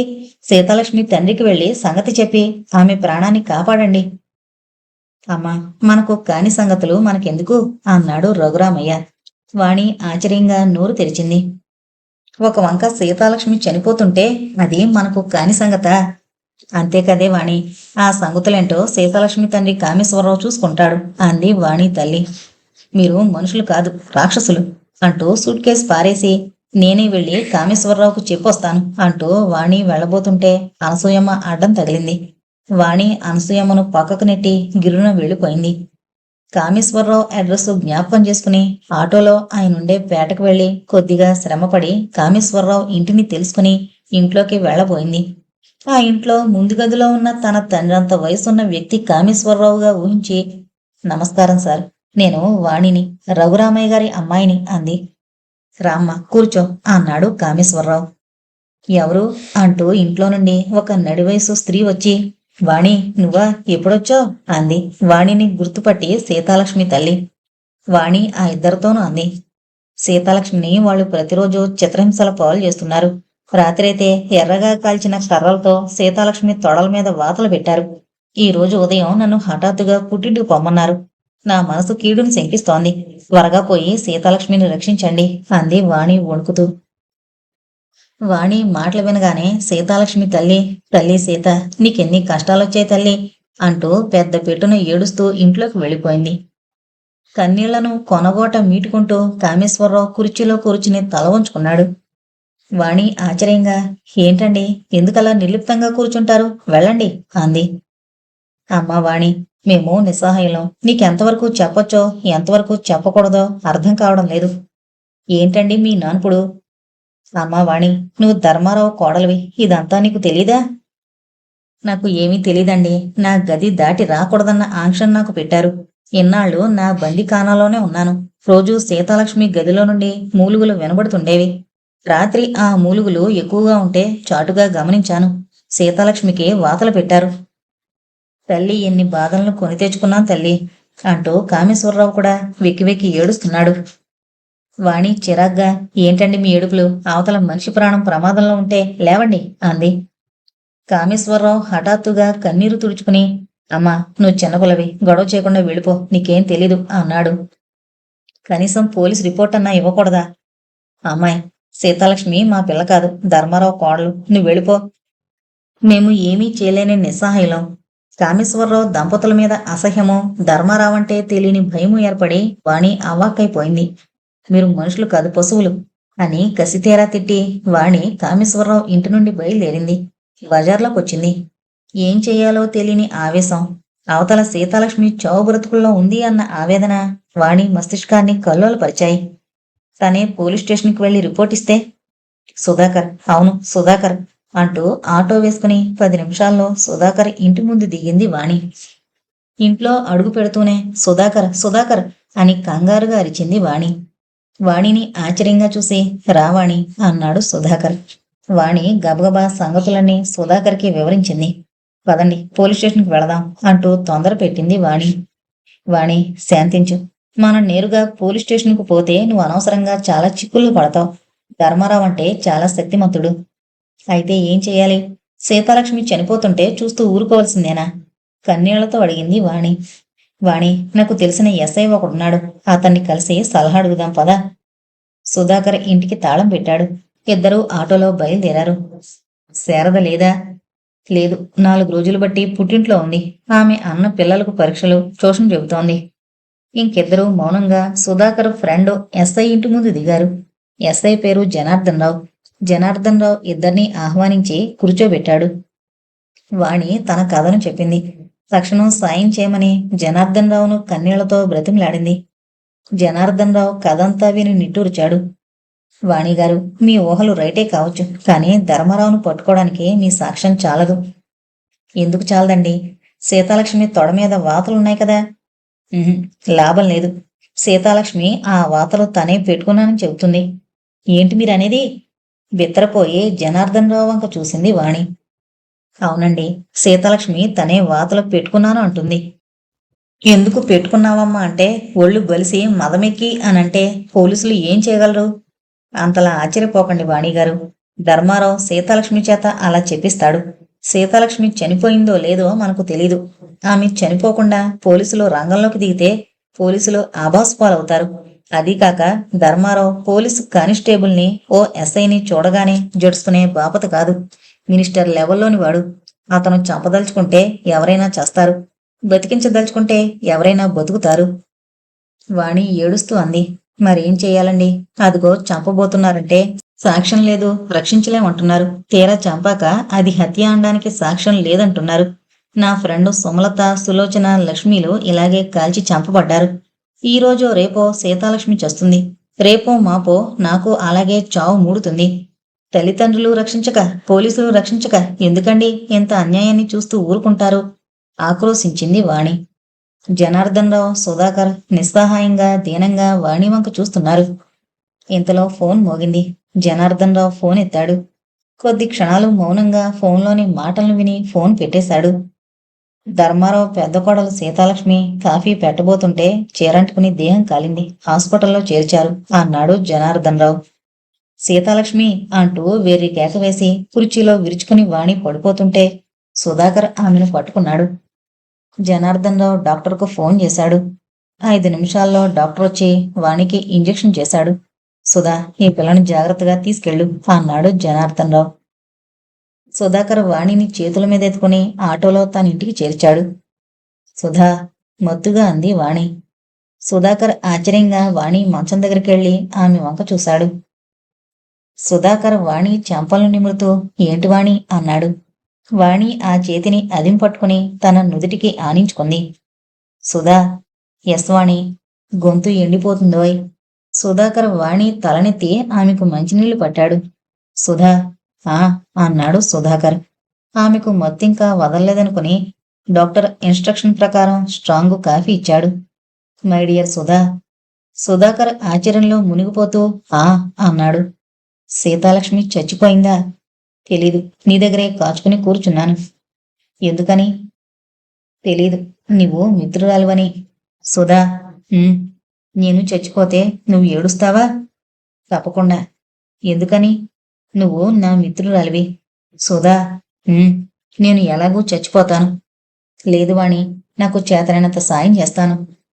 సుధా, వాణి మౌనంగా కళ్ళు మూసుకుని పడుకునుంది.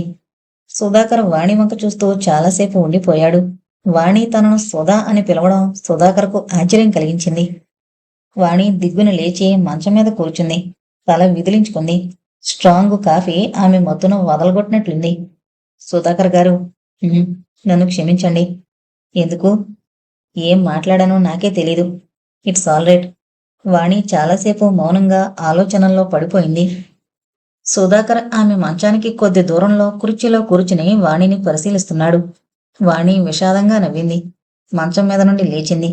ఇక వెళతాను అంది వాణి చేతులు జోడించి నమస్కరిస్తూ, మరో లోక నుండి మాట్లాడుతున్నట్టుగా. ఎక్కడికి? మీ అమ్మ వాళ్ళింటికా? వాణి తల అడ్డంగా తిప్పింది. సుధాకర్ను దాటి వెళ్లబోతోంది. సుధాకర్ లేచి వాణి వెంట ముందు గదిలోకి నడుస్తూ అన్నాడు. మీ అత్తవారింటికా? తల అడ్డంగా తిప్పింది వాణి. మరెక్కడికి? మౌనంగా వాణి ముందు గది ద్వారం గుండా దాటిపోబోతుంటే సుధాకర్ చట్టుకున్న ఆమె చేతిని పట్టుకున్నాడు. వాణి ఆగిపోయింది. సుధాకర్ ఆమె చేతిని పట్టుకుని లాక్కునిపోయి సోఫా మీద కూర్చోబెట్టాడు. తను పక్కన కూర్చున్నాడు. వాణి తల ఉంచుకుని కూర్చుంది. వాణి, నిజం చెప్పు, ఎక్కడికి వెళుతున్నావు? రైల్వే స్టేషన్కు. ఎందుకు? ఆత్మహత్య చేసుకోవడానికా? అవును అన్నట్లుగా తలాడించింది వాణి. సుధాకర్ మునివేళ్లతో ఆమె చుబుకాన్ని పట్టుకుని ఆమె ముఖాన్ని పైకెత్తాడు. వాణి సుధాకర్ వంక చూడకుండా కళ్ళు మూసుకునుంది. సుధాకర్ వాణి పెదవులపైన సన్నగా ముద్దు పెట్టుకున్నాడు. వాణి దేహం జల్లుమనగా చటుకున కళ్ళు తెరిచి ఆశ్చర్యంగా ప్రశ్నార్థకంగా సుధాకర్ వంక చూసింది. సుధాకర్ వాణి నుదుటిన ముద్దు పెట్టుకున్నాడు. వాణి పెను తుఫాన్లా సుధాకర్ను కౌగులించుకుని ఏడుస్తూ అంది. సుధా, ఈ ప్రపంచంలో నాకెవరూ లేరు. తల్లి, తండ్రి, అత్త, మామ, భర్త అందరూ పిశాచాలు. ఆ పిశాచాలు నన్ను చంపేస్తాయి సుధాకర్. ధర్మారావు అనే ఆ భయంకరమైన యమధర్మరాజు నన్ను కాల్చి చంపుతాడు. వాడికి ప్రపంచంలో ఎవరూ అడ్డం లేరు అనిపిస్తోంది. సుధాకర్ తనను గాఢంగా కౌగులించుకున్న వాణి తల మీద ఒక చేతిని, వీపు మీద ఒక చేతిని వేసి, వాణి, భయపడకు, ఆత్మహత్య విషయం ఆలోచించుకో అన్నాడు. సుధా, మరేం చేయను? కాల్చి చచ్చిపోవడం అంటే నాకు భయం వేస్తోంది. సులభంగా బాధ లేకుండా చచ్చిపోయే మార్గం చెప్పు. నీ పాదాలకు మొక్కుతాను. వాణి, ఆ సంగతి ఇంక వదిలే. నేను నిన్ను రక్షిస్తాను. నువ్వు నాదానవు. వాణి సుధాకర్ కౌగిలి నుండి విడివడి కొద్దిగా జరిగి కూర్చుంది. సుధాకర్ గారు, ఏంటి మీరనేది? వాణి, ఎలా చెప్పాలో అర్థం కావడం లేదు. నువ్వు మీ పుట్టింటికి గాని అత్తవారింటికి గాని పోతే నాకు అభ్యంతరం లేదు. కానీ నువ్వు ఆత్మహత్య చేసుకోవడానికి వీల్లేదు. ఎందుకంటే నిన్ను ముద్దు పెట్టుకుని నీ మీద అధికారాన్ని సంపాదించాను. నువ్వు నన్ను కౌగిలించుకుని నాకు ఆ అధికారాన్ని ఇచ్చావు. ఇక మనిద్దరి జీవితాలు ముడిపడ్డాయి. నీతో నా జీవితాన్ని పంచుకుంటాను. మరి శారద? నిన్ను రక్షించాలంటే శారదను వదిలేయాల్సిన అవసరం నాకు కనపడలేదు. వాణి, విను. నీకు వేరే ఇల్లు తీసుకుంటాను. అందులో నువ్వు ఉండు. నీ మనసు ప్రస్తుతపు కల్లోలం నుండి బయటపడిన తర్వాత నీ భర్తతో విడాకులు పుచ్చుకో. తర్వాత ఉద్యోగం సంపాదించుకుని స్వతంత్రంగా బతుకు. ఆనాడు నువ్వు సర్వస్వతంత్రురాలువు. ఆనాడు నీ ఇష్టం. ఏనాడైనా ఆత్మహత్య చేసుకోదలుచుకుంటే నా పర్మిషన్ లేదే నువ్వు ఆత్మహత్య చేసుకోకూడదు. ప్రామిస్? ప్రామిస్ అంది వాణి. కళ్ళల్లో నూతన కాంతి తళుకు ప్రవేశించగా. వాణిని వేరే ఇంట్లో చేర్చి సుధాకర్ ఆ ఇంటికి వస్తూ పోతూ ఉన్నాడు. 1 నెల రోజులు గడిచాయి. 2 గదులు వరండాతో ఆ పోర్షన్ వాణికి నచ్చింది. సుధాకర్ ఇంట్లోకి కావలసిన వస్తువులను క్లుప్తంగా చేరవేశాడు. వాణికి ధర్మారావు మనుషుల నుండి అపాయం జరగకుండా ఒక గుర్కాను పెట్టాడు. సీతాలక్ష్మి హాస్పిటల్లో 2 రోజులు నరకయాతన పడి మరణించింది. సీతాలక్ష్మి మరణ వాజుమూలంలో తనే కాఫీ పెడుతుంటే నిప్పంటుకుందని నమోదైంది. సీతాలక్ష్మి తల్లిదండ్రులు కూడా ఇది సీతాలక్ష్మి పొరపాటే గాని ధర్మారావు కుటుంబ సభ్యులు చేయించిన హత్య కాదు అని తమ అభిప్రాయాన్ని ప్రకటించారు. వారం రోజుల్లో సీతాలక్ష్మి చావు గొడవ సమసిపోయింది. 10 రోజుల కింద శారద వాణి ఇంటికొచ్చి పెద్ద గొడవ చేసింది. వాణి, ఇంత ద్రోహం చేస్తావా అంటూ క్రోధంగా అడిగింది శారద. ఏం ద్రోహం చేశాను శారద? సిగ్గు లేకుండా ఇంకా ప్రశ్నలు కూడాను. దిక్కులేని నాకు దిక్కు చూపారు సుధాకర్ గారు. ఈ ఇంటిని ఏర్పాటు చేసి అందులో తలదాచుకోమన్నారు. అంతేనా? ఇంకేమీ లేదా? అంతే, ఇంకేమీ లేదు. తల ఉంచుకున్నంది వాణి. వాణి, నా దగ్గర నీ అబద్ధాలు సాగో. ఆయన నాకన్నీ చెప్పారు. ఏం చెప్పారు? నీకు వారికి దైహిక సంబంధం ఉందట. వాణి నా ప్రియురాలు, ఆమెను వదలను అన్నారు. ఎంత ప్రియురాలని గొప్పగా చెప్పుకున్నా నువ్వు సుధాకర్ ముండవు, ఆయన గారి ఉంపుడు గతివు. అవును. ఎంత సిగ్గు లేకుండా అంటున్నావే? ఆశ్చర్యంగా అంది శారద. అవును శారద, నాన్నవి 70,000 రూపాయలు కట్నంగా తీసుకుని అమ్మ మెడలోని నగానట్ర పెళ్లి ఖర్చులకు కాజేసి ప్రతిరోజు నాన్న చేత లంచాలు పట్టించి కొట్టేసే ధర్మారావు అన్న బందిపోటు దొంగ, వాడి సర్దారు ఇంజనీరింగ్ రాజుగాడు భార్య అని, గృహిణి ఇల్లాలు అనే ఫాల్స్ స్టేటస్తో 6 నెలలున్నాను. కానీ నాకు ఆ బందిపోటు కొంప నరకంలా అనిపించింది. సుధాకర్ గారు ఆపదలో ఉన్న నాకు ఆశ్రయం ఇచ్చారు. నాకింత అన్నం పెట్టి బ్రతకడానికి మార్గం చూపించారు. భర్త అంటే ఏంటో చెప్పారు. నేను ఈయన గారి భార్యను అని అనుకుంటున్నాను.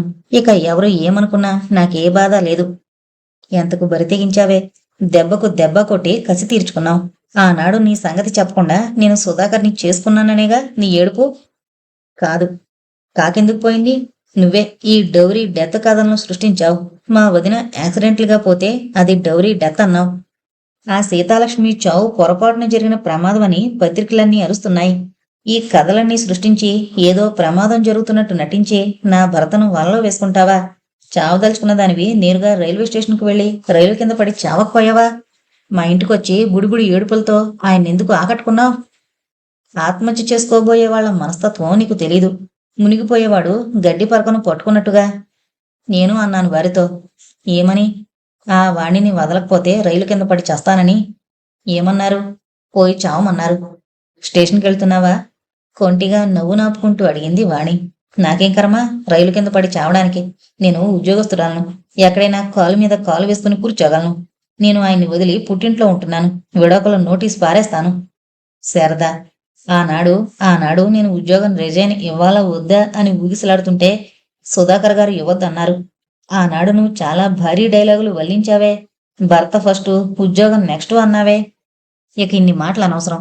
నువ్వు వారిని వదులుతావా వదలవా? శారదా, నా జీవితం నాది కాదు. నా జీవితాన్ని వారు తన చేతుల్లోకి తీసుకున్నారు. వారిష్టం. వారి చేతుల్లో నా ప్రాణం పోయినా సంతోషమే. చావదలుచుకుంటే పోయి ఆ ధర్మారావు గారింట్లోనే కాఫీ పెడుతూ చావు. అలాగే శారదా, నువ్వు ఈ సమాజము అందరూ నన్ను తప్పుబట్టి నువ్వు చావక తప్పదు అని శాసిస్తే అలాగే ధర్మారావు ఇంట్లోనే చేస్తాను. అదంతా నాకు తెలీదు. నువ్వు ఈ క్షణం మీ అత్తవారింటికి వెళ్ళు. ఆయన గారు చెప్తే వెళతాను. ఆయన చెప్పరు. అయితే వెళ్ళే ప్రశ్నే లేదు. సరే, కాచుకోమను. విడాకులకు దావా పడుతుంది. వాణి మౌనంగా తల వంచుకునుంటే శారద వెళ్ళిపోయింది. శారద మీద వాణికి ఏమాత్రం కోపం కలగలేదు. తన మీద తనకు అంతులేని అసహ్యం వేసింది. 10 రోజుల క్రితం వాణి తండ్రి రఘురామయ్యకు హార్ట్అటాక్ వచ్చింది. హాస్పిటల్లో చేరాడు. కానీ వాణి తండ్రిని చూడ్డానికి హాస్పిటల్కి పోలేదు. తండ్రి చనిపోతాడేమో ఆఖరిసారి చూద్దామన్న భావం కూడా వాణికి కలగలేదు. 2 రోజుల తర్వాత వాణి తల్లి అనసూయమ్మ వాణి ఇద్దరి చెల్లెళ్లను వెంటబెట్టుకుని వాణి ఇంటికొచ్చింది. అమ్మ వాణి, ఎంత పనిచేశావే? వాణి తల ఉంచుకుంది. నాన్నగారు నిన్ను చూడాలని తలడిల్లుతున్నారమ్మా. వాణి పలకలేదు. ధర్మరావు గారు మన ఇంటికి 10 సార్లు వచ్చారు. ఎందుకు? ఉలికిపడి అడిగింది వాణి. నిన్ను తీసుకుని వెళ్ళడానికి. కాల్చి చంపడానికా? కాదమ్మా, నువ్వు చాలా పొరపడ్డావు. సీతాలక్ష్మి పొరపాటునే నిప్పండించుకుందట. నేను నమ్మను. ఆ మాటే ధర్మరావు గారితో చెప్పాను. సీతాలక్ష్మికి వాతలు ఎందుకు పెట్టారు? అది చూసి వాణి భయపడింది అని అడిగాను. ఏమన్నాడు? మొదట్లో బెదిరిపోయినా దానికి చాలా కారణాలున్నాయన్నాడు. అది కుటుంబ రహస్యం అన్నాడు. తాము సీతాలక్ష్మిని కాల్చి చంపలేదన్నాడు. వాణి, ఈ విషయం చెప్పు. నిన్నెప్పుడైనా వాళ్ళు కొట్టారా? లేదు. వాతలు పెట్టారా? లేదు. కనీసం తిట్టనైనా తిట్టారా? లేదు. మరి నిన్నింక ఎందుకు కాల్చి చంపుతారమ్మా? వాణి అయోమయంలో పడిపోయింది. ఆఖరినంది. అమ్మా, జరిగిందేదో జరిగిపోయింది. నాన్న ప్రాణాలు తీసి లంచాలు పట్టమన్నావు. నా పెళ్లికి నీ నగలన్నీ అమ్మేవు. ఒకటైనా మళ్ళీ చేయించుకున్నావా? లేదు వాణి. నువ్వు అత్తవారింట ప్రవేశించిన మరుసటి రోజునే ధర్మారావు పత్తి గొడవలు కాలిపోయి 10 లక్షల రూపాయలు పోయాయి. ఇంకొకరైతే ఈ కోడలు కాలు మంచిది కాదు అని నిన్ను బయటకు నెట్టుండేవారు. ధర్మారావు నష్టాన్ని దిగమింగుకుని భరించాడు. ఆ నష్టం పూడేదాకా నాన్నగారి లంచాలన్నీ ఆయనే తీసుకుంటున్నారు. అమ్మా, ఇది అన్యాయం కదా. ఇలాంటిదేదో పేచి వచ్చి సీతాలక్ష్మిని చంపేశారు. మీరు లంచాలన్నీ ఆయన చేతిలో పోస్తున్నన్నాళ్ళు నా జోలికి వారు రారు. అమ్మాయి, లేనిపోని ఆలోచనలు పెట్టుకుని కాపురం నాశనం చేసుకోకు. ధర్మారావు ధర్మబుద్ధి గలవాడు కాకపోతే అంత తక్కువ కట్నానికి నిన్ను చేసుకుని ఉండేవాడా? తర్వాత నీ చెల్లెళ్ల పెళ్లి ఖర్చులు వగేరాలు చూసే బాధ్యత తంది అన్నాడు. మంచో చెడో ధర్మారావు చేతిలో ఇరుక్కున్నాం. ఇక ఆయన చెప్పినట్లు పోకుంటే నీ చెల్లెళ్ల భవిష్యత్ ఏమిటి? పైగా ఈ పొరుగుమాలని పనిచేసి కూర్చున్నావు. ఈ అప్రతిష్ట నెత్తినీకి తంతుంటే వీళ్ల పెళ్లిళ్ళవుతాయా? వాణి ఆందోళనలో పడి కొట్టుకుంటోంది. అమ్మా వాణి, ఎంతలో మీ నాన్నగారికి గుండె జబ్బు వచ్చి పడింది. ఆయన గారు బతికి బట్టకట్టగలరా? మళ్ళీ ఉద్యోగం చేయగలరా? ఇప్పటికే మీ నాన్నగారు చాలా లంచాలు పట్టి గొంతులోతు చిక్కుల్లో ఉన్నారు. ధర్మారావు సాయం చేయకపోతే మీ నాన్నగారు బయట పడగలరా? ధర్మారావు గారు మనకు సాయం ఎందుకు చేస్తారు? ఇంత అప్రదిష్ట వాళ్ళ కుటుంబం మీద పడేస్తిమి. అందరితో పాటు ఆయన ఒక రాయి వేస్తే మీ నాన్నగారి ఉద్యోగం ఊడిపోదా? ఆఖరణ ఏ చెట్టు కిందో అంటూ అనసూయమ్మ దుఃఖించింది. వాణి మనసు గందరగోళంలో పడుతుంటే చిట్ట చివరి అస్త్రంగా అంది. అమ్మా, నేను చెడిపోయాను కదే. నన్ను తీసుకెళ్లి ఏం చేసుకుంటారు? అవ్వా, నోరు నొక్కుకుంది అనసూయమ్మ. నువ్వెందుకు చెడిపోయావే? సీతాలక్ష్మి చావుని పత్రికల వాళ్ల గోలతో అతిగా భ్రమించి భయపడి స్నేహితుల ఇళ్లలో తలదాచుకుంది పిచ్చివాణి అని ప్రచారం చేస్తున్నాను. ఎవరు నమ్మినా నమ్మకపోయినా ఆ ధర్మారావు నమ్ముతాడా? నమ్ముతాడు అని మాటిచ్చాడు. రాజు కూడా చాలా మంచి పిల్లాళ్లా కనబడుతున్నాడు. నాకేమీ అభ్యంతరం లేదన్నాడు. వాడి బొంద, సొంత వదిన్నే తొడల మీద వాతలు పెట్టినవాడు మంచి పిల్లాడా అనుకుంది వాణి. ఇలా రోజూ ఒకసారొచ్చి అనసూయమ్మ వాణి నిర్ణయాన్ని ఛేదిస్తోంది. వారం రోజులుగా సుధాకర్లో మార్పు కనిపించినట్లు తోచింది వాణికి. ఎన్నడూ లేంది సుధాకర్ చాలా ఆందోళనగా కనిపిస్తున్నాడు. ఎప్పుడూ తీవ్రంగా ఆలోచిస్తూ ఉంటాడు. ధైర్యంగా ఒక నిర్ణయానికి అతడొచ్చినట్టు వాణికి కనిపించలేదు. సుధాకర్ తనను చేరదీసి కష్టాలు తెచ్చుకున్నానని పశ్చాత్తాపడుతున్నాడా అనిపించింది వాణికి. 2 రోజుల కిందట ధర్మారావు కూడా వచ్చాడు వాణి ఇంటికి. అమ్మా వాణి, ఆప్యాయంగా పిలిచాడు ధర్మారావు. ధర్మారావు చూపిన ఆప్యాయతకు కూడా వాణి గుండె జల్లుమంది. సీతాలక్ష్మికి మేం వాతలు పెట్టిన మాట నిజమే. అది నువ్వు చూసావనుకోలేదు. ఆ సంగతి నాకు చెప్పుంటే నేను నీకు సంగతంతా చెప్పి ఉందును కదూ. ఏం చెప్పేవారు? కుటుంబ రహస్యం. ఏంటా కుటుంబ రహస్యం? ఎవరికీ చెప్పకుండా ఉంటావా? చెప్పను. సీతాలక్ష్మికి ఎవరితోనో సంబంధం ఉంది. నేను నమ్మను. నేనున్న 6 నెలలు ఆమెను మీరు బంధించుంచారు. అంతకుముందు నెల నుండి కూడా ఆమెను అలాగే బంధించుంచాం. సీతాలక్ష్మి ఎవరితోనో రూంలో పడుకునుంటే పెద్దాడి కంటపడింది. అందువల్ల పెద్దాడు దాని ముఖం చూడ్డానికి ఇష్టపడక ఇంటికి రావడం మానేశాడు. వాణి ఆశ్చర్యంలో తలమునకలయింది. అవునమ్మా, కుటుంబ రహస్యం కడుపు చించుకుంటే కాళ్ళ మీద పడుతుంది. మనది జమీందారీ వంశం. మన వంశంలో ఆడవాళ్ళెవరూ తప్పు చేయరు. చేసినా అది తప్పు కాదు. అది తప్పు అన్నవాడి పొళ్ళు ఊడగొడతాం. జమీందారీ స్త్రీల మీద తప్పు చేసిన వాడి నోరు శాశ్వతంగా మూసేస్తాం. అది మన వంశాచారం. అందువల్ల వాడి పేరుని చెప్తావా చెప్పవా అని సీతాలక్ష్మిని నిగ్గదీశాం. వాడి పేరుని తెలుసుకున్నాం. వాణ్ణి త్వరలో చంపేస్తాం. ఇంతలో ప్రమాదవశాత్తు సీతాలక్ష్మి అగ్నికి ఆహుతైంది. చెప్పాను కదా అమ్మా, మేము స్త్రీలను తప్పు చేసినందుకు చంపాం. తప్పు చేసిన వాడిని చంపుతాం. వంశాచారం. మరి సుధాకర్ను? వాణ్ణి చంపక తప్పదు కదమ్మా, వంశాచారం. ఇప్పటికి 2 సార్లు తప్పించుకున్నాడు. వాణి గజగజ వణికిపోయింది. ఏ అమ్మా, పోదామా మన ఇంటికి? నేను చెడిపోయాను. అమ్మా, ఎంత పిచ్చిదానివి. చెప్పాను కదూ, వంశాచారం. మన స్త్రీలకు చెడుపు లేదు. చెడ్డది అంటే పొళ్ళు ఊడగొడతాం. చెరిచాడు అంటే చంపేస్తాం. మరి సుధాకర్ను కూడా చంపుతారా? తప్పదు మరి. సుధాకర్ను చంపకుండా ఉంటే ఎలా అమ్మా? వంశాచారం మార్చమంటే ఎలా? సుధాకర్ను చంపను అని మీరు ప్రమాణం చేస్తే? ఇబ్బందిగా ధర్మారావు కుర్చీలో అటు ఇటు కదిలాడు. సుధాకర్ను చంపనని ప్రమాణం చేస్తే వస్తాను. ఎలా అమ్మా? చాలా ఇబ్బంది పెడుతున్నావు. ఏదో కుటుంబానికి అప్రతిష్ట రాకుండా చూడాలని నా తాపత్రయం. పసిపిల్లలు ఏవో పొరపాట్లు చేస్తుంటారు. తండ్రిలా కడుపులో దాచుకోక తప్పదు కదా. సరే, సుధాకర్ను చంపను చాలా అన్నాడు ధర్మారావు నెత్తిమీద చేతిని పెట్టుకుని. వాణి పూర్తిగా మెత్తబడిపోయింది. వస్తావా అమ్మా, పోదాం? నేను 1-2 రోజులు ఆలోచించుకుని. అలాగే అమ్మా, మెల్లగా ఆలోచించుకో. నువ్వేమైనా తెలివి తక్కువ పిల్లవా? నాకంటే ఎక్కువ చదువుకున్న దానివి, గ్రాడ్యుయేట్వి. నీకొకరు చెప్పవలసిందేముంది? ఏదో పెద్దవాళ్ళం కాబట్టి కుటుంబ వ్యామోహంతో చెప్తుంటాం. నేను వస్తానమ్మా అంటూ వెళ్ళిపోయాడు ధర్మారావు. హలో వాణి, ఒక ప్యాకెట్తో ఇంట్లోకి ప్రవేశించాడు సుధాకర్. రా సుధా, ఇదేంటో చూడు అని సుధాకర్ ప్యాకెట్ విప్పుతుంటే వాణి ఫ్లాస్క్లోని కాఫీ గ్లాసులో పోసి సుధాకర్కిచ్చింది. సుధాకర్ గ్లాస్ అందుకుంటూ తను ప్యాకెట్లో నుండి తీసిన విగ్రహాన్ని వాణికిచ్చాడు. ఆ విగ్రహం పార్వతీ పరమేశ్వరులది. ఎలా ఉంది విగ్రహం? చాలా బాగుంది. శిల్పకళ ఉట్టిపడుతోంది. నా జ్ఞాపకార్థం నీ దగ్గరుంచు. సుధా, అంటే అంటే నన్ను వెళ్ళిపోమంటున్నావా? ఆ మాట నా ప్రాణం పోయిన అన్నని నీకు తెలీదా వాణి? మరి నువ్వు నీ పుట్టింటికి గాని అత్తింటికి గాని పోదలుచుకుంటే నాకు అభ్యంతరం ఏమీ ఉండదు.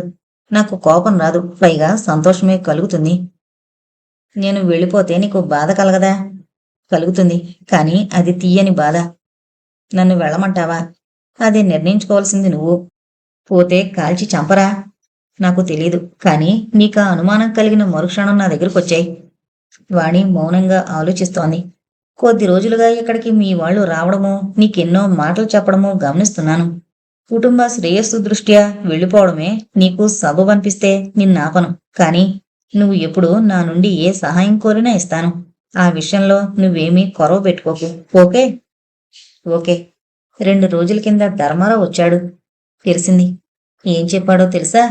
చెప్పు. వాణి ధర్మారావుకు తనకు జరిగిన సంభాషణ యావత్తూ చెప్పింది. ఈ విషయంలో నీ అభిప్రాయం ఏమిటి అని అడిగింది వాణి. ఎటూ చెప్పడానికి సాధ్యం కాకుండా ఉంది.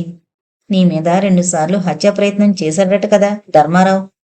అవి హత్యా ప్రయత్నాలని అప్పుడు నేను అనుకోలేదు. ఒకరోజు ఎవరో ఇద్దరు బజార్లో నాతో గిల్లి కజ్జాలు పెట్టుకున్నారు. మరోసారి ఓ మోటార్ సైకిల్ నా మీద పడబోతే అదృష్టవశాత్తు తప్పుకున్నాను. సుధా, నేను ధర్మారావు ఇంటికి వెళ్ళడానికి నిశ్చయించుకున్నాను అన్నాడు సుధాకర్ గెడ్డాన్ని నిమురుకుంటూ. ఇప్పుడే వెళ్ళిపోతాను అంది వాణి. సుధాకర్ వాచి చూసుకుంటూ ఇప్పుడు సాయంకాలం 6 గంటలయింది అన్నాడు. వాణి చకచక తన ముఖ్యమైన వస్తువులు హ్యాండ్ బ్యాగ్లో సర్దుకుంది. ఒక వైరు బుట్టలో విగ్రహాన్ని పెట్టుకుంది. సుధా, వెళతాను. చాలా థ్యాంక్స్ సుధా. హృదయపూర్వకంగా నువ్వు నా భర్తవి, అది మర్చిపోకు. శారద అమాయకురాలు, దాన్ని అనునయించు. నన్ను క్షమించమని అడిగానని చెప్పు. అది ఏ తప్పు చేయలేదు. తప్పు చేసింది నేను. అలాగే. కళ్ళు చెమ్మగిల్లగా వాణి గిరుక్కున తిరిగి వడివడిగా వెళ్ళిపోయింది. సుధాకర్ నీరసంగా దిగులుగా వెళ్ళిపోయే వాణి వంక చూశాడు. వాణి ఆటో రిక్షాలో ఎక్కి ధర్మారావు ఇంటి ముందు దిగింది. ధర్మారావు వాకిట్లో ఆటో ఆగడాన్ని గమనించి ఇంటి వెలుపలకొచ్చి, రామ్మారా, ఎలైనా తెలివిగల పిల్లవి, అనవసరంగా భయపడ్డావు, రామ్మారా, పెద్దవాడి మాటల యందు గౌరవం నిలిపావు తల్లి అంటూ ధర్మారావు ఆహ్వానిస్తుంటే వాణి సిగ్గుగా తల వంచుకుని ఇంట్లోకి నడిచింది. ధర్మారావు వాణిని ఆమె గదిలో ప్రవేశపెట్టాడు. వాణి గదిలోకి వెళ్లి బ్యాగును బుట్టను మంచం కింద పెట్టి బెడ్ మీద కూర్చునంది. Sudha, I'm very sorry. నీ ప్రాణానికి ముప్పు, నా కుటుంబానికి నష్టం కలగబోతుంటే మనసును చంపుకొని ఈ నరకంలో అడుగు పెట్టాను. నీకు బాధ కలిగిస్తే క్షమించు. గది తలుపు తీసుకుని రాజు, పార్వతమ్మ వచ్చారు. పార్వతమ్మ శాంతంగా వాణిని చూస్తుంటే రాజు ఉగ్రంగా తిడుతూ తన నడుముకున్న బెల్ట్ విప్పి వాణిని కొడుతున్నాడు. వాణి ఆశ్చర్యంగా రాజును చూసి అతడికి కోపం రావడం సహజమే అనుకుని దేహాన్ని అప్పగించి మౌనంగా దెబ్బలను భరిస్తోంది. ఇంతలో ధర్మారావు హడావిడిగా గదిలోకొచ్చి రాజు చేతనున్న బెల్ట్ లాక్కుని రాజును గద్దిస్తూ అన్నాడు. ఛీ మూర్ఖుడా, ఎందుకురా ఆ పిల్లను బెల్ట్తో కొడతావు? నాన్న, దీనిపైన దయ చూపుతున్నారా? దానిపైన కాదు నాయనా, నీపైన. ఏంటి మీరనేది? బెల్ట్తో కొడితే వాణి దేహం మీద వాతల పడవు? పడితే పణ్ణి. మూర్ఖుడా, ఆనాక వాణి సేవాన్ని పొరపాటుని ఎవరైనా చూస్తే నువ్వు ఆ పిల్లను కొట్టినట్లు సాక్ష్యం మిగలదా? ఓ అని నవ్వుకుంటూ రాజు వెళ్లి బెడ్ మీద కూర్చున్నాడు. ధర్మారావు మాటలు వాణికి కొద్దిగా ఆలస్యంగా అర్థమై మామగారు అని గజగజ వణకసాగింది. ఏమ్మా? ఏంటి, నా శవమేంటి? అదేనమ్మా, నిన్ను చంపేస్తాం. మామగారు, ఇంత అన్యాయమా అని ఒక్క ఉదుటున తలుపు వైపుగా ఉరికింది వాణి. మెరుపుల రాజు వాణి జడపట్టుకుని గదిలోకి గుంజాడు. వాణి గదిలో ఒక మూలగా పడిపోయింది. ఆమెకు నోట మాట రావడం లేదు. శరీరం నిండా చెమట పట్టింది. దేహం గజగజ వణుకుతోంది. ఒరే రాజు, దాన్ని కట్టిపడే, ఇది బహు కంత్రిది.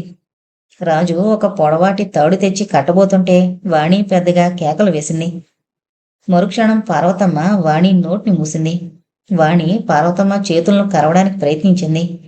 పార్వతమ్మ లాఘవంగా తప్పించుకుని ఆమె నోటిని మూసింది. ధర్మారావు, రాజు, పార్వతమ్మ ముగ్గురూ కలిసి వాణి కాళ్లకు తాడు కట్టి చేతులను కాళ్లను కలిపి పెట్టారు. వాణి రెక్కలు విరిగిన పక్షిలా నేల మీద గింజుకుంటోంది. పార్వతమ్మ కిటికీ తలుపులు మూసింది. నాన్న, కిరసనాయిల డబ్బా తెచ్చారా అన్నాడు రాజు. ఉండరా, నీకన్నీ తొందరే. సీతాలక్ష్మిని కిరసనాయిలతో కాల్చి నానా ఇబ్బందులు పడ్డాం. అయితే అది ఈ వాణి అంత రౌడీ పిల్ల కాదు. నిజం చెప్పావంటే మీ నాన్న ఉద్యోగం ఊడుతుందని హాస్పిటల్లో దాని చెవిలో చెప్పాను. అదే బుద్ధిగా పొరపాటుగా నిప్పంటుకుని అంది. కిరసనాయిలు చాలా రిస్క్ అని అప్పుడు అనిపించింది. మరేం చేద్దాం నాన్న? ఉండు, గొడవ పెట్టుకో అన్నాడు ధర్మారావు. వీళ్ళిలా మాట్లాడుకుంటుంటే వాణి దీనంగా అందర్నీ ప్రాధేయపడుతోంది.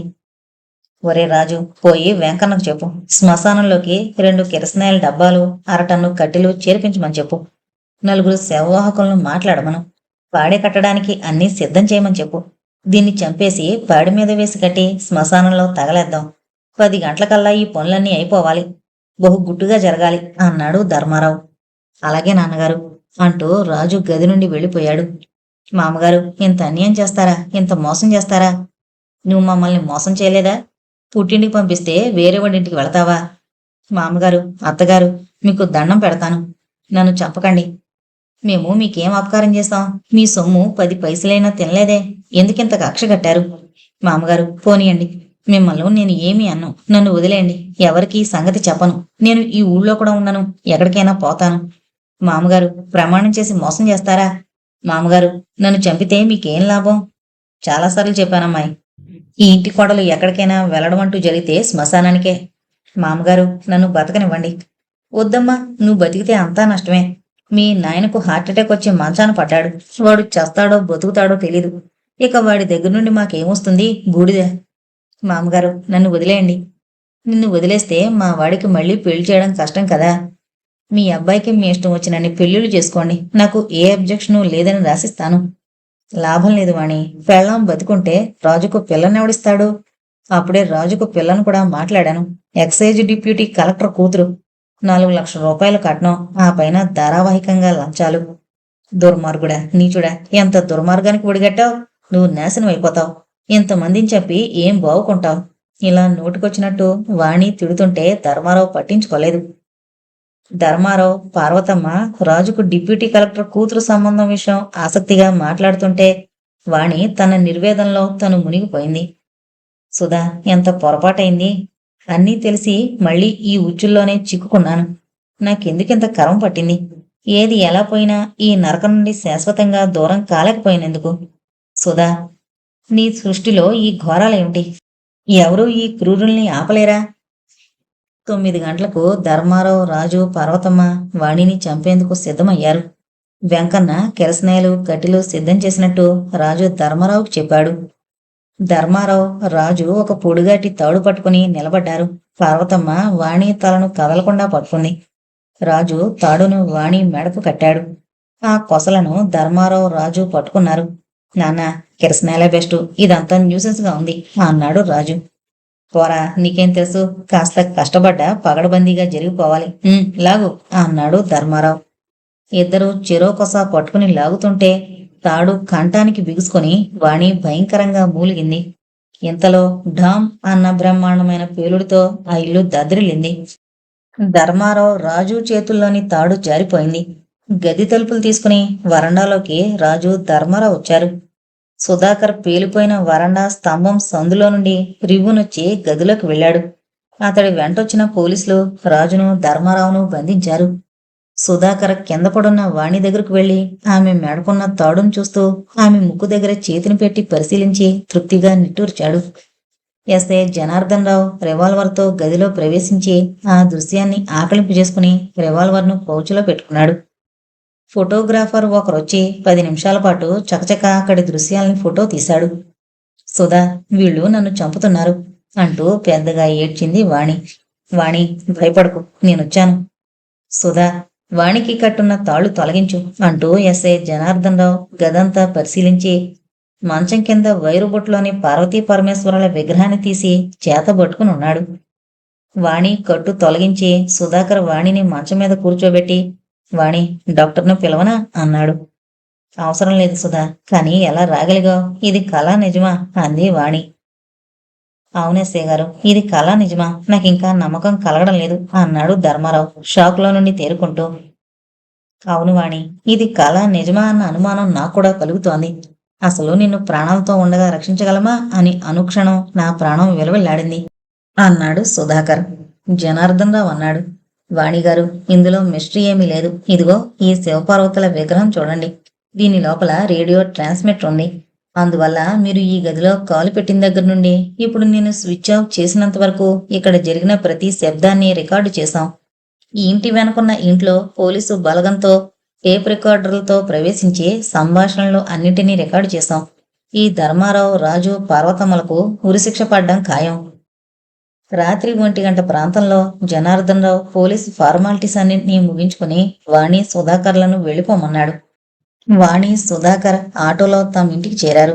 ఇంట్లోకి కాలు పెడుతూనే వాణి సుధాకర్ను గాఢంగా పెనవేసుకుంది. సుధా, నిన్ను వర్ణించడానికి మాటలు లేవు, ఎలా చెప్పను అంటూ భావావేశంతో అంది వాణి. వాణి, నన్ను నువ్వు క్షమించాలి. ఎందుకు?